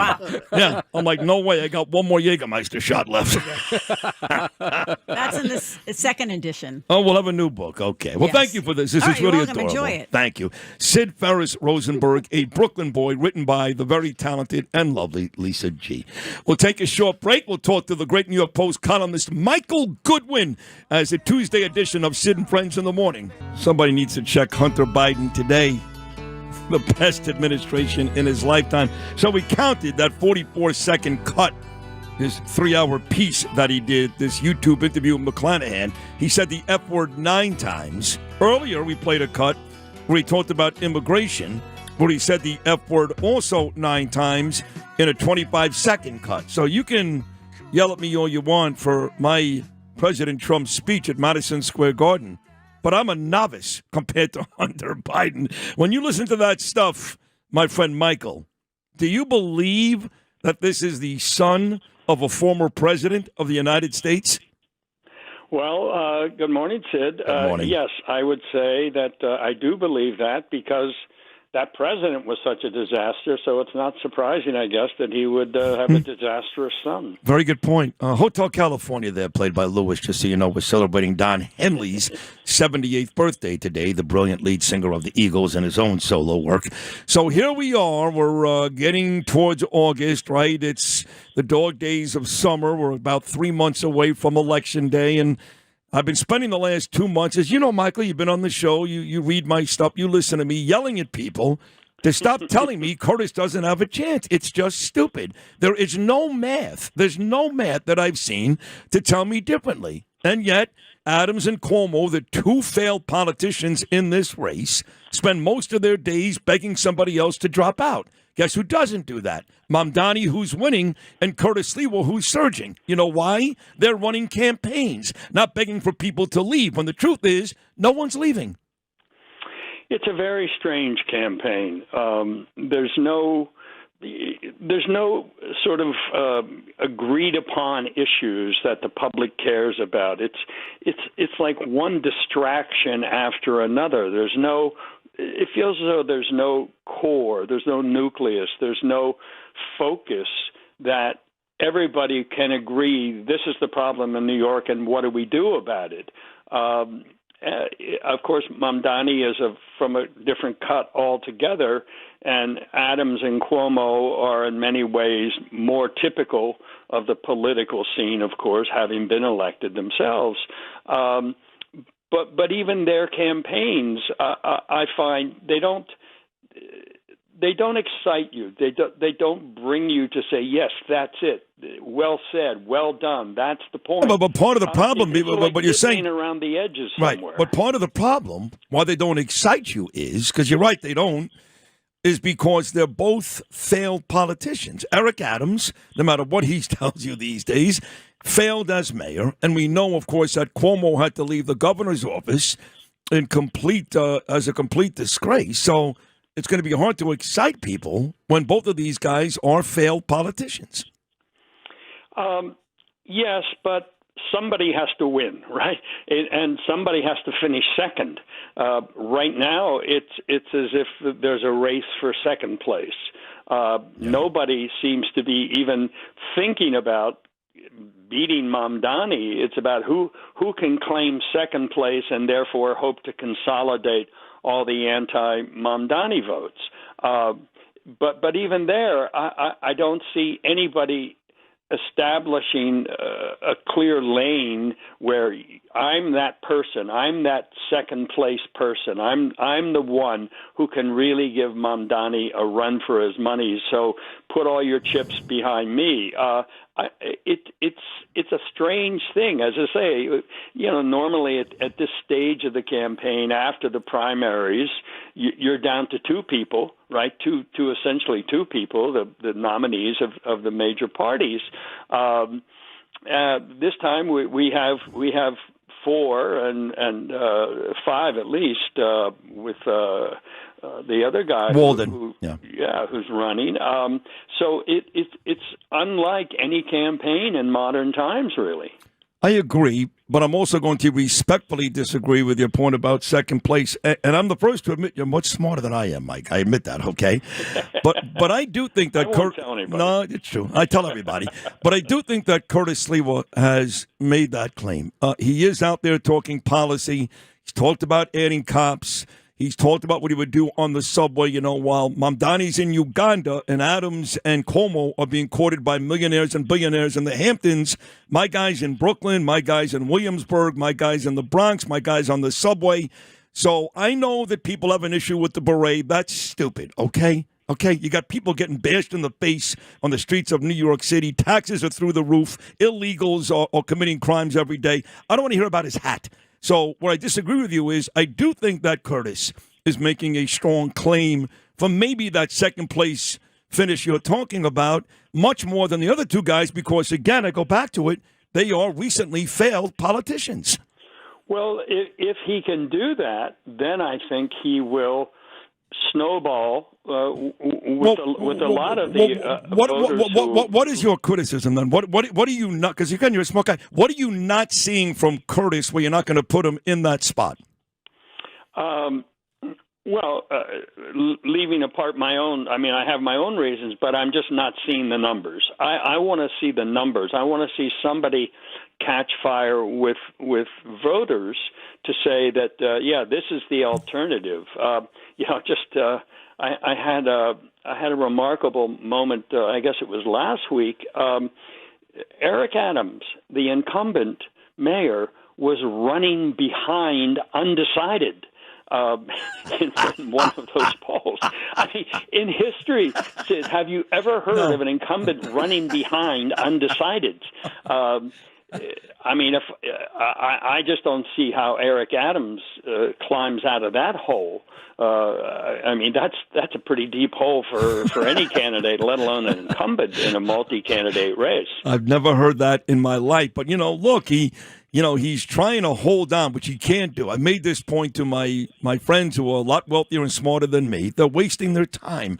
This guy is not going to get Republicans to vote for him, not real Republicans like me, because I know he's doing all this because Trump saved his ass. The Democrats hate his guts because he stabbed them all in the back to go run for Trump. And here he is doing Trump's, carrying Trump's water, which I actually think is good for New York City, but he can't even do that right because just yesterday, Kristi Noem hammered Eric Adams for another illegal committing a crime in his sanctuary city.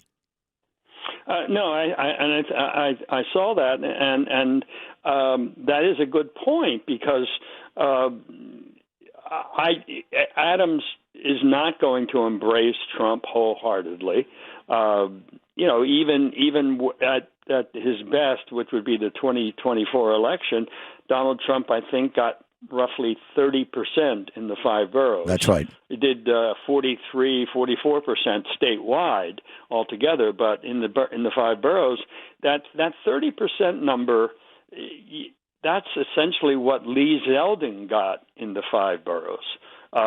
So that seems right now to be sort of the top for the Republican ballot. But it's not nearly enough, and it could help Adams if it were part of a coalition. But it doesn't feel like it is. It doesn't feel like he's assembling that kind of force. It feels haphazard at best. Couldn't agree more. So in the final 60 seconds, you've already kind of answered this when you said that it looks like all these guys are jockeying for second place, and I don't disagree with that either. I think, if I'm going to be honest, gun to my head today, if the election is today, Mamdani, and it terrifies me to say this, Mamdani is the next mayor of New York City, and I guess you feel the same way. Absolutely, and I'm equally terrified. I think we've never seen anything quite like this. And you look back at the roster of mayors, Koch, Giuliani, Bloomberg. Could you imagine that New York would make this turn at this time? I guess De Blasio sort of opened this door, and it's no secret that no surprise, I guess, that Mamdani thinks De Blasio was his great mayor. From another planet. Well, I look forward to the column, and you know I mean this sincerely. When you come out, Michael Goodwin, because that's how much I respect and love you, and you say, after really digging in and watching this thing for a couple of months, there is no question in my mind that the man best suited to run this city, red beret and all, is Curtis Lewa. Because you're going to write that column. You're going to write that column, and you're going to. Let me just say this about Curtis. I watched the TV show. It was a taped. It was a Bronx. It was a Bronx interview with him. With a long interview, and the way he talked about New York in the bad old days. I mean, he recalled accurately Ronald Reagan's and Jimmy Carter's visit to the South Bronx, in the bad old days, and what was going on up there, and detailing his own experiences running a McDonald's. And look, he's quite a character. He's an interesting guy. There's no question about it. He's a very interesting guy. Loves the city. Went off on the cats, of course. But I'm with you on that. I yell at him, too. Will you stop it, Doug? I yell at him for that, too. I got to be honest. Well, listen, you talk about interesting guys. So are you. And you're a great writer. And I love when you come on this show. You've been coming on every Tuesday, and it's appointment radio, Michael Goodwin. So thank you so much. My pleasure, Sid. Thank you. Have a great day. Michael Goodwin, great columnist, New York Post. Well, lucky we've got Goodwin and Devine at the New York Post. We got the two best writers in the country.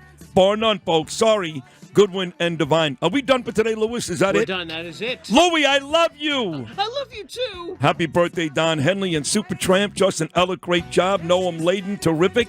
Jimmy Flippin, Lisa G, Sid Ferris Rosenberg, a Brooklyn boy. We're going to read this on air tomorrow. Thank you so much. It's lovely. We'll all be back, as Gene would say, at 6 a.m. tomorrow for a Wednesday show. Until then, New York City, enjoy your Tuesday. Happy birthday, Don Henley. Peace. Dress your best for beach, boardwalk, and barbecue. Are you ready? With the Summer Collection. Now live at WABCRadiostore.com. Fun. I love it. I love it. Apply your suntan lotion with ease as you wear your WABC radio tank top. It's hot. Shade yourself from the sun with the WABC bucket hat and sizzle while you grill, baby, grill. Wearing your WABC apron. It's hot. Have hot fun in the summertime and avoid a cruel summer at WABCRadiostore.com.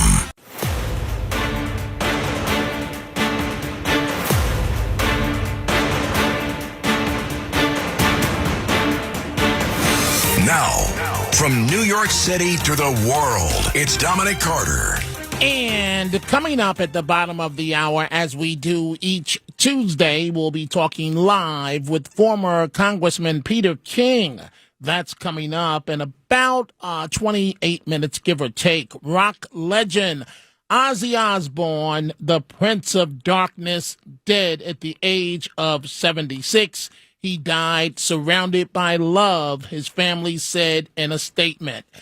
What we're dealing with this hour, and the number to reach us live on this beautiful afternoon, 800-848-9222. So much for that beautiful smile and nice guy persona of Barack Obama. President Trump calling on the Justice Department to prosecute former President Obama for allegedly ordering an assessment that Russia meddled to help him win the 2016 election. In other words, in order to mar Trump for the next 4 years. And the president stating after what they did to me, whether it's right or wrong, it's time to go after people. Obama has been caught directly. Trump stating from the Oval Office. No, Barack Hussein Obama is the ringleader. Hillary Clinton was right there with him, and so was Sleepy Joe Biden, and so were the rest of them. Comey, Clapper, the whole group. And they tried to rig an election, and they got caught. And then they did rig the election in 2020.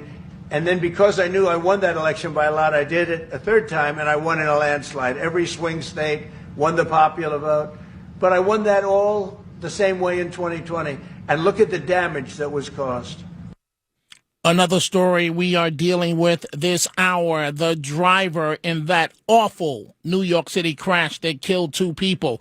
Thank God for this. Finally, she's being held without bail as new twisted details are emerging. The driver, the woman, and again, 2 bystanders. Horrible the way they died, severely dismembered their bodies because of the impact. And she tried to flee. This is not the first time. She tried to flee the fatal crash that is soaked in blood, leaving, apparently, according to prosecutors, an open bottle of tequila and 2 9mm guns in the wreck. There was a passenger in the car with her that also tried to flee. She was arraigned on murder, manslaughter, and vehicular homicide charges. And good for the people of this country, ordered held without bail from this horrific Saturday morning crash that killed the 2 bystanders in Chinatown. Unfortunately, she should have been held the first time around. So President Trump going directly after Obama, as he should. But the media is complicit in this as well. Let's not forget repeatedly what the media told us over and over. Russia hacking the election to elect Trump is the end of our democracy. Votes were definitely affected. Russia hacked the election to tilt it to Mr. Trump. The Russians definitively hacked the election. Russia did hack the election. No doubt. The Russians hacked the election. Yes. Russia hacked the election. Fact, Russia hacked the election. President-elect Donald Trump still not sounding convinced that Russia hacked the election. The president does not want to come to terms with the fact that the Russians hacked the election. President Trump says he still wonders if the Russians hacked the election. If you can get him to accept that Russia hacked the election, see if you can get him to accept who won the Civil War. If he admits it, it casts a shadow on his victory over Hillary Clinton. Russia hacked the election. Russia hacked the election. Russia hacked the election. Russia hacked the election. Let's be clear, Russia hacked the election. Definitively, Russia hacked the election, and Russia is doing it again now. And it became a broken record over and over and over again, anything to minimize Trump's victory. That's exactly what happened. And according to the president and Tulsi Gabbard, it's all directly at the feet of former President Barack Obama, who has not had anything to say about this thus far. Very interesting. A story that we're also following. And if this is accurate, according to Fox News, it's a good thing because this guy has been on a victory tour since he's been released from ICE. And that's that Columbia University graduate student acting like he's Nelson Mandela, the modern day version. He should not be in America for what he was doing up at Columbia University. And ICE had it right. President Trump had it right. But these Biden officials, level officials, are going kicking and screaming to do anything and everything they can to stop or at least blunt Trump's momentum and agenda. But apparently this clown was making the rounds on congressional offices, congressional members, and was picked up again. Let the church say amen by ICE. Columbia student and anti-Israel activist Mahmoud Khalil met with D.C. lawmakers today on Capitol Hill. Well, now ICE has detained Khalil for trying to undermine U.S. relations with Israel. But ultimately, the Trump administration was unsuccessful in deporting him. He met with progressive Democrat Summer Lee, who posted this: "Our institution should not fuel an authoritative regime by suppressing dissent, and we must continue fighting back." So he is in Washington, D.C., and we understand he was just on a network where he said he's meeting with lawmakers who supported him during his detention. And so President Trump in the Oval Office today also addressing the shooting in the face of that agent, the federal agent, the robbery attempt, the 2 illegals in custody. We're going to let you hear that. And he's putting it all at the feet of Democrats, as he should, because they're the ones that push this bail reform and let the illegals be here. You'll hear what President Trump had to say in just minutes. But let's start with some of your telephone calls. Let's go to line 1. Eduardo, Tampa, Florida. What's on your mind?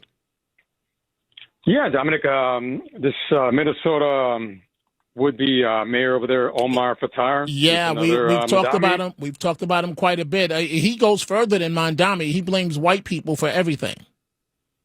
Oh yeah, definitely, yeah. So it's pretty sad. You got L.A., Chicago, New York, and now Minnesota. It's just a shame. So we need an education of young voters here. Gen Z is the most fired group, and they're regretting going to college. Some of these are voting for these people. Now, wait a minute. Where are you getting that from that they're regretting going to college? Polling shows that? Oh, I saw that on Daily Mail. That's where I saw that. All right. Well, that doesn't mean it's accurate. They may be just quoting someone, or maybe they have the goods, maybe they have the facts. But it seems like they're being rather hypocrites to me, regretting going to college. Well, isn't that convenient after you already have your degree? Eduardo, you have the final word. Yeah, I mean, my biggest advocate, Mike Rowe, and then there's a local guy here in Chicago. They always talk about trade schools, which is my big thing. So, well, I hear you. I think there's a place. I'm not going to say replace college with trade schools. I think that's ridiculous. But there's a place for colleges. There's a place for trade schools. There are some people. Thank you for the call. There are some people that go on to great things in life that never attended a day in college. There are some people that do very well with college degrees. There are some people that do very well coming out of trade school. There's a place for each method, each way that one may decide to go to furthering their life. 800-848-9222. I'm about to go to, let's see here. Let's go to Sean in New Rochelle, line 2. Sean, what's on your mind? Dom, you do yeoman's work. Great job. They got that clown again from Columbia University. Amen. This is the sixth. Yeah, what's up? This is the 65 Immigration Act kicking in there, Dom, and go Buchanan, go, baby. Go. Oh, thank you. Isn't your mother proud of you? She came down to the basement to give you some food and said, honey, you're the greatest. You could be the president of the United States. I know your mommy is so proud of you. And every single time you call with that nonsense, I'm going to degrade you even worse. So keep doing it. Let's go to Greg, Vernon, New Jersey, line 1. Greg, what's on your mind? Hi, Don. Thank you for taking my call. I'm just a little curious about this mayor from wherever he is who blames white people for everything. In Minneapolis, he won the Democratic nomination. You know, Greg, I want you to get your say. I am almost stuck on, I don't understand this. It's like, why don't we just call, there are lots of good people in Minneapolis, but it's like Minneapolis is becoming a new Somalia. Where are you getting these nut jobs from? Anyway, go ahead, Greg. It is insane. I don't know where they're coming from, but does he give us any credit for contributing anything to humanity over the last 2,000 years? Like, not one thing good that we do? Nothing? Zero? Well, that's not a winning message in Minneapolis, sadly and tragically. The winning message is to blame innocent white people for everything. And the community goes, yeah, rah, rah, he's our guy. And then he gets elected and does absolutely nada. De nada, Greg. Thank you for the wonderful call. Let's go to line 1, line 2, that is. Larry in Queens. Larry, what's going on? Hey, how you doing, Dom? Just a comment. How come, like, if you attack a police officer in New York, wherever, you're going to get attacked back because they're going to defend themselves? Why are they making the ICE officers bow down and not defend themselves and basically just drive off? Well, I don't know, Larry. I wish I had an answer for that question, but I'm the wrong guy to talk to about this because I firmly believe if you touch the hair of a law enforcement officer, their emergency response call 1013 should go out immediately. And generally what that means, when a 1013 goes out, the time for talking is over. The time for let's negotiate and how did your mother raise you and we're sorry that your welfare check wasn't large enough.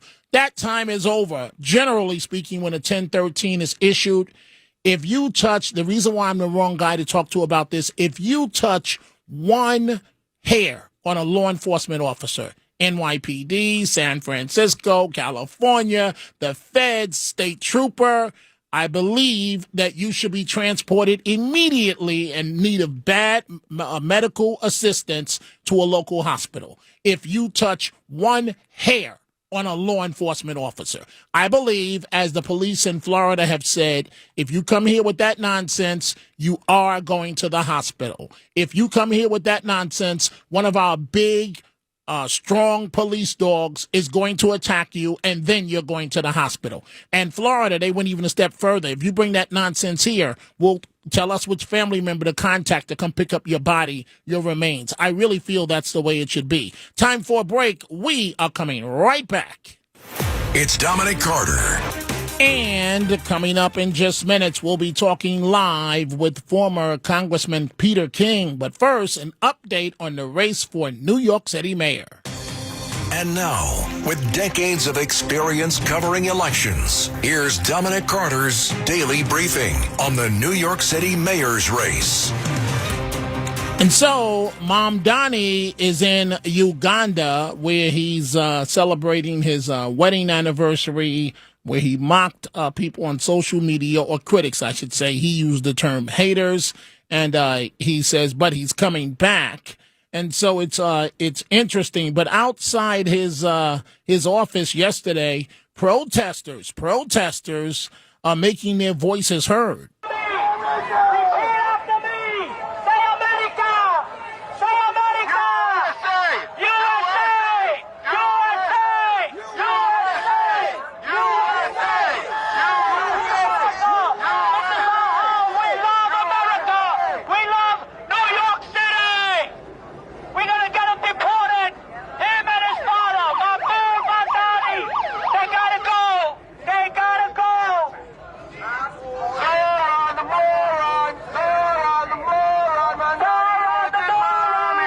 Welcome to New York, Mr. Mamdani. You want to be mayor. Meanwhile, Kevin O'Leary of the Shark Tank fame says that he reached out to Mamdani's team for a meeting as a business leader and was told they have zero interest in meeting him.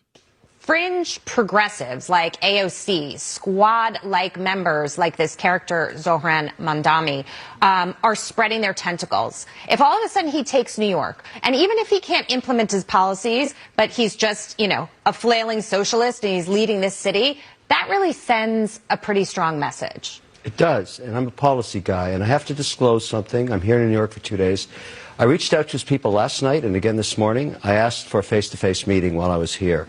Obviously, he's not here. He's in Uganda right now. But I also got a message back saying no interest in meeting, which is, for me, at least his people said that. I don't know if it's got to his ear yet. I'm quite shocked. He should take as many meetings with people like me as he possibly can. I want to find out how much of his policies are rhetoric and how much are reality in case he becomes mayor. This is a very important city for me and all investors. I would think that he would want to listen at this point because I feel I have some very good advice for him, particularly on his policies around real estate and housing and development of technology and data centers and all of that in New York and New York City. But I was very disappointed. And I expect it's fine to blow me off. I don't think it's good for him. Not a good move, in my view. And I hope he hears this now. Very interesting. Back to your telephone calls in just minutes. We'll be talking live to former Congressman Peter King. Let's go to line 3. Mike in St. James. Mike, what's going on? Hello, Dominic. The story about Obama, Hillary, and all the others, will the mainstream media cover it? They should, but do you want my honest answer? Yes. Absolutely not. Obama's the golden boy. They made him president. They're standing by him. They're sticking by him. They're not covering how bad his marriage is. They're not covering that Michelle Obama sounds like she hates his guts. They're not covering anything. Obama gets a free pass. Trump does not. I'm hoping that because Trump is the president of the United States, that with the bully pulpit of the office, they'll be forced to do something tonight to report on this. But if I had to bet the house on it, I wouldn't do it because I don't think the media is going to cover it. What do you think? One more thing, Dominic. Why would the Russians want a right-wing candidate to lose? To win, I'm sorry. To win. Well, they would want anyone that they could control, and that's what goes with the media narrative that the totally false premise that Putin was going to control Trump. I say anybody that thinks that controlling Trump, good luck with that. We're coming right back. It's Dominic Carter. And back to your live telephone calls in a few minutes. But first, we are joined by former Congressman Peter King. And this is one of the highlights for my week. And the reason being that Congressman King knows an awful lot. And I mean, really knows, not just as the kids would say, not just faking the funk, but he's not an AOC that knows absolutely nothing. He's a congressman that's put in his dues and served for a long time, and he is the real deal. Congressman King, it's always great to chat with you. How are you? I'm doing fine, and to preempt your question, my wife Rosemary is also doing fine. Well, you know that's always one of the questions. I mean, she is she's a show stealer. You know, we got to sit with her, as I told you before, with you and her at some of the dinner events, and she's just got a heart of gold. And my wife and I, we really wish her the best. She is a wonderful person. So, Congressman King, I want to begin asking you this. As you know, President Trump is now calling on the Justice Department. He announced this just a short time ago to prosecute former President Barack Obama for allegedly ordering an assessment that Russia meddled to help him with the 2016 election. I don't think Obama will be arrested, but what do you make of what the president had to say? Yeah, let me first say that, listen, there's no doubt Russia meddles in every election. But the fact is, Donald Trump had nothing to do with it. And the fact is that the big issue they were raising was there was collusion between Donald Trump and Russia. That was a lie from beginning to end. There never was any. I know that the most surprised person in the world when Donald Trump won was Vladimir Putin. They had no contact with the Trump campaign at all.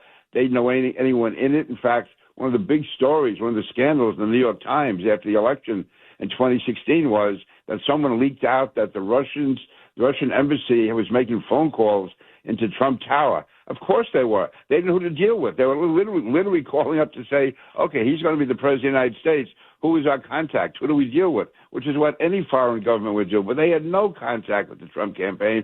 There never was any collusion. This was a lie, I believe, was orchestrated. Certainly President Obama had to play a role in this.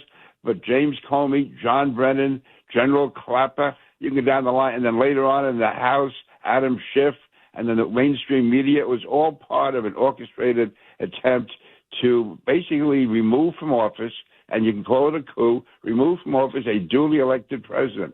That is the greatest scandal as far as a threat to democracy, not any of the other stuff they talk about. That was an absolute disgrace. Now, whether or not you can prosecute President Obama against that whole issue, the Supreme Court did say with Donald Trump last year that if it in any way involves the president's duties as president, he can't be prosecuted. But I think there should be a full investigation, and certainly those under him should be subject to criminal prosecution if the facts bear it out.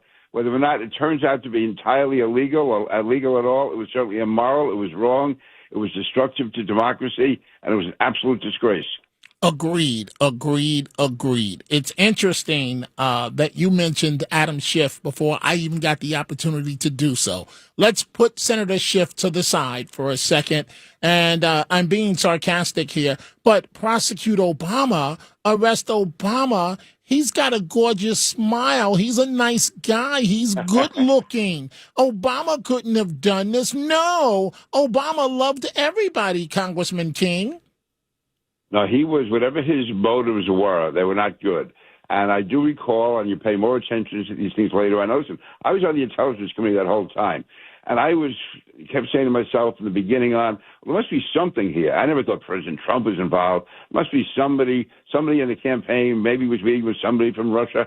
And I sat through all of the hearings. It was all closed hearings, 3 floors down below the Capitol in the soundproof room. And the Democrats brought in all these witnesses, and I kept waiting and waiting. And then I hear on CNN that night Democrats say that when the full testimony comes out, you'll see the full extent of the collusion.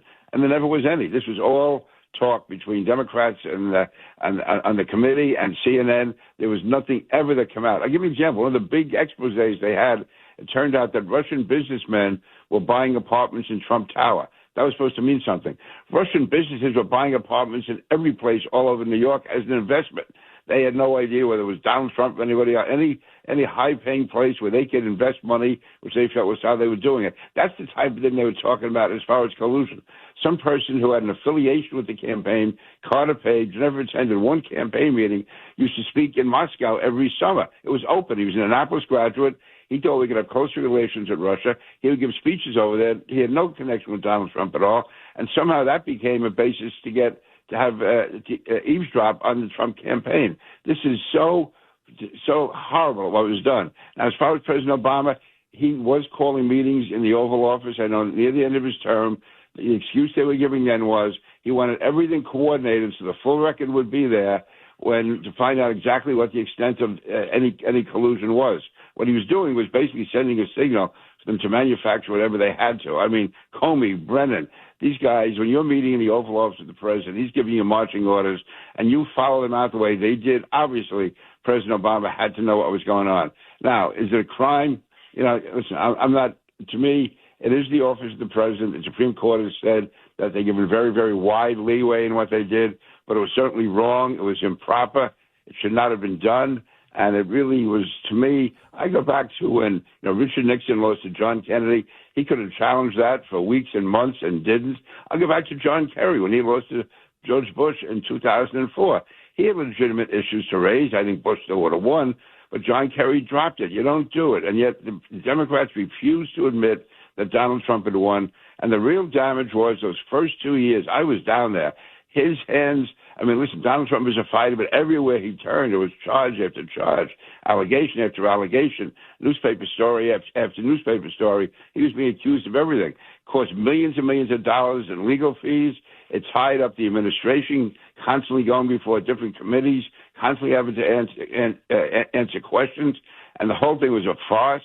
It was a really sad farce. It was a dangerous farce, but it was a farce. And somebody should be held accountable for that. And again, whether we use the criminal law to do it or whatever, there should be full investigation. People should be under oath. So, Adam Schiff, Congressman King, I go on instincts with everything. And I feel that God has blessed me to have like super instincts in reading people. And it's helped me tremendously as a journalist for the last 40 years. Adam Schiff, I never liked the guy, to be honest with you. He seems slimy. He seems like you can't believe a word out of his mouth.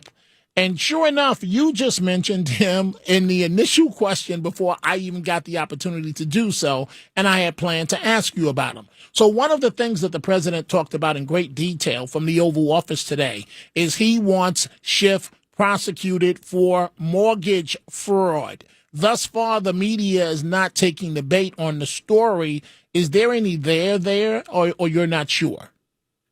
Well, I'm not sure, but certainly on the face of it, this warrants investigation. The fact is he was applying for mortgage, claiming that his home in, I guess it was Maryland, was his full-time home. And it just wouldn't add up that it was. But by doing that, he was able to get a break. He was able to get a tax break. And so, yeah, that is mortgage fraud. That is tax fraud. That is what Tish James is being accused of in New York. And, maybe 10, 20 years ago, you'd say, listen, this is a technicality, they're going after him. If anyone in the Trump family had thought of doing that, they'd be indicted on 34 counts of 34 felony counts. I mean, this is so that's the game that the Democrats started. And Adam Schiff, who postures and poses as being so honest, so above board, he's so supercilious, unctuous, whatever term you want to use. He's just above it all. And listen, if he's involved in something as grubby as that, then it should be fully investigated. Let the chips fall where they may. But I understand Donald Trump's feeling on this. I think, there's an instinct to say, well, listen, why does he go easy? He won the election. Let bygones be bygones. When your family has been persecuted and prosecuted the way his has been, when all that, they try to put them out of business, try to put them in jail, try to destroy them. I mean, I sat there through hours and hours of Donald Trump Jr. being interrogated and harassed by that committee. We went on like all morning and all afternoon, as I recall it. and they wouldn't let up on him. They wouldn't let up on him. And what they were trying to do is get a perjury trap. You put, Dominic, if you or I were before any committee being asked any questions for 6 or 7 hours, if you just say one thing that's not entirely accurate, they can get you on perjury. And that's what this was, a perjury trap for Don Jr. He survived it. He made it through. He answered everything. I remember seeing him late that night at a meeting, and he was really, the guy was exhausted. I mean, this is a terrible thing to go through. And then that was hanging over them the whole time. Hope Hicks, who was one of the top advisors to Donald Trump, what she went through hour after hour after hour. I can go through the list of people in that family, people who are close to President Trump. So I can understand why he wants revenge. And listen, you have to be a better man than I am, or you are, I think, to pass that opportunity up. If you have something on someone and that person has gone out of his way to improperly and illegally destroy you, absolutely. What goes around comes around. I'm dropping it. It's as simple as that. My handprints may not be on it, but you better believe it's going to be in the public domain. So, former Congressman Peter King, before I let you go, I only have about 2 minutes left here, give or take. But Hunter Biden goes on his tirade, dropping the F-bomb, seems like more than 100 times. And Kevin O'Leary, I want you to listen to what Kevin O'Leary had to say about Hunter Biden's appearance. Very helpful Think about Joe Biden to former President Biden. As a servant for all those years, a phenomenal public servant. The last 4, a little tough. If that was my son, I'd beat him with a stick. The disrespect that he's giving to his family, the trashing of the Biden brand. I don't agree with Biden's policies, but I respect him for his long service. He was a phenomenal politician for a long time. The end was bad, but this is, I mean, I'm outraged at him. If that was my son, I would take him behind the barn and I'd beat him with a stick. Okay. I mean, you can't be surprised, though. I'm serious. This is the same Hunter Biden who... Okay, so Congressman King, Hunter Biden, F this, F that, F. What do you think? I think that, first of all, he's a very lucky guy. He did get pardoned. He's a guy who, by all accounts, made millions of dollars off his father's office over the years. And also, it brings back the question, how is President Biden allowed to run for office again? You have people like Hunter Biden, and listen, he was a drug addict. I'm not getting into that. But he had a sordid record behind him. I mean, having an affair with his dead brother's wife.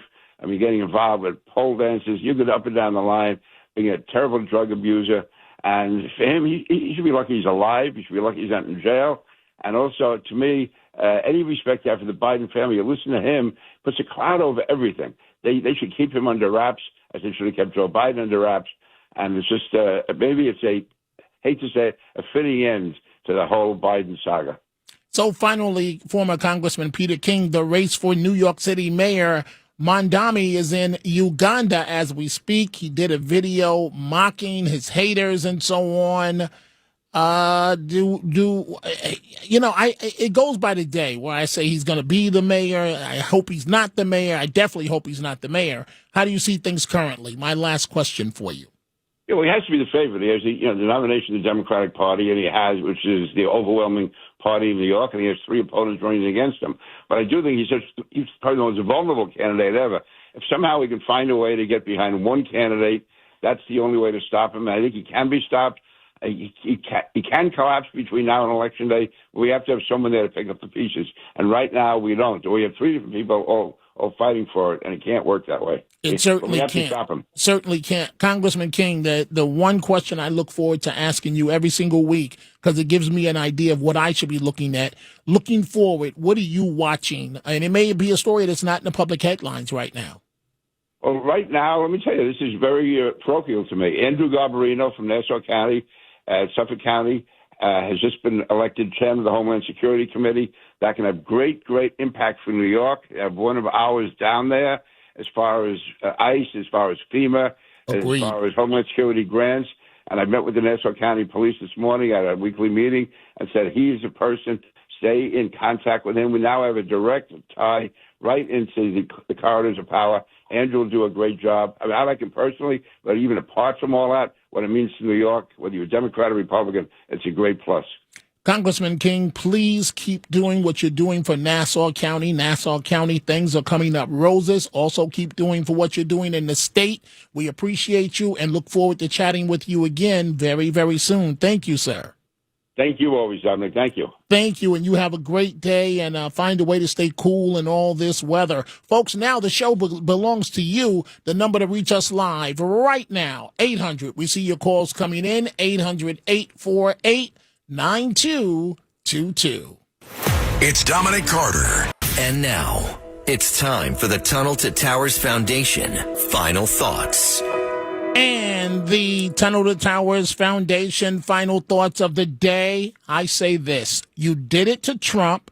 Now let's see if you do it to Obama. You did it to Trump. Let's see if you do it to Obama. You raided the former president's home, Mar-a-Lago, with agents and went through the personal belongings of the former First Lady and now current First Lady, belongings that perhaps only she and her husband should see in private, and you went through her personal stuff.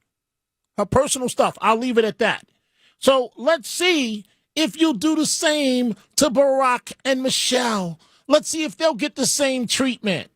Somehow I don't think it's going to happen. Let's go to your telephone calls here. Let's go to line 2. Bobby, the Upper West Side. Bobby, what's on your mind? Dominic, I really loved how you said what your football coach, because I had a football coach who was both tough and kind.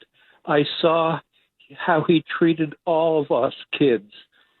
I learned so much. Okay, so what is the point you're trying to make, Bobby, or what are you saying to me? Well, I'm saying to you how fortunate you and I were to have football coaches that were kind and tough. Bobby, let me be very clear. I'm glad the same worked for you. Without my coach Bill, this is no joke. I'm not exaggerating. I'm not one of these rappers that claim I grew up in the hood but had the upper middle class experience. I'm not AOC, who claims she grew up in the Bronx. Oops, really Westchester. Without my coach Bill, let me be very, very, very clear. I was going to be very good at something in life. And I'm not proud of this, but I was either going to go into something good or I was going to be a very good drug dealer until I was stopped. And it really is that simple. I am telling you plain and simple here. There are many kids in the hood that are qualified to be CEOs, but they look for the easy way out. And thank God for me, my coach Bill, and this is why race relations are never that simple, because Coach Bill, and he's retired, and I spoke to him a few years ago, and Coach Bill, if you hear this, please give me a call. I'd love to talk to you live. The last time I spoke to Coach Bill about 3 years ago, he was upset that he couldn't save all of us. And Coach Bill, Bobby, a white New York City police officer, we were kids. We didn't understand at the time. He'd do his job and then come coach us, all black and Latino kids, and he's getting nothing out of it. Absolutely nothing except to see us make it. And this man saved my life. There's no doubt about it, because I say this I tried explaining to my daughter, who doesn't want my grandson to play football, citing the brain injuries. And I understand that, but at the same time, football builds character for life, discipline of what is required. And so, yes, Bobby, I am the only reason why I am before these mics before you right now is this white New York City police officer who came to the hood every day coaching all black kids, all Latino kids. Maybe out of the entire team, maybe one of us had a father, and I wasn't that one. I didn't even have my mother. And without Coach Bill, God only knows where my life would be. So, Coach Bill, if you're within the sound of my voice, we're almost out of time for today, but I would love to have you as a guest. I mean, this guy, he saved so many lives. And this guy, you want to talk about people that lower crime? all of us kids, Black and Latino kids, without Coach Bill, what do you think we would be? What we'd be doing if we weren't doing something constructive like going to football practice? We had to qualify for weigh-ins. So every week, so you had to lose weight, and you go to the weigh-in, and you take off your clothes, and you're down to your underwear, your jock strap, and you got to come in at a certain weight. It taught you all discipline for modern day life. Quickly, Melvin, line 4 in the Bronx. Melvin, you got 15 seconds. Hit it and quit it. Go ahead. The issue in Queens with the child being put down in the garbage chute and so forth, this has been going on for decades. What happened to the block association, the homeowners? I used to see them out there when I was a teenager. Melvin, don't focus on the block association. Focus on those damn parents. That should be, I wish I could say what should happen. Folks, $11 a month to the Tunnel to Towers Foundation at T2T.org.